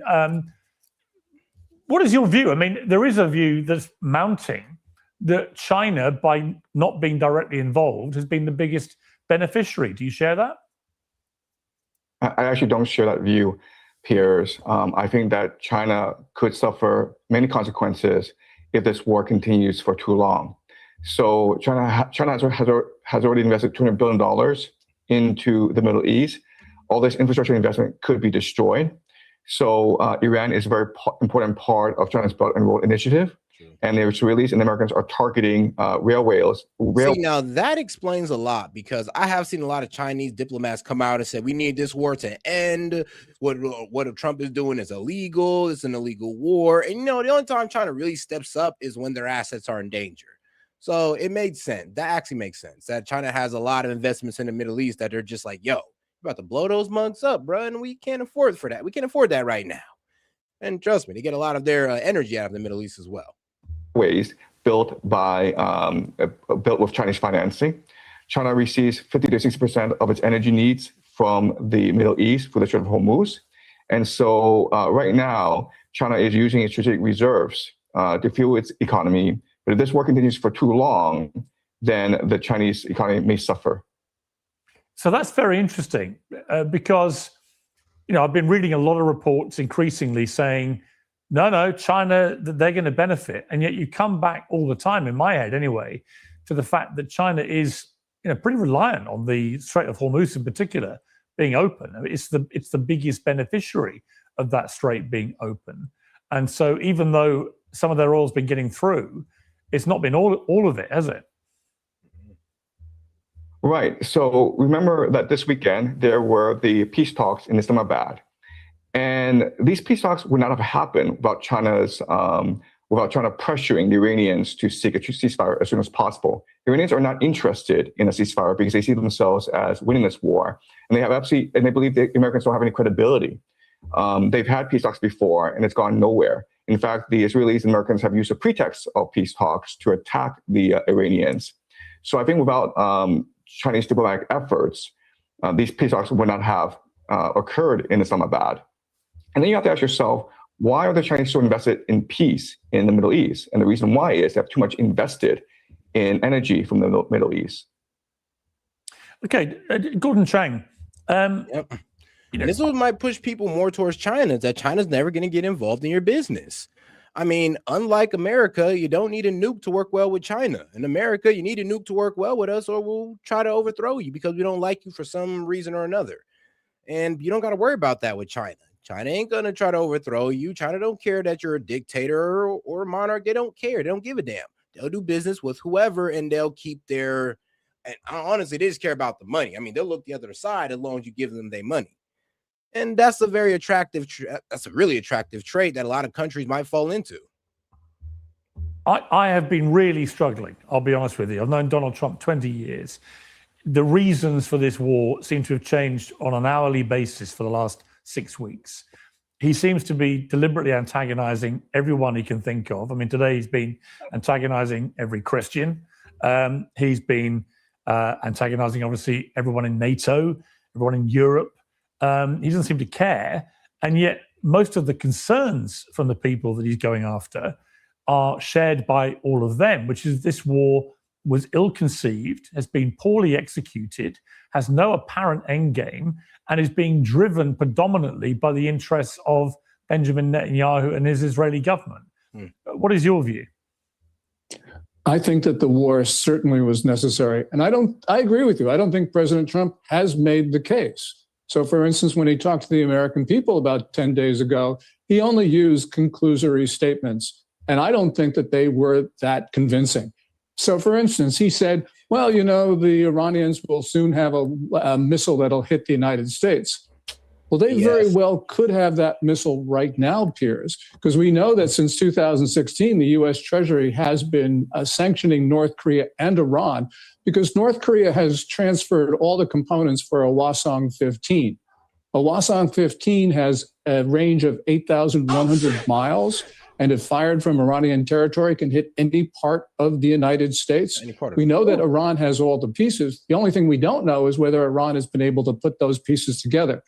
And President Trump did not make the case on... Iran has had nuclear enriched uranium at 60% since 2021 under the Biden administration. So if Iran really wanted to pop out with a nuke, why not do it when, literally the United States was too preoccupied with Ukraine?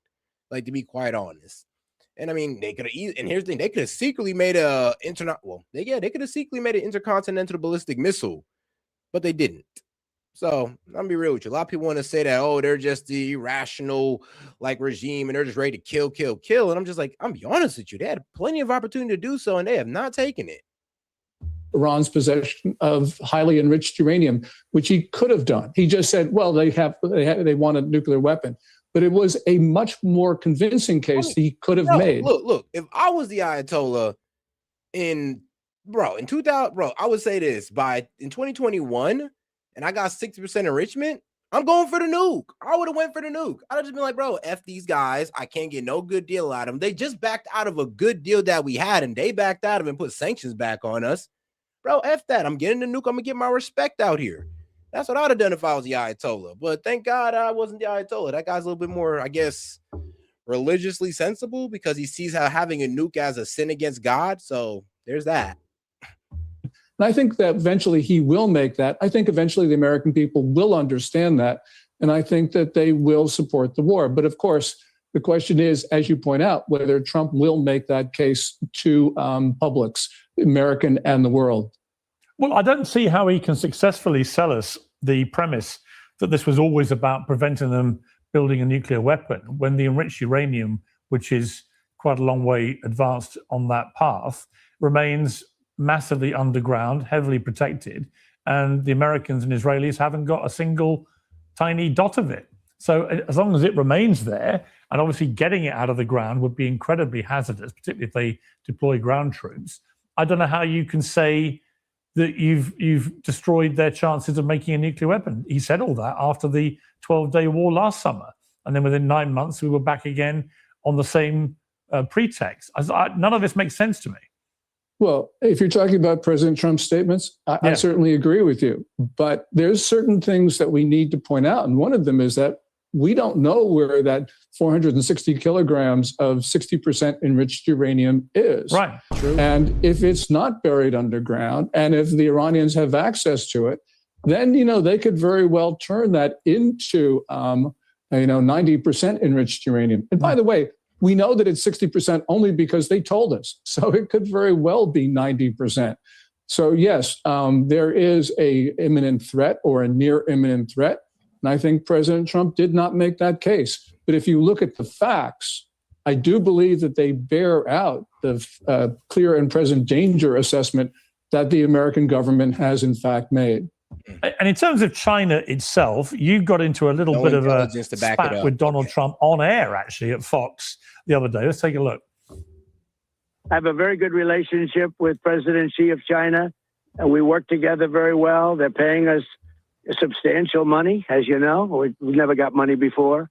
I listened to this Gordon Chang. He has no idea what he's talking about. We have been very tough on China, tough but fair.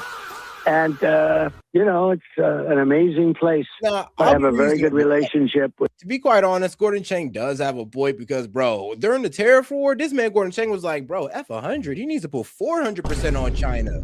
They've been duplicit, bro. They've been practicing duplicitous trade tactics for years. It's like he was literally telling Trump, like, nah, you too soft for 125. Now we need 400. Even I was like, bro, hold on now, chill now. You're trying to decouple from these guys? And that's how Gordon Chang feels, not Trump or me. I was okay with the 100% to get these guys to the table. This man was talking about 400 to decimate their economy. And 100 was already hurting China. China, and they've been doing I put tremendous tariffs. I put 100% tariff on all Chinese cars coming in, and that's destroying Europe. So, Gordon, you have no idea what you're talking about. I think we can add you to the list of 1,000 people he has trashed in the last 6 weeks, so don't take it personally. But in relation to that, earlier we just heard Professor Chang saying that China has not benefited from this war. Do you agree with that? And do you think that Trump has been too soft on China? Yeah, first of all, I don't think this war is in China's interest. And I agree with Professor John for a lot of reasons. We've seen the spike in oil, but more important, the spike in diesel prices in China. Now, the National Development and Reform Commission has been trying to moderate those. Yes, China does have the world's largest strategic petroleum reserve, but at most it's 140, 150 days of import cover. The real problem for China, though, is that China is now extraordinarily trade dependent. And that's because Xi Jinping has turned his back on consumption as the basis of the Chinese economy, which means that China's only hope for growth is trade, exports. But in a deglobalizing world, and it's deglobalizing because of conflict around the world, some of which China is responsible for, by the way, we're seeing countries pull back. And that's not good for a trade-dependent country. So in a deglobalizing world, China could very well be the biggest victim of the trends. Professor Zhang, Donald Trump's deadline for imposing a blockade of the Strait of Hormuz is sort of upon us. No one's quite sure how he's going to implement this. What do you think about this idea of a kind of revenge blockade driven by the United States? Right. So there's a lot of concern that a naval blockade is not feasible. Because if you try to blockade the Strait of Hormuz, then you're within range of Iranian drones as well as ballistic missiles. But if you step back and you think about the larger strategy at work here, and I think that Gordon is right in that China is very much an export-dependent economy, and it's very reliant on free access to maritime choke points, such as the Strait of Hormuz and the Strait of Malacca. So if Iran can impose tolls in the Strait of Hormuz, there's absolutely no reason why the American military cannot impose tariffs and tolls on the Strait of Malacca. And so that would raise tremendous costs for China. And so maybe the overall strategy is not really directed at Iran, but really at strangling the Chinese economy. And you can do that by actually restraining China's access in certain key maritime choke points. But, China could, of course, as it did in the tariff war, it could hit back very strongly if it chose to. I mean, I've stood in Shanghai port, which I think is the biggest port in the world, and watched everything going out of there to the West predominantly. If China was to flex its muscles in restricting access of its goods to the world, it might suffer, of course, itself short-term economic harm, but it would cause a lot of damage to the global economy elsewhere. So it's not like they're powerless, right? Well, as Gordon pointed out, China is an export-dependent economy. So China benefits more from trading with the world than the world benefits from trading with China. Yeah. So it makes no sense for China to impose. And that's one of China's main problems. It's like all they do is sell to other people, but they don't really buy. They don't buy too much. And that's how their whole economy is built on, selling and selling. Our problem is that we kind of need to find a balance in America because we buy, but don't do too much selling. We need to kind of pull some of that back from being such a large consumer economy and start, being more of a producer economy like China. Because being this consumer economy, it's been cool. It's gained us some leverage. But as far as producing jobs, not so much. An embargo on the world, and can't really do that. The major question is, does China have a blue water navy to challenge American hegemony over the seas? And hey, man, shout out to my man, Lunatic Libertarian. He says, open up conspiracy hour. Let's get to some of the keyboard warriors on the live to defend their positions. I got you. Shout out to my man, Lunatic Libertarian, man. He went and opened that call. Then 14 on Venmo, so that's pretty much 28 towards the call in. And now it is officially open. I'm going to go ahead and post that call in link real quick. Answer is it doesn't. And the problem is that if China were to start challenging America in the seas, especially the Strait of Malacca, then that would activate the Japanese military. And Japan has actually the best blue water navy in East Asia. Okay, Gordon Chang, roughly 90% of Iran's crude oil exports go to China. That oil revenue supplies around a quarter of Iran's budget, a huge portion of which is then spent on its military. Without China, the regime wouldn't be able to pay its security forces, couldn't subsidize basic goods, and would soon face internal collapse. That is the theory that is, I think, guiding some of President Trump's decision-making over a potential blockade and so on, because Iran has become, in itself, utterly dependent on China. Do you understand the rationale for the blockade based on that? Yes. And by the way, on Saturday, 2 Arleigh Burkes, American destroyers, transited the Strait of Hormuz twice, and they did so without arrangement. Yeah, but here's the problem, though. The people of Iran ain't really fighting. It's the IRGC that's fighting, the Islamic Revolutionary Guard, who believe that, these people ain't fighting for money. That's one mistake you guys got it up. They're not even fighting for money out here. These guys are literally fighting for their lives. They're fighting for their survival. It's not even about money to them.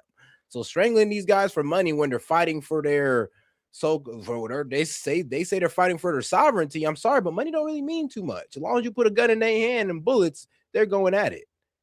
Then, until the war is over, then they're gonna ask where my paycheck at. But until then, they're fighting for their sovereignty. So it is what it is. With Iran. So I think that if you parked a couple Arleigh Burkes in just outside the strait, you could close it. And that's what President Trump has talked about. He said that, look, we're going to seize any ship that has paid Iran's tolls. This cuts off all of its oil revenue. So really what we have is a strategy to starve the regime. Whether it will bring down the regime, I don't know. This regime is extremely resilient. But after a while, when you have no money at all coming in, then really you don't have a war effort on the part of the Iranians. So I think that eventually this will work. And the question is, how long can President Trump keep this up?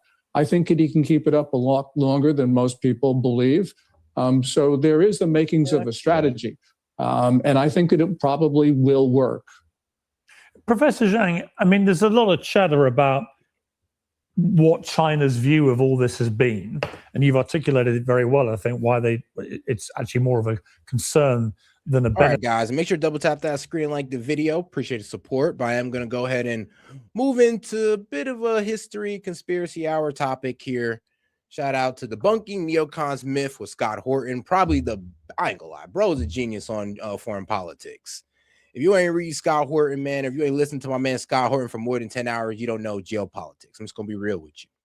I'm just keeping it real. Don't shoot me. Shoot the messenger, which is the fact that you did not read Scott Horton's books, bro. You should be ashamed of yourself if you think you know geopolitics without listening to Scott Horton. I know enough of the Scott Horton Glaze set. Get to the video. I know. I get you.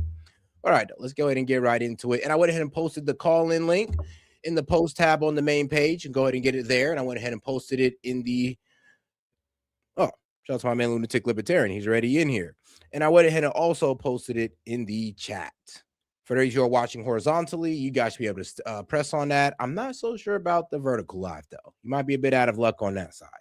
Well, hop over to the horizontal live, and you'll be able to press on it, or go to my main page, go to the post tab, and it'll be right there. What's going on, man? Howdy. I've good. updated my avatar, brother, and this Iranian war is absolutely ridiculous. The idea that any of this is for the benefit of Americans is just ridiculous. It's just ridiculous. I mean, bro, when they're telling us that to deal with higher prices so Iran doesn't have a nuclear weapon, that's how you know they don't really have a good argument. It's like, really? Like, well, the amount of money they're spending on shit that we don't need or want. Oh no, it's the bragging about how Iran is losing 400 million while we're spending 2 billion a day. I was like, I wish I had $2 billion to spend a day. I could probably solve a lot of work. Probably solve world hunger, homelessness, healthcare for all. Let's see. I could probably solve a lot of things with a couple $1 billion a day. A day, man. Trust me. Shoot, I solved most of my community's problems with that type of money. So it's kind of wild how, bro. And like I said, it's kind of crazy how nobody really want to condemn Trump for allocating $200 billion to a war effort away from stuff that's supposed to help Americans out with affordability, or at least medical care. It's just insane how it's insane how they're even trying to sell it to us. But well, you gotta have a short-term, strain for a long-term game, and people are trumpeting that propaganda. That's amazing to me. Is that you're programmed enough to where you will sit there and regurgitate what the television tells you to, like on command too. And it's sick the way they do it, though. It really is. Like long-term pain for short-term gain. That one was killing me because I was even hearing some of my guys in the chat say that. I'm like, come on, guys, really? And they're like, we're saying this like a week or two in, and the reason why they came up with this because they knew this was going to get dragged out. I thought people would have seen through that. As soon as they said long-term, y'all should have paused and like, whoa, what you mean long-term? Right. Ask questions. Ask questions. It's like short-term pain for long-term gain. I'm sorry, but when does the short-term end? Like, do you guys have a time frame on what you consider short-term? Or are we just supposed to wait forever, wait 3 months down the line, and when it finally ends, then you're going to run that as a short-term? Which, in comparison to other wars, in fairness, it would be short-term in comparison. Well, we jumped from Iraq, Afghanistan, we transitioned to Ukraine, and then everybody doesn't seem to have Ukrainian flags in their bios anymore. And now we got Iranian flags and Palestinian flags and Israeli flags. And it's like, put an American flag or no flag at all. Bro. Yeah, I do hate when people kind of mix up the two flags, like when they have the double pin. And you know what? I don't get too upset about it, but it just lets me know where you stand with things. It's like, oh, you have, like, you think you're delusional enough to think that you can serve two masters. And I look at those guys like, no, you got to pick one. Is it America or Israel? Pick. And once you choose, go ahead and take off the pin of one or the other. because we can't have people out here having dual loyalty and then trying to sell to us like they're loyal, because you're not. Like, it's America or nothing. It's not America and Israel. It's America or nothing. Well, and I understand having global partners and all, but yet again, are they really your partner, or are they just milking you for whatever you have? You know, are you are you the trick, right? I think America has become the world's trick. Sadly, man. But all right, though, let's go ahead and get into the Scott Horton, though, because this man goes really deep into the geopolitics and all that good stuff. And it's Scott Horton's actually going to be at the Wisconsin Libertarian Convention next week. Hey, let's go. Bro, get a picture. I'm a fan. I ain't even gonna lie. But all right, let's get right to it, to our guy Scott Horton. Take your time. Take your time, because people need to know this. So don't worry. I've went over some of this stuff already with my audience, but it's fantastic that we're going through this just so they understand. So take your time. Cool. Okay, so this is 79. I'm 3 at the time this is all going on. And what happens is the State Department, the CIA, they tell Jimmy Carter that, you know what, we should go ahead and let the Ayatollah Khomeini come home from exile in Paris, France, and inherit the revolution. And the reason why is because we know this guy. He actually was part of a group of religious clerics who agitated against Mossadegh back in 53.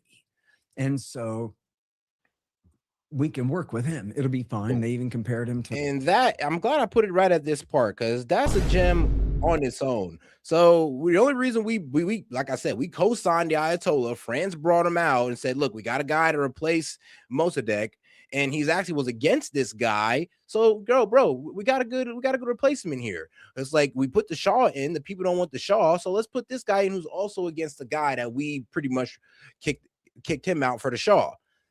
And what's so crazy about it is that this kind of shows you, once again, American interference in their politics and how we create our own mess.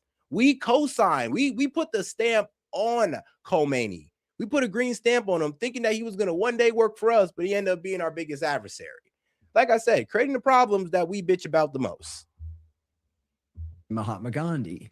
So I didn't know that Khomeini's people also were involved in, maybe not directly with Operation Ajax, but they also didn't like Mossadegh being in either. Yeah, and I don't think he was the leader at the time. I think he was part of a group that was led by his mentor. You know, this is 25 years previously when he was a lower ranking guy, but he was part of that group of clerics who, yes, had been used in Ajax against Mossadegh then. And that was part of the reason why the State Department and the CIA looked favorably on him in 79 as an alternative.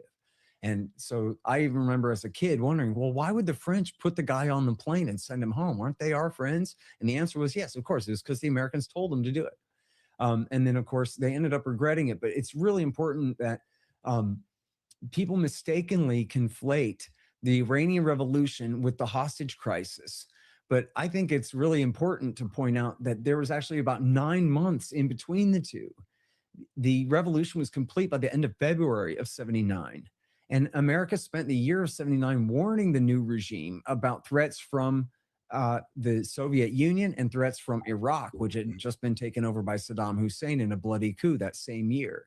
And so America was trying to get along with the Iranians. The Israelis certainly stayed in bed with the Iranians after that. They weren't worried about the revolution. And the revolutionary government more or less kept the same intelligence services, just firmly under their control. But they didn't just completely disband the previous intelligence services. So they kept their relationship with the Israelis and with the Americans for a time. But then what happened was David Rockefeller, the chairman of the Chase Manhattan Bank and the president of the Council on Foreign Relations, a very important billionaire of that time, he convinced Jimmy Carter to allow the Shah into the United States for cancer treatment.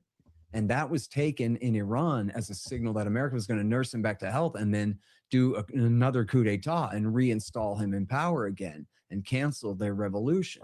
And so that was what caused the riot. And the riot was originally, I believe, led by leftists, not the, Shiite Persians when they did the thing. But then the Ayatollah blessed it, and whenever they held the hostages to turn this terrible crisis, they started burning the American flag and calling us the great Satan and all this stuff.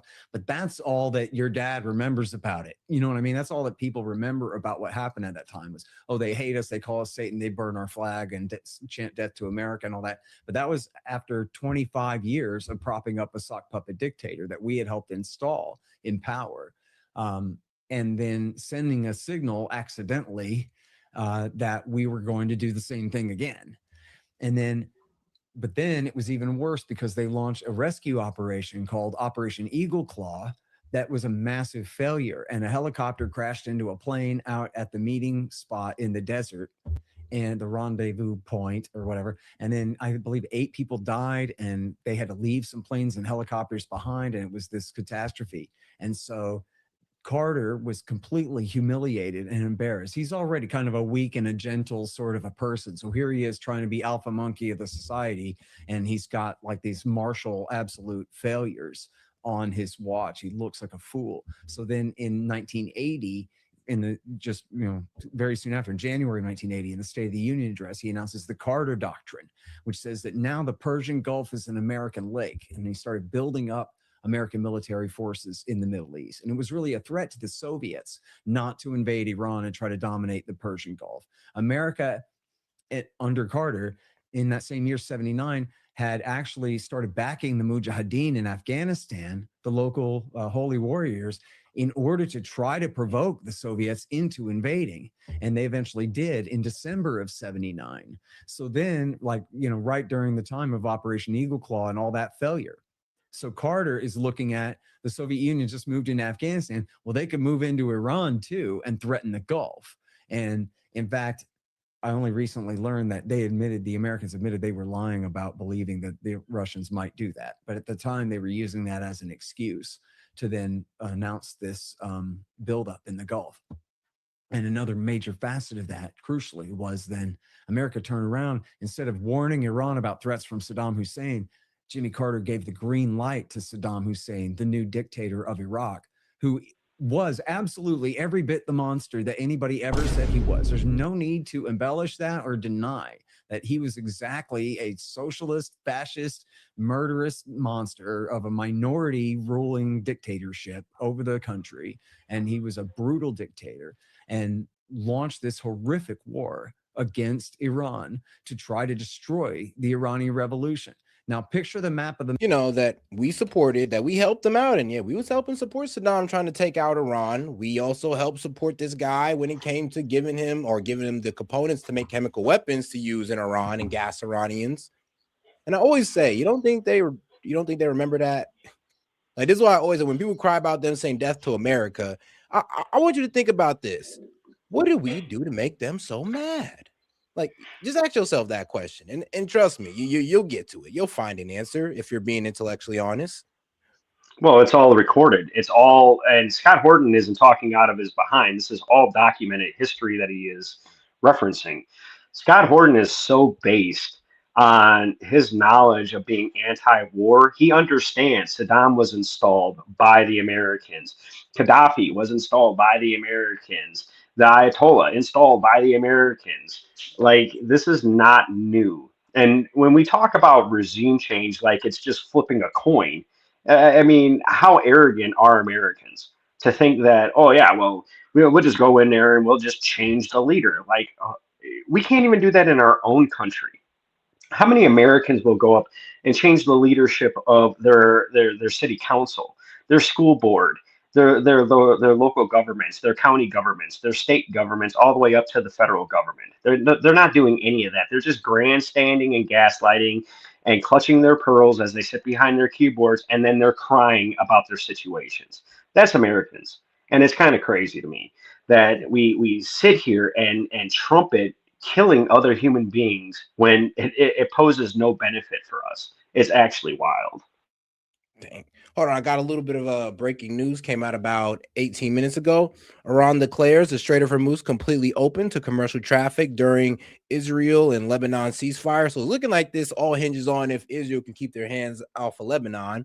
But Iran on Friday declared the Strait of Hormuz completely open to commercial traffic during the ceasefire between Israel and Lebanon. In line with the ceasefire in Lebanon, the passage for all commercial vessels through the Strait of Hormuz is declared completely open for the remaining period of the ceasefire. The foreign minister of Iran said in a social media post, however, vessels must transit through a coordinated route announced by Iran's maritime authorities. So pretty much is open. Is somewhat, I guess, a route's going to be coordinated by Iran, but it's open as long as Israel keeps their hands off Lebanon. Why is Israel even in Lebanon? Why did they even get involved? That came out of left field, and then it was just like, oh yeah, well that's they can do what they want. That is absolutely insane. Lebanon is what, the size of Rhode Island? Yeah, you know, like what are we barely doing see it here? on a map. So, but here's a concerning part about them just running into Lebanon. It was the fact that they did it under the fog of war, getting into it, or while we were getting into it with Iran. With them, they decided to go ahead and break the ceasefire with Lebanon and strike them. Yes, when they struck Lebanon while we were getting drug into war with Iran, yeah, it was breaking a ceasefire. So, and I don't know, Israel, And they're just famous for that. well, and the IDF were getting their asses handed to them too. It's not like the IDF was making any ground; they were getting their asses handed to them, and it's like, okay, so you're going to continue to lose. Oh, well, then you're going to be like, oh, we need help. We need help. Please send more weapons. Please send more of this. Please send more of that. Why'd you even start it if you weren't supplied? Why'd you even start it if you weren't ready? Oh, you thought we were just going to back you up and give you everything you needed because you control us? Like, no, I'm sorry. And here's the crazy: aren't you supposed to be helping us out with Iran? Like, what are you doing? Like, y'all dragged us into this. Y'all over here said you were going to strike Iran, and now we got to go ahead and help y'all out. And y'all over here getting into it with Lebanon. Like, y'all supposed to be helping us out, but hey, it is what it is. Yeah, and they got the false Iron Dome too. Yeah. All right, back to it. It's important, okay? Iraq, as I said, was a minority dictatorship under Saddam. He was a Sunni, a secular Sunni, again, like a commie fascist type, nationalist type, olive green, black beret on his head kind of guy, right? And he had Christians and Kurds and Shiites in his government, but it was dominated by the Sunni Arabs. They're 20% of the population. The Shiite Arabs were 60% of the population of the country, super majority. And then the Kurds in the north, they're Sunnis, but they're Kurds, not Arabs. So there's a division there, and they were on the outs, more aligned with the Shiites than with the Sunni Arab minority that ruled the place. So now look at it from Saddam Hussein's point of view. You're now the minority Sunni dictator of Iraq, sitting in Baghdad, and everybody to the east, all the way to Tehran and down to all the way to Iran and down to Kuwait, they're all the supermajority Shiite population of the country. So now the danger is that these Iraqi Shiites are going to choose their Iranian, their Shiite religious sect over their national and ethnic sect as Iraqis and Arabs. And they're going to side with the revolution. And in fact, there were major religious leaders in Iraq who went and joined with Iran in the revolution and sought explicitly to import it into Iraq. So he was right to be worried about that. There was at least some danger of that. And so then his reaction, Saddam Hussein, that is, his reaction was to conscript all those Shiite Iraqis and send them to war against Iran instead. He would use them as a threat against Iran instead to nullify the threat against himself. And that was what kicked off the Iran-Iraq war. That was his reason for doing it. But he asked permission, got the green light from the United States to go ahead. And then from Jimmy Carter, and then all the way through Ronald Reagan, America backed Saddam Hussein in the Iran-Iraq War of the 1980s. It lasted the whole 1980s long. That whole era of Michael Jackson and Cyndi Lauper and Hawk and Hosoi and all of that happened, and that war was going on that whole time. And including America gave Saddam Hussein the money to buy chemical precursors from the Germans and the French to make chemical weapons, and gave him the satellite intelligence that he needed to target Iranians in the field with even sarin and Tabin nerve gas, as well as mustard and other gases, and targeted Iranian cities with them as well. So we gave him the WMDs. That's right. And so we gave him the WMDs. That's right. In fact, if anyone listening to this would like to read all about that, it's very important. Just type in fff.org in your search bar, but then also add who gave Saddam his WMDs. And you will find a list. And I updated this is my friend Jacob Hornberger's website, but I updated all of those links for him recently and made sure that all those links still work from this great collection of articles that he. I went ahead and tested that out for you guys. Let's see here. Where is it at? Oh, yeah. FFF, who gave Saddam his WMDs? Right here. Let's see here. Saddam Hussein's weapons of mass destruction program was developed over decades through a complex network of international suppliers, primarily in the 1970s and 1980s. While he was responsible for building the program, numerous countries, mostly from Europe and the Soviet bloc, provided the technology and raw materials and expense. Yeah. So it is pretty kind of effed up. And this is where we kind of get into it. United States. During the 80s, the U.S. government approved the sale of dual-use technologies, including computers, software, and biological samples like anthrax strands that were officially designed for agricultural and medical research, but were diverted to military programs. Oops, our bad. Yeah. And remember, the anthrax scares that were sent to the White House with Bush Sr. and how anthrax was used as a scare tactic through the mail during the first Gulf War. And now we're over here sending it to Saddam. Wow. Thinking that he's not going to do something duplicitous with it. Like, really, guys, bro, you almost want to go back in time and slap these guys in the back of the neck or something. Like, what were you thinking? Well, remember, Bush Sr. said they were, during his State of the Union speech, they were bringing in the New World Order. So the reciprocation of the United States supplying Saddam, and then it comes back. You have Charlie Wilson's War, where the United States, through the CIA and covert operations, is supplying Osama bin Laden and his war fighters against the Soviets.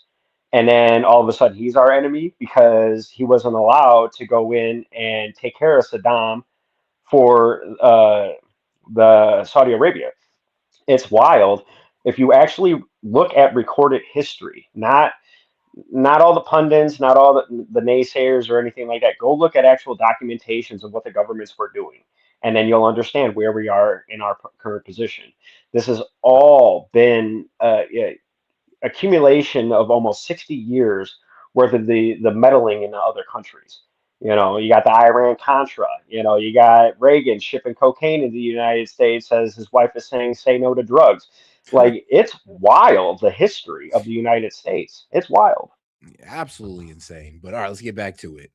He got about American support. And again, it's FFF.org. That's the Future Freedom Foundation. Where did Saddam get his weapons of mass destruction? There's a ton of stuff there, and really reliable stuff. So anyway, and they also sold weapons to Iran during that time as part of Iran-Contra. And when they did that, and that was the point of that, was to get our hostages out of Lebanon, was and out of oh yeah, because all the ones in Iran had already been released. But this was you're talking about the Iran-Contra deal, right? In Lebanon. I'm sorry? You're talking about the Iran-Contra deal with that one, yes. right? Yeah. And so they were selling missiles to Iran in order to also then get the hostages released too, or to make it easier in the negotiations to get the hostages released, which I'm not sure even worked at all. And then they took the extra money. The reason it's called Iran-Contra is because they took the extra profits from the arms sales and funneled that to the Contras in Nicaragua, who were fighting to overthrow the commie Sandinista government there. And that was what ended up blowing up into the giant scandals, how it broke out. But anyway, by the way, when they are sending the missiles to Iran, it was really the Israelis who were sending them the missiles. And then America was paying them back with more missiles. The Israelis were the cutout because, crucially here, the Israelis kept their relationship with Iran the whole time. That hostage crisis didn't affect them. They were still friends and had a covert relationship. Now, publicly, they denounced each other. But privately, the Israelis were selling missiles to Iran most of the 1980s long and kept this relationship going. That didn't really change until 1993, but don't let me get too far ahead of the story. So America supported the coup and the fascists in 53 that led to the revolution of 79, which they initially supported and then wished they didn't. Oh boy. So then they supported Saddam Hussein in his invasion and his 8-year-long war against Iran. Now, at the end of that war, it was basically a ceasefire and a stalemate, and they just stopped it, and the border remained unchanged after all of that.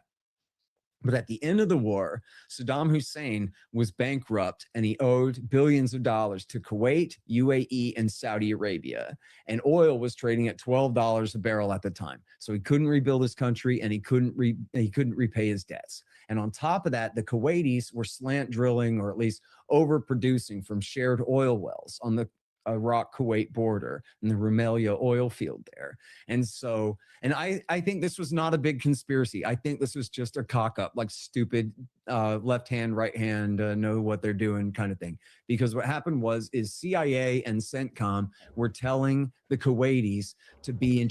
So shout out to my man Trey. So Iran stood their ground and got protections from Hezbollah and Lebanon before opening the strait. 10-point plan. Sounds like Iran won negotiations. I mean, Trey, I like you. I like you.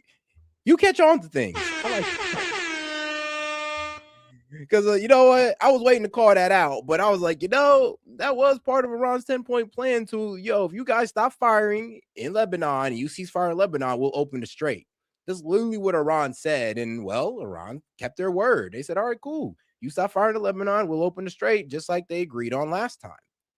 So it does kind of seem like their 10-point plan was abided by a little bit, and it probably did take a lot of, I would say, convincing to get Bibi Netanyahu to pretty much agree to that ceasefire, because they're all about taking over southern Lebanon. That was part of their requirements for a ceasefire, was to have a security bunker and to annex southern Lebanon all the way up to the Latanji River. So hopefully they didn't give them that.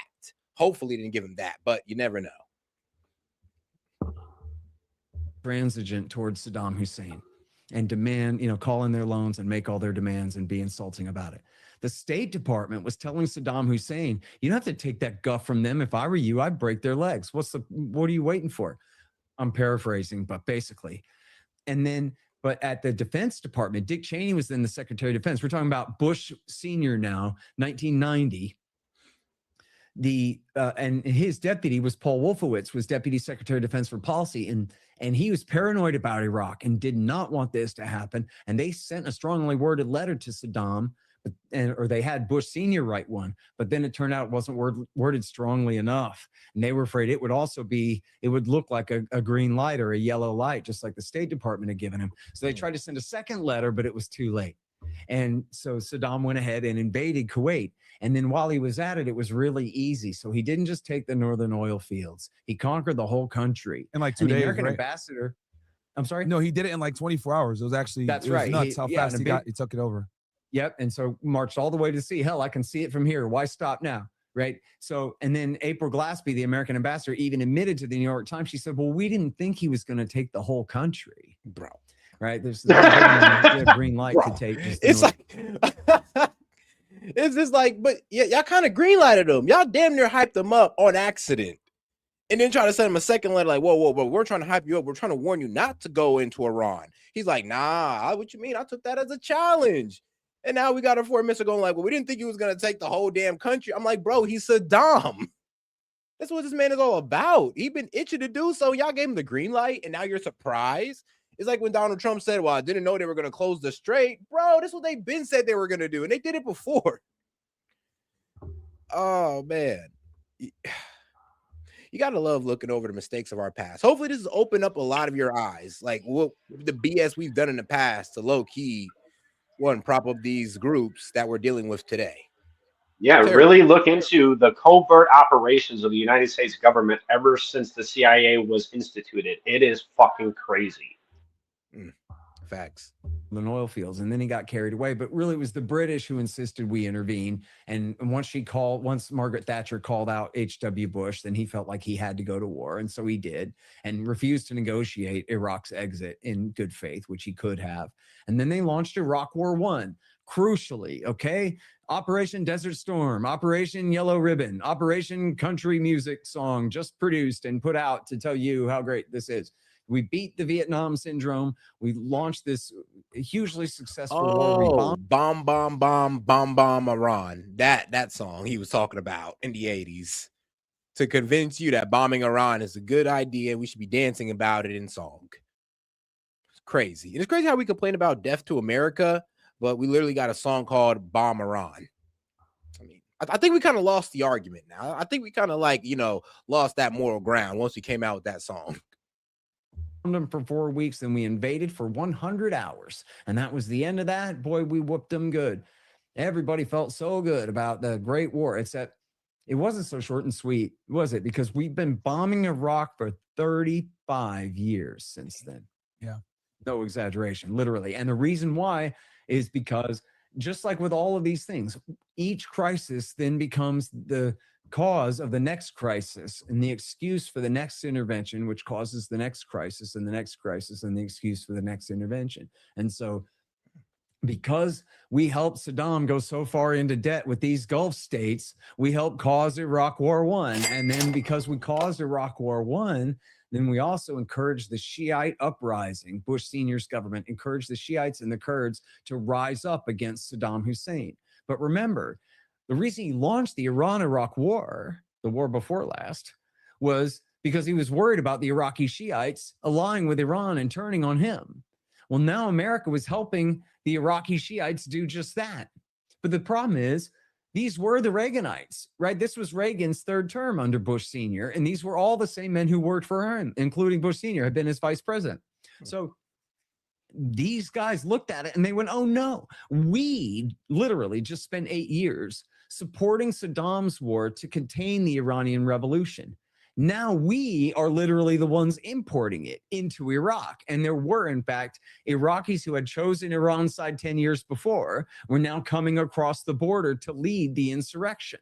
And so that was why, even though George Bush Sr. encouraged the Shiites and the Kurds to rise up, he then allowed Saddam Hussein to keep his tanks and helicopters and crush the revolt and killed like 100,000 people to do it. And so this is like the Bay of Pigs of Cuba, right? This huge betrayal. We sent all these people in just to be slaughtered without the support, which we shouldn't have done in the first place. But anyway, I'm not saying support them. I'm saying don't. So we were playing both sides essentially. Yeah. Like we were helping obviously Saddam Hussein, but at the same time we were also, helping the Iranians in other roundabout ways. And so at this point, America was in this position where, first of all, they had this excuse to stay in Saudi Arabia, was to protect the Shiites there, right? And then also the Israelis were upset. And now we had beaten up on Iraq enough that they weren't really as strong as they were before to balance against Iran. So then the Israelis in the new Bill Clinton administration in the early 1990s, in 1993, in fact, in his first year in power, they now changed their strategy and said, we want to be enemies with Iran, and we demand you be enemies with Iran too, and that you stay in Saudi Arabia in order to balance and blockade Iraq and put balance against Iran and Iraq, both from these permanent bases in Saudi Arabia, using the excuse of protecting the Iraqi Shia and Kurds from Saddam Hussein. This was what they called dual containment. And it was a policy born in Tel Aviv. And this was the leading cause of motivating the Mujahideen that they had supported in the Afghan war. And I don't mean the Afghans, but the international Arab Islamic brigades who had gone to fight in the Afghan war. That's what turned them against the United States. And just leaving all secularism aside for the sake of this conversation, Bill Clinton did support the bin Ladenites in Bosnia, Kosovo, and Chechnya, even as they were already attacking us all through the 1990s, trying to provoke America into launching a cataclysmic war in the Middle East, which they ended up supporting the guys that were chopping off doing. heads is crazy. And it was American combat forces stationed in Saudi Arabia was the #1 issue, and they were there to bomb Iraq and blockade Iraq, the #2 issue. And then right there tied in third place then was American support for Israel and their cruelty against the Palestinians and the Lebanese. And as Michael Scheuer from the former CIA bin Laden unit chief had pointed out, that all of Osama bin Laden's recruitment shtick focused on specific American foreign policies, like support for Israel, support for dictatorships, bombing Iraq from bases in Saudi, this Holy Arabian Peninsula, and all these things. And then that was how he recruited people to join the war against the United States, was based on these issues. And to focus back on Israel again for a second here, it was Yitzhak Rabin, the labor leader in the early 1990s who did Oslo. He was the one who shook hands with Arafat on the White House lawn. He went to Oslo and they started on the peace process for a two-state solution. Now, don't be naive, and I'm not naive. They weren't looking for a real state, but it was going to be something a hell of a lot better than the occupation the Yeah. Palestinians have suffered ever since then. That's for sure. And Rabin's point was he wanted to make friends with the local Sunni Arab states and demonize other states on the outskirts. This was the reversal of the so-called periphery doctrine, where they said, we want to support Turkey, Iran, and Ethiopia to divide Syria, Iraq, and Egypt's attentions, right? And they said, Rabin said, no, we don't want to do that. We want to deal with the Arabs, but we got to deal with the Palestinians first. But look, Iran, and that was his way of dealing with the politics of trying to compromise with the Palestinians. But then a Likudnik, a Netanyahu fan, shot Rabin in the back in 1995. And his sidekick, Shimon Peres, took over shortly after that. I mean, I'm weak. The one guy who was possibly leaning towards a two-state or one-state solution or any type of solution with the Palestinians gets taken out by a Benjamin Netanyahu fanatic. And then a guy who pretty much, you know, shares Benjamin Netanyahu's policies when it comes to dealing with the Palestinians get in power.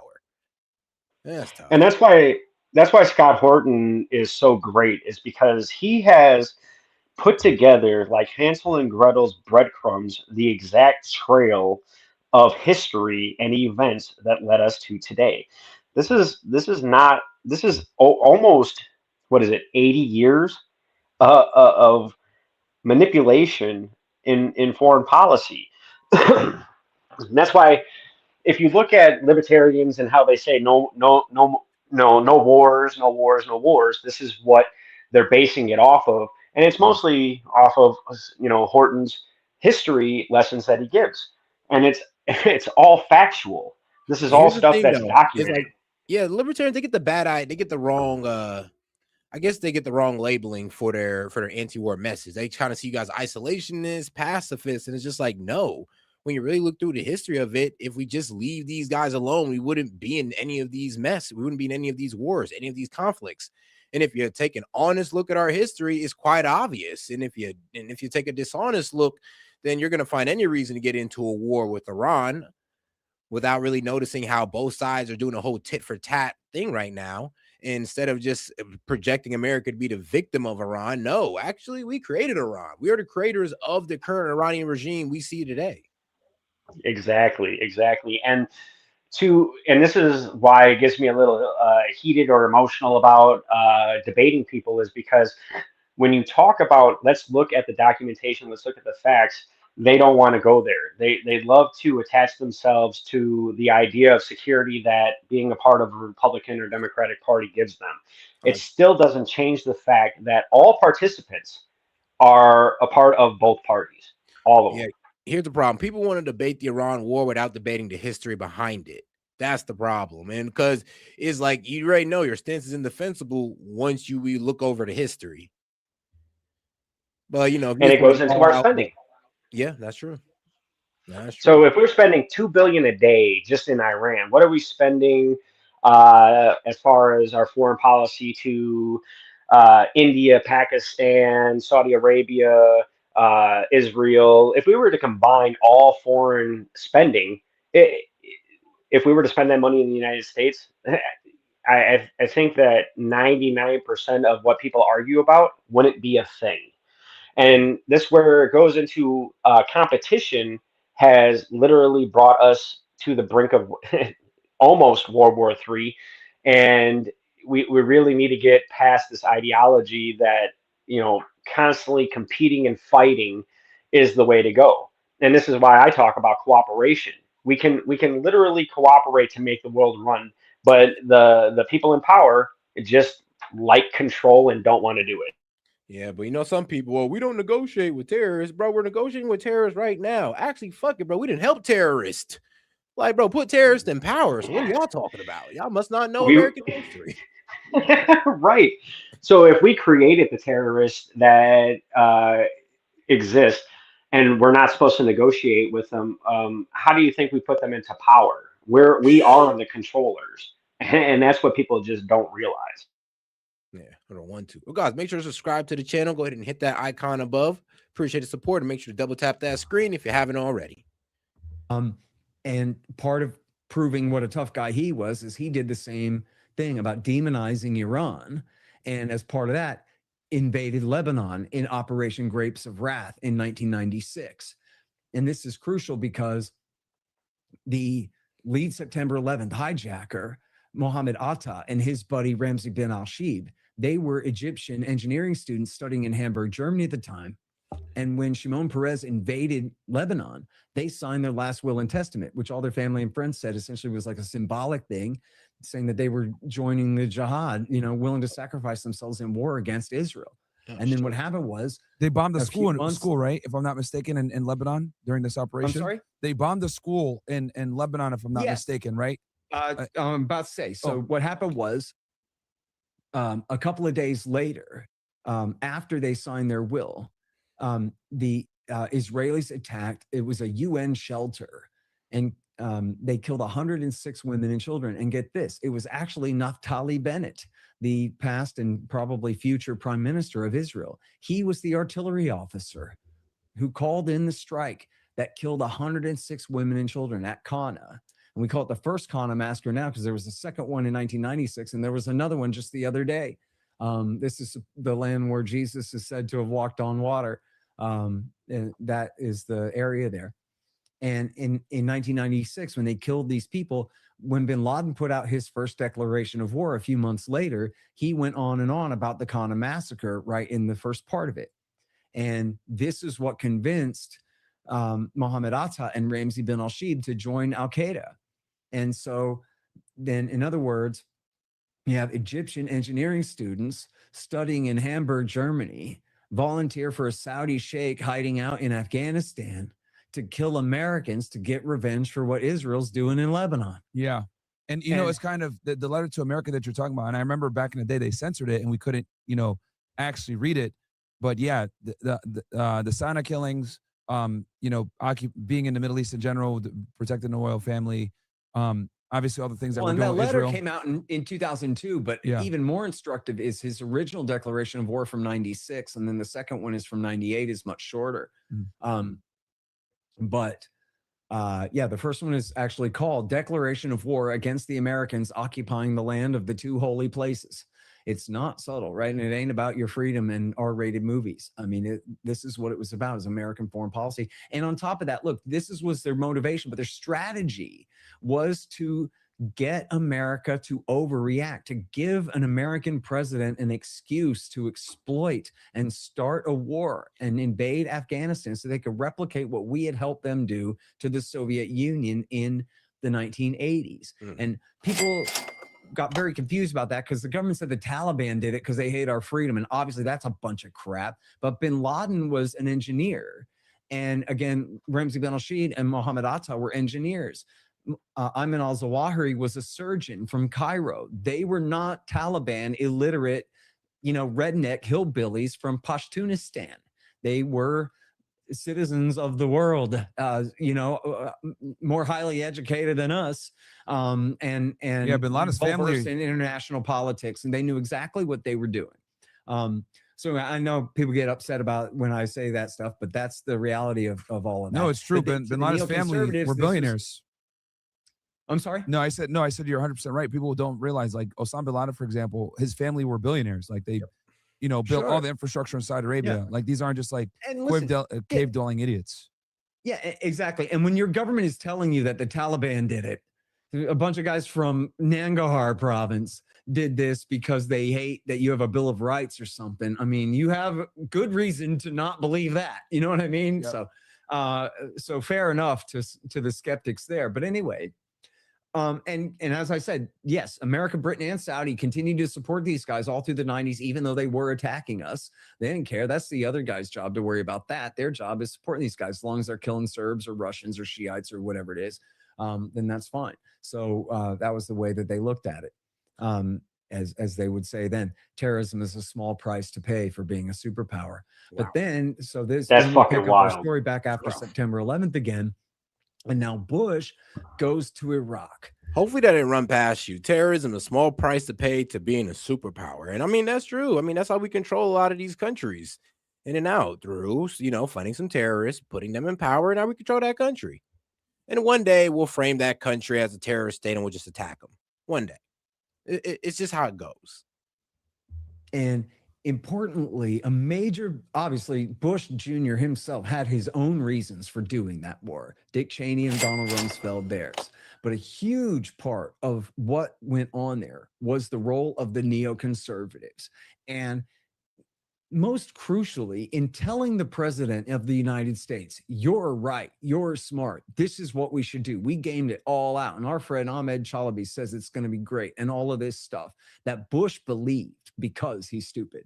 And so, the fact that he wanted to do it was one thing.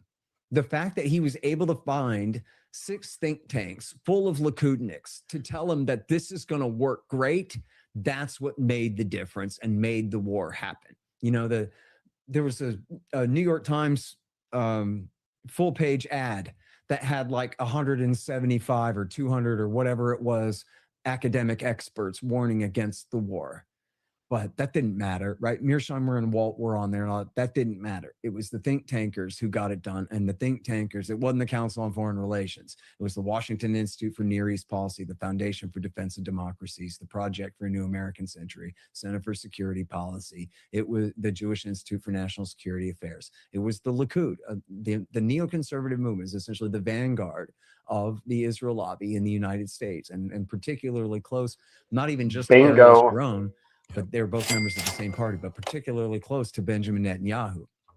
And where Sharon was actually the prime minister at the time, they were still more Iraq hawks in agreement with the American president and with the then past and future prime minister Netanyahu.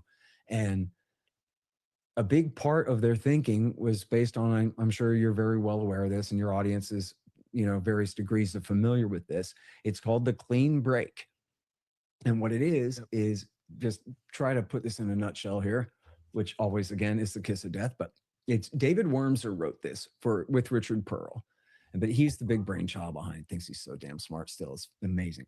And what happened was Ahmed Chalabi, the Iraqi Shiite exile, blew all this smoke up David Wormser's ass about how if America would get rid of Saddam, or even Israel, would figure out how to do a coup somehow and get rid of Saddam Hussein. They weren't even really proposing invasion in the clean break memo itself, but whatever, it's still the same thinking behind it. When he worked for Dick Cheney in the run up to the war, and he and Wolfowitz and Pearl, this was their consensus of how this is going to work. No question about that. And so here's how they thought it would work. First, the idea was they would put in a Hashemite king, a cousin of the king of Jordan, and that then his magical bloodline would force all the Shiites into enslavement and hypnosis, and they would just obey him and do whatever he said. And then he would use his, even though the Hashemites are Sunni kings, that these Shiites, they so revere anyone who claims to have the blood of the prophet that they'll just totally be enslaved to you and do whatever you will. And then the new Sunni king will be able to tell the Shiite religious clerics in Najaf down in southern Iraq, that is the Ayatollah Sistani and his friends, to tell Hezbollah in southern Lebanon to stop being friends with Iran and start making nice with Israel.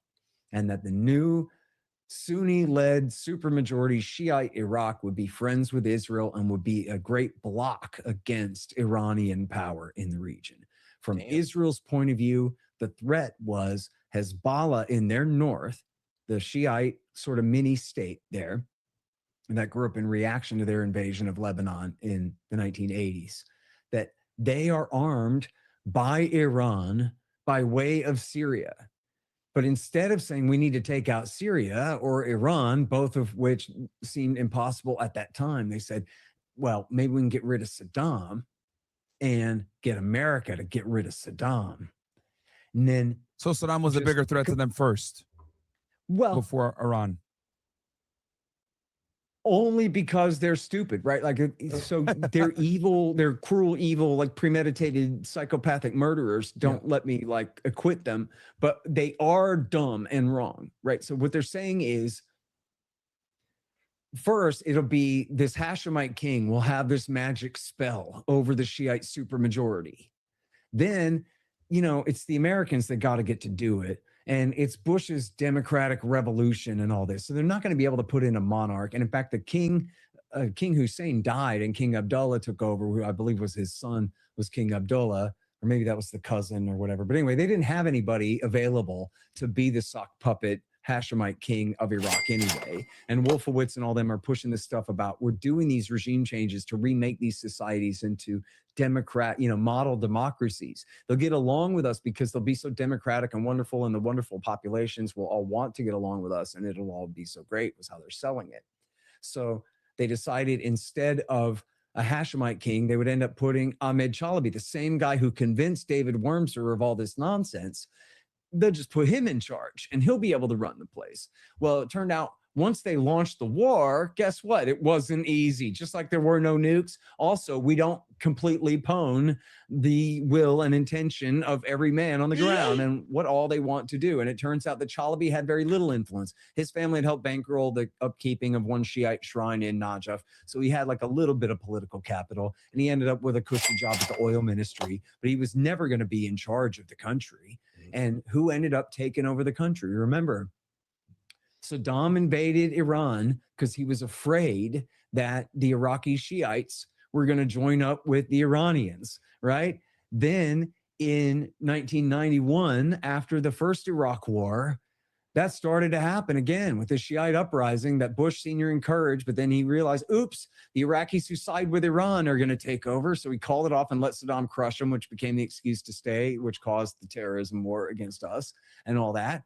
And then now what happens in 2003? On the advice of the neoconservatives representing Netanyahu and the Likud and Sharon. And I think the one thing he's missing right now is the fear that Saddam had towards the Shia uprising that was going on in Iran, and his fear of that spreading into his country pretty much. Like, and that was actually a lot of fears of a lot of the Gulf countries that, oh, well, this revolution happened, and then they thought, and they was, I'm be real with you, under reasonable suspicion, they believed it was like a Shia uprising popping up all over the Middle East, and that's what they were afraid of. So it was like a cracking down on Shia Muslims as well, and a cracking down on Iran, who they thought were influencing the Shia Muslims to overthrow their Sunni monarchs or Sunni leaders. And it's crazy that when you look at the Shiite versus Sunni, it's Muslim versus Muslim. So it's all going to be about control of, the populace. And if you don't, and it's always fear of losing control when there is no control to begin with. It's all an illusion. It's like, why do we keep running into the same problem over and over and over again? History is repeating itself because people can't step outside and look at human cooperation as a thing. I don't have to compete with you in order to have a sustainable life. And it will continue to happen unless we really start changing our mindsets of how the world operates. Hey, I like that one. Hey, you cook. I was cooking on that. And by that time, of course, was totally on board for this and helped, despite people who try to argue about that. They're totally wrong. He totally was helping lie us into war at that point. And then what did W. Bush do? Those same Iraqi Shiites who chose Iran's side in the Iranian Revolution, W. Bush took them to power. And so in 2003, the war that we know of as Iraq War II, from 2003 through 2008 and 2011, that was essentially America falling for Chalabi's lies and waging a war on behalf of the Shiites, all right, but they're not under America's magic spell. They're not under the magic spell of the Hashemite kings. They're not under the magic spell of America's sock puppet Chalabi. In fact, they are loyal to the Ayatollah, who's kept them well for the last 20 years before that, and who now put them in power. And so the leading groups that took over Iraq were the Supreme Council for Islamic Revolution in Iraq and the Dawa Party in alliance with Muqtada al-Sadr. And these were the guys that they fought the whole war for. And this is crucial because this is really the only way to understand American foreign policy from Barack Obama all the way through right now, and even before Obama, is they really screwed up in Iraq. It wasn't just that it was morally wrong to start a war based on lies. It was that they fucked up everything. It was what in soccer you call an own goal, right? Where you're running the wrong way, Jose, and then, oh man, right? So this is what happened. Now look, the Bin Ladenites were not from Iran, Iraq, or Syria. our hijackers that hit our towers, they're not from Iran, Iraq, or Syria. They were from our allied states, mostly Saudi and Egypt. They hated us because we supported their governments, not because they were from our enemy states. So, but our America's, system of power in the region is our alliances of the Sunni kings. It's the Shiites who were against. It's the Shiite revolution in Iran that declared independence from us, right? And so America is putting Baghdad on Tehran's side of the ledger. So then everything that they've done since then is somehow trying to make up for that. And most especially Barack Obama's dirty war in Syria, where he supported the bin Ladenites, again, the radical Sunni, Salafi edge, the Wahhabi edge of fundamentalist revolutionary Islam fighting against us, fighting for them, our enemies, the American people's enemies, as long as they're fighting against the Shiites. And in the case of the Ba'athist regime in Damascus, Syria, the Assad family, they're Alawites, and that's like sort of kind of break-off group of the Shiites and very close with the Shiites and allies with Iran. And so unlike Saddam Hussein's Ba'athist party, it was more Shiite friendly than Sunni. And so they were willing to back bin Ladenite head chopper suicide bombers, despite September 11th, despite the fact that they were the primary enemy in Iraq War II as the worst part of the Sunni insurgency fighting against the Americans there. Obama went ahead and took their side. Why? Because they're trying to limit Shiite influence. They're trying to limit Hezbollah. They're trying to limit Iran. And in fact, they ended up building the caliphate. The ISIS caliphate was the result of Obama trying to spite the Shiites because we're mad at them because Bush fought Iraq War II for them. But then once it blew up into the caliphate, then they went, shit, it wasn't supposed to be that bad. They were supposed to hit. Now, the funny part about that is Iran was actually reaching out to us at a point like, hey, bro, you trying to be partners? You out here taking out all of our enemies for us. And then America looks back at Iran like, no, you're next. I'm like, whoa, but you're literally taking out all of our enemies. I thought we were cool. He's like, no. Well, you're next. And then if you look at Al-Qaeda, ISIS, what did ISIS change into was ISIL under Obama, right when he was getting ready to leave office under his second term. There was ISIL.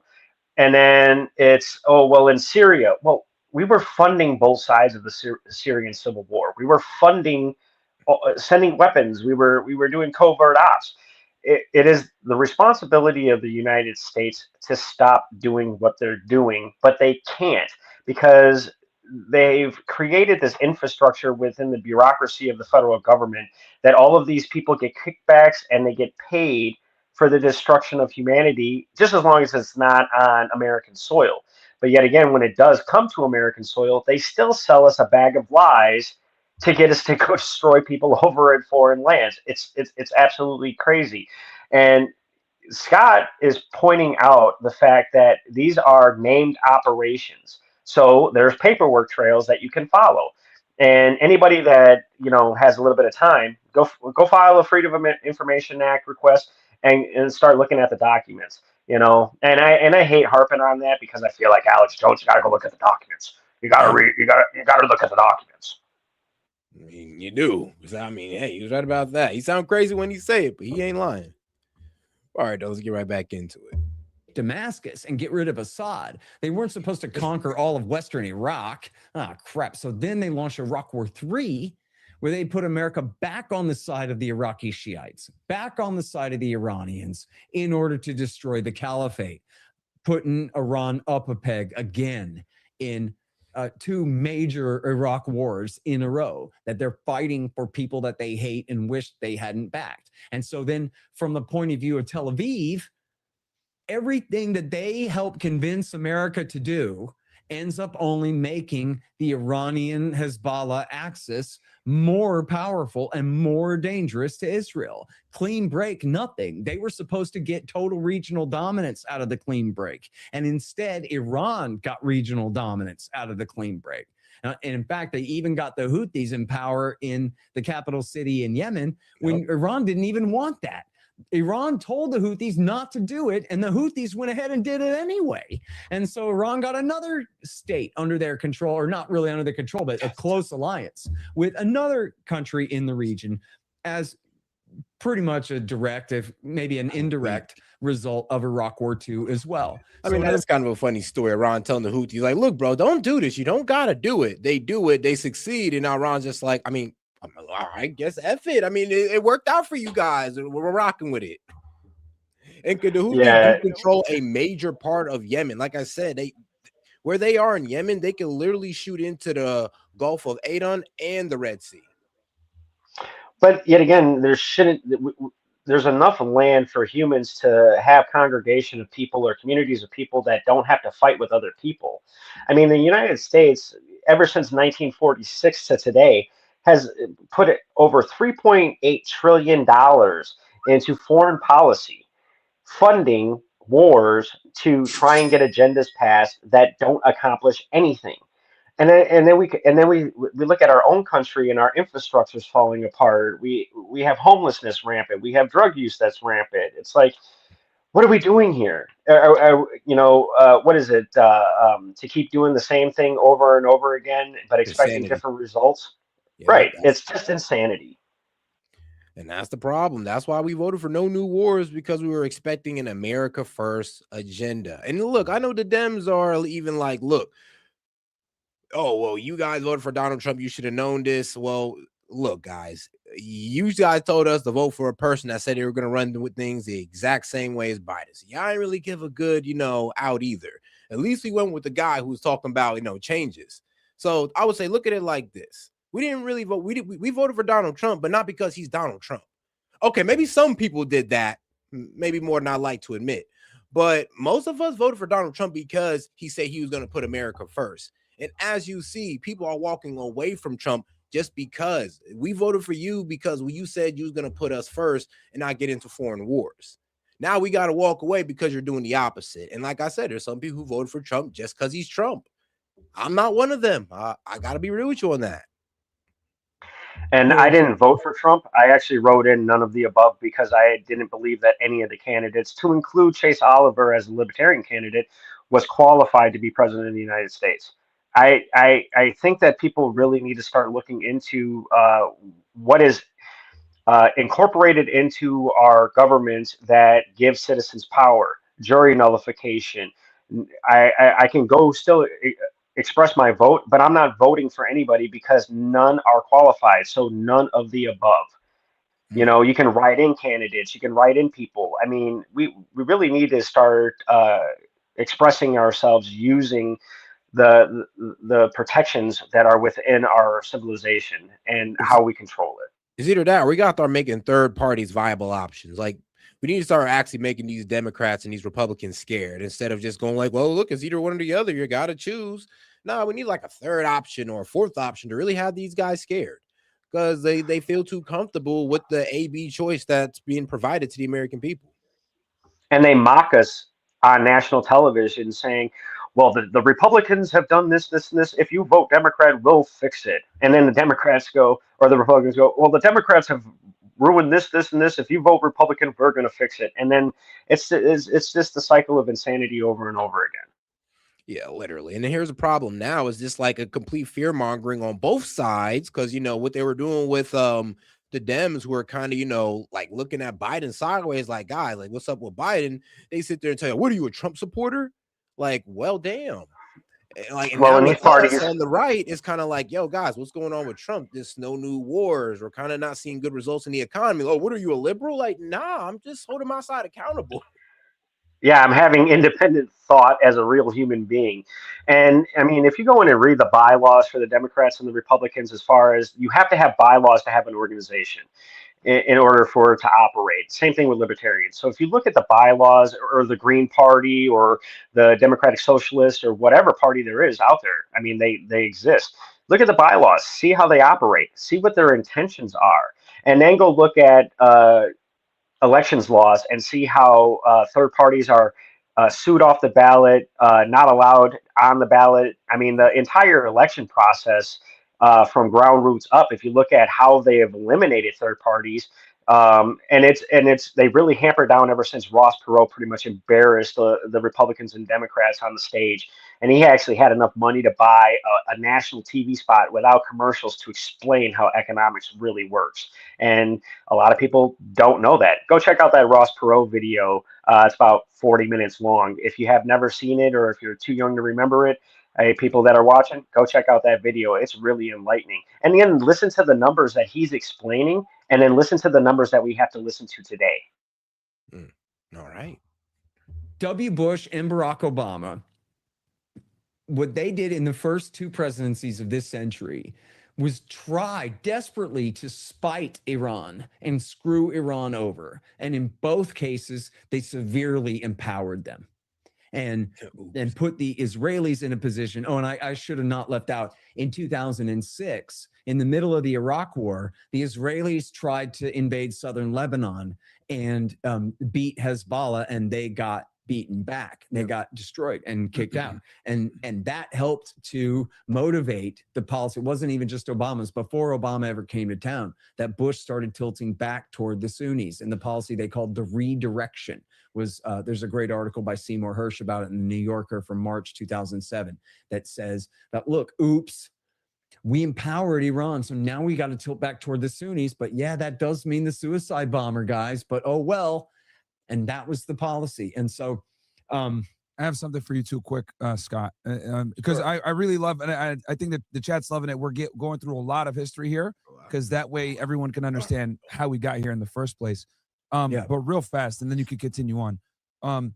There's two things that I really wanted to address that we kind of went over real quick. I'm not gonna lie, it's kind of crazy how he's having an interview with Scott Horton before he debated Dinesh D'Souza.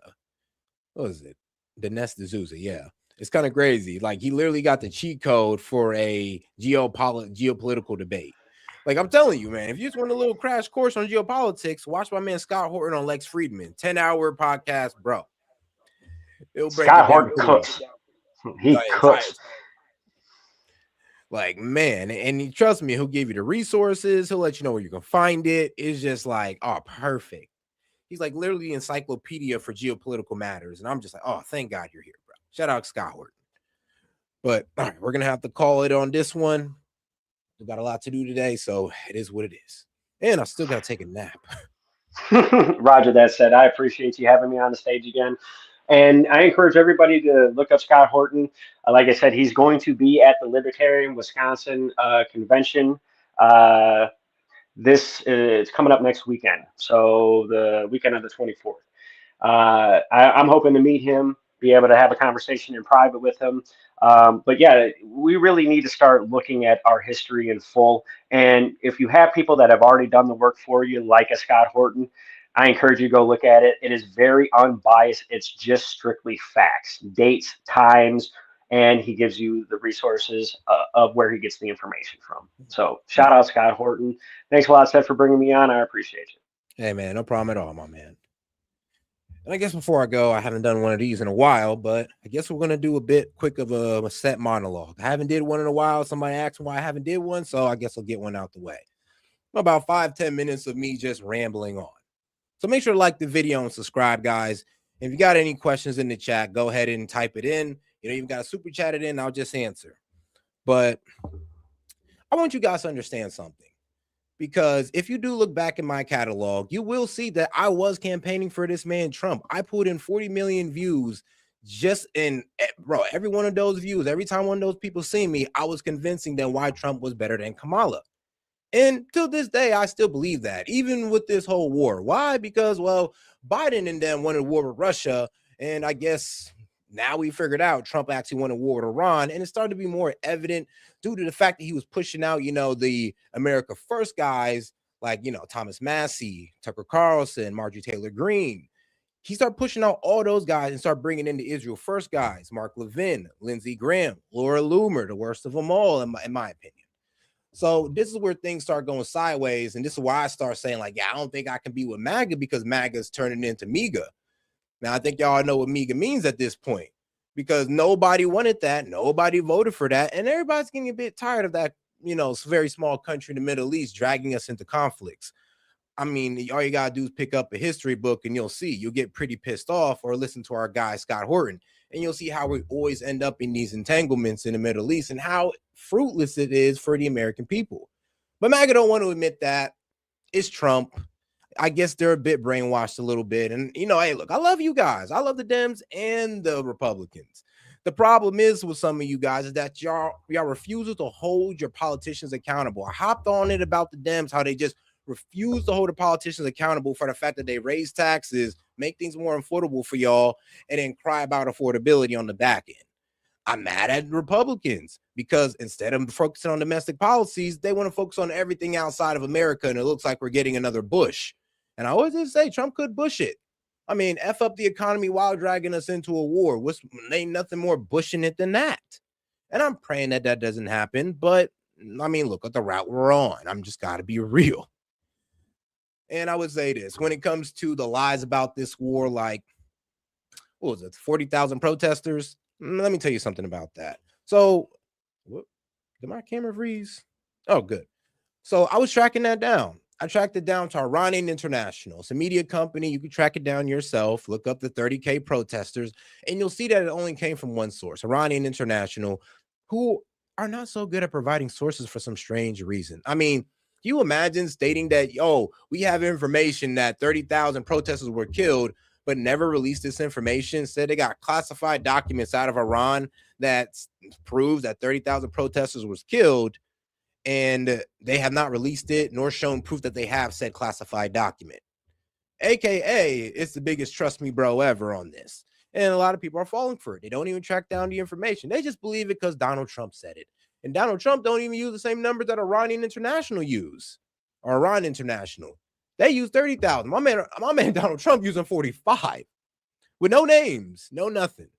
So there's that propaganda about the war, of course. Iran being an imminent threat is complete BS. I mean, sure, if you want to argue an imminent threat to Israel, I could probably concede to that. But an imminent threat to the U.S., no, not at all. It's BS, complete BS. And MAGA's falling for it, sadly.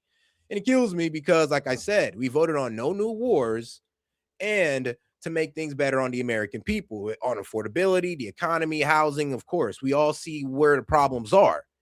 And we're not getting that. I mean, we just got told to screw off on immigration and told to screw off on childcare. And he told us to leave it to the states. And I'm just like, look, I get that. But the problem is you could do something. JD Vance was really vociferous about, childcare and affordability on that. And now you're telling us to leave it to the states. So all I can really say is, well, I mean, where was the switch up at on MAG? Like, why'd y'all switch up? Probably won't be able to give me a good answer, but it is what it is. Like I said, a lot of people just support the war because it's Trump. I mean, if it was Obama popping off this war, Biden popping off this war, you'd be calling him idiot. You wouldn't be saying the guy got balls. I mean, that's the last thing you'd be saying. So let's keep it real. But not too many people want to keep it real. I mean, shoot, we ain't even keeping it real about this blockade. Most of y'all didn't even know that China made it through, and now we got a nice little deal with China. But thank God we was able to get the Israelis to back down on Lebanon, even though they just got done killing over 100 people and injuring thousands. I mean, not cool, but at least we got a ceasefire. So now the Strait of Hormuz is currently open. And here's the problem with that. Iran gave us a 10-point plan that included Lebanon. And then, look, if we go ahead and give them that, they'll open up the Strait of Hormuz. And, well, it looks like they've shown true to that. The ceasefire happened with Lebanon. So guess what? Now people can pass through the Strait of Hormuz through an Iran-coordinated route. I mean, it is what it is. As long as the global market gets their oil and gas prices can fall and we're still under the ceasefire, things are going in the right direction. Pray to God it stays like that, guys. I'm praying to God. But sure, let me see if there's any questions or comments in here. See, here is Arantine International. I mean, look, guys, look up Arantine International. Trust me, you'll see. Shout out my man Trey. He said 2 sides of the same coin. And you know what? You're right. You're right. But at a certain point, though, you do got to make a choice during these elections. And I kind of gave these guys I kind of gave politics or voting, I wouldn't say my last chance, but I would say this is the last time I'm voting for a Republican, and I ain't voting for no goddamn Democrat. At this point, I need something new. And if I'll vote for Republican if it's like Thomas Massey or something, or maybe even Tucker Carlson. But everybody else, I'm good. I mean, the Republican Party's completely got taken over by the Israel First guys. It's all about Israel First. Florida out here, so damn Israel First. They got anti-Semitism laws. Anti-Semitism laws, guys, completely against freedom of speech. But yet MAGA has said nothing. Even I was baffled. I'm like, bro, they're literally telling us that we can't judge Israel or we'll face consequences. And that's, against freedom of speech. And none of you are saying anything? Oh, because it's Trump, now violating the First Amendment is cool? Do you hear yourselves? Or maybe y'all didn't know, but you might want to find out about it because it's crazy. Like, shit, we even got MAGA erupting over Republicans pushing to offer path to undocumented immigrants. We wanted to deport all of them, but hey, I guess we're going to let some of them stay because we got the corporate guys who are bitching and moaning about, oh, well, now we can't put these illegals over American citizens because of the cheap labor. I mean, for real, we going to give up on that?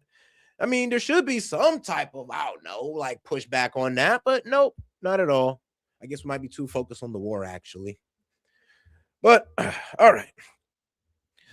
I'm going to go. He's like, why wouldn't Rubio be? Bro, because Rubio's a war hawk. Rubio's a war hawk. Go. That's the sad reality. I mean, the problem is with Rubio, he is a war hawk. We all know him to be a war hawk. We was hoping that, Donald Trump was going to keep him on a little bit of a leash up on that and not get into war in the Middle East and let him just run amok throughout the Caribbean, which, hey, it's in our territory. They're easy targets. Excuse my imperialist nature at this point, but I mean, come on. It'd been a whole lot easier taking control of Mexico and pushing out the cartel. We'd have gotten way more out of that than what we're doing over there in the Middle East. Be real with you guys. Like, come on now. Like, what we did with Venezuela, there was benefits with that. What we're doing in Iran, no benefits. At least not up front. I mean, Venezuela, there was upfront benefits. We looked good. It looked sexy. And we got to go home beating our chest. With Iran, I mean, bro, we're conceding on the Strait of Hormuz. We I'm okay. I'll be real with you. I'm okay with a ceasefire in Lebanon. Trust me. I don't want any more Lebanese people getting bombed recklessly. Hezbollah, whatever. But the Lebanese people are the one who's really getting hit out here. So I'm okay with the ceasefire. But you got to understand, we did concede to one of their demands. And that should tell you something about what's going on the battlefield. Well, I hope it does. It should. But okay. All right, guys, I'm gonna go ahead and close out on this one, man. I appreciate you guys for tuning in. I'll go ahead and post more. I'll post clips of this stream later on throughout the day, but make sure you guys double tap that screen, like the video, and subscribe to the channel to catch it, guys. All right, appreciate the support. Shout out to our guys at Kalshi. I'm gonna go ahead and leave you with a word from them. Peace.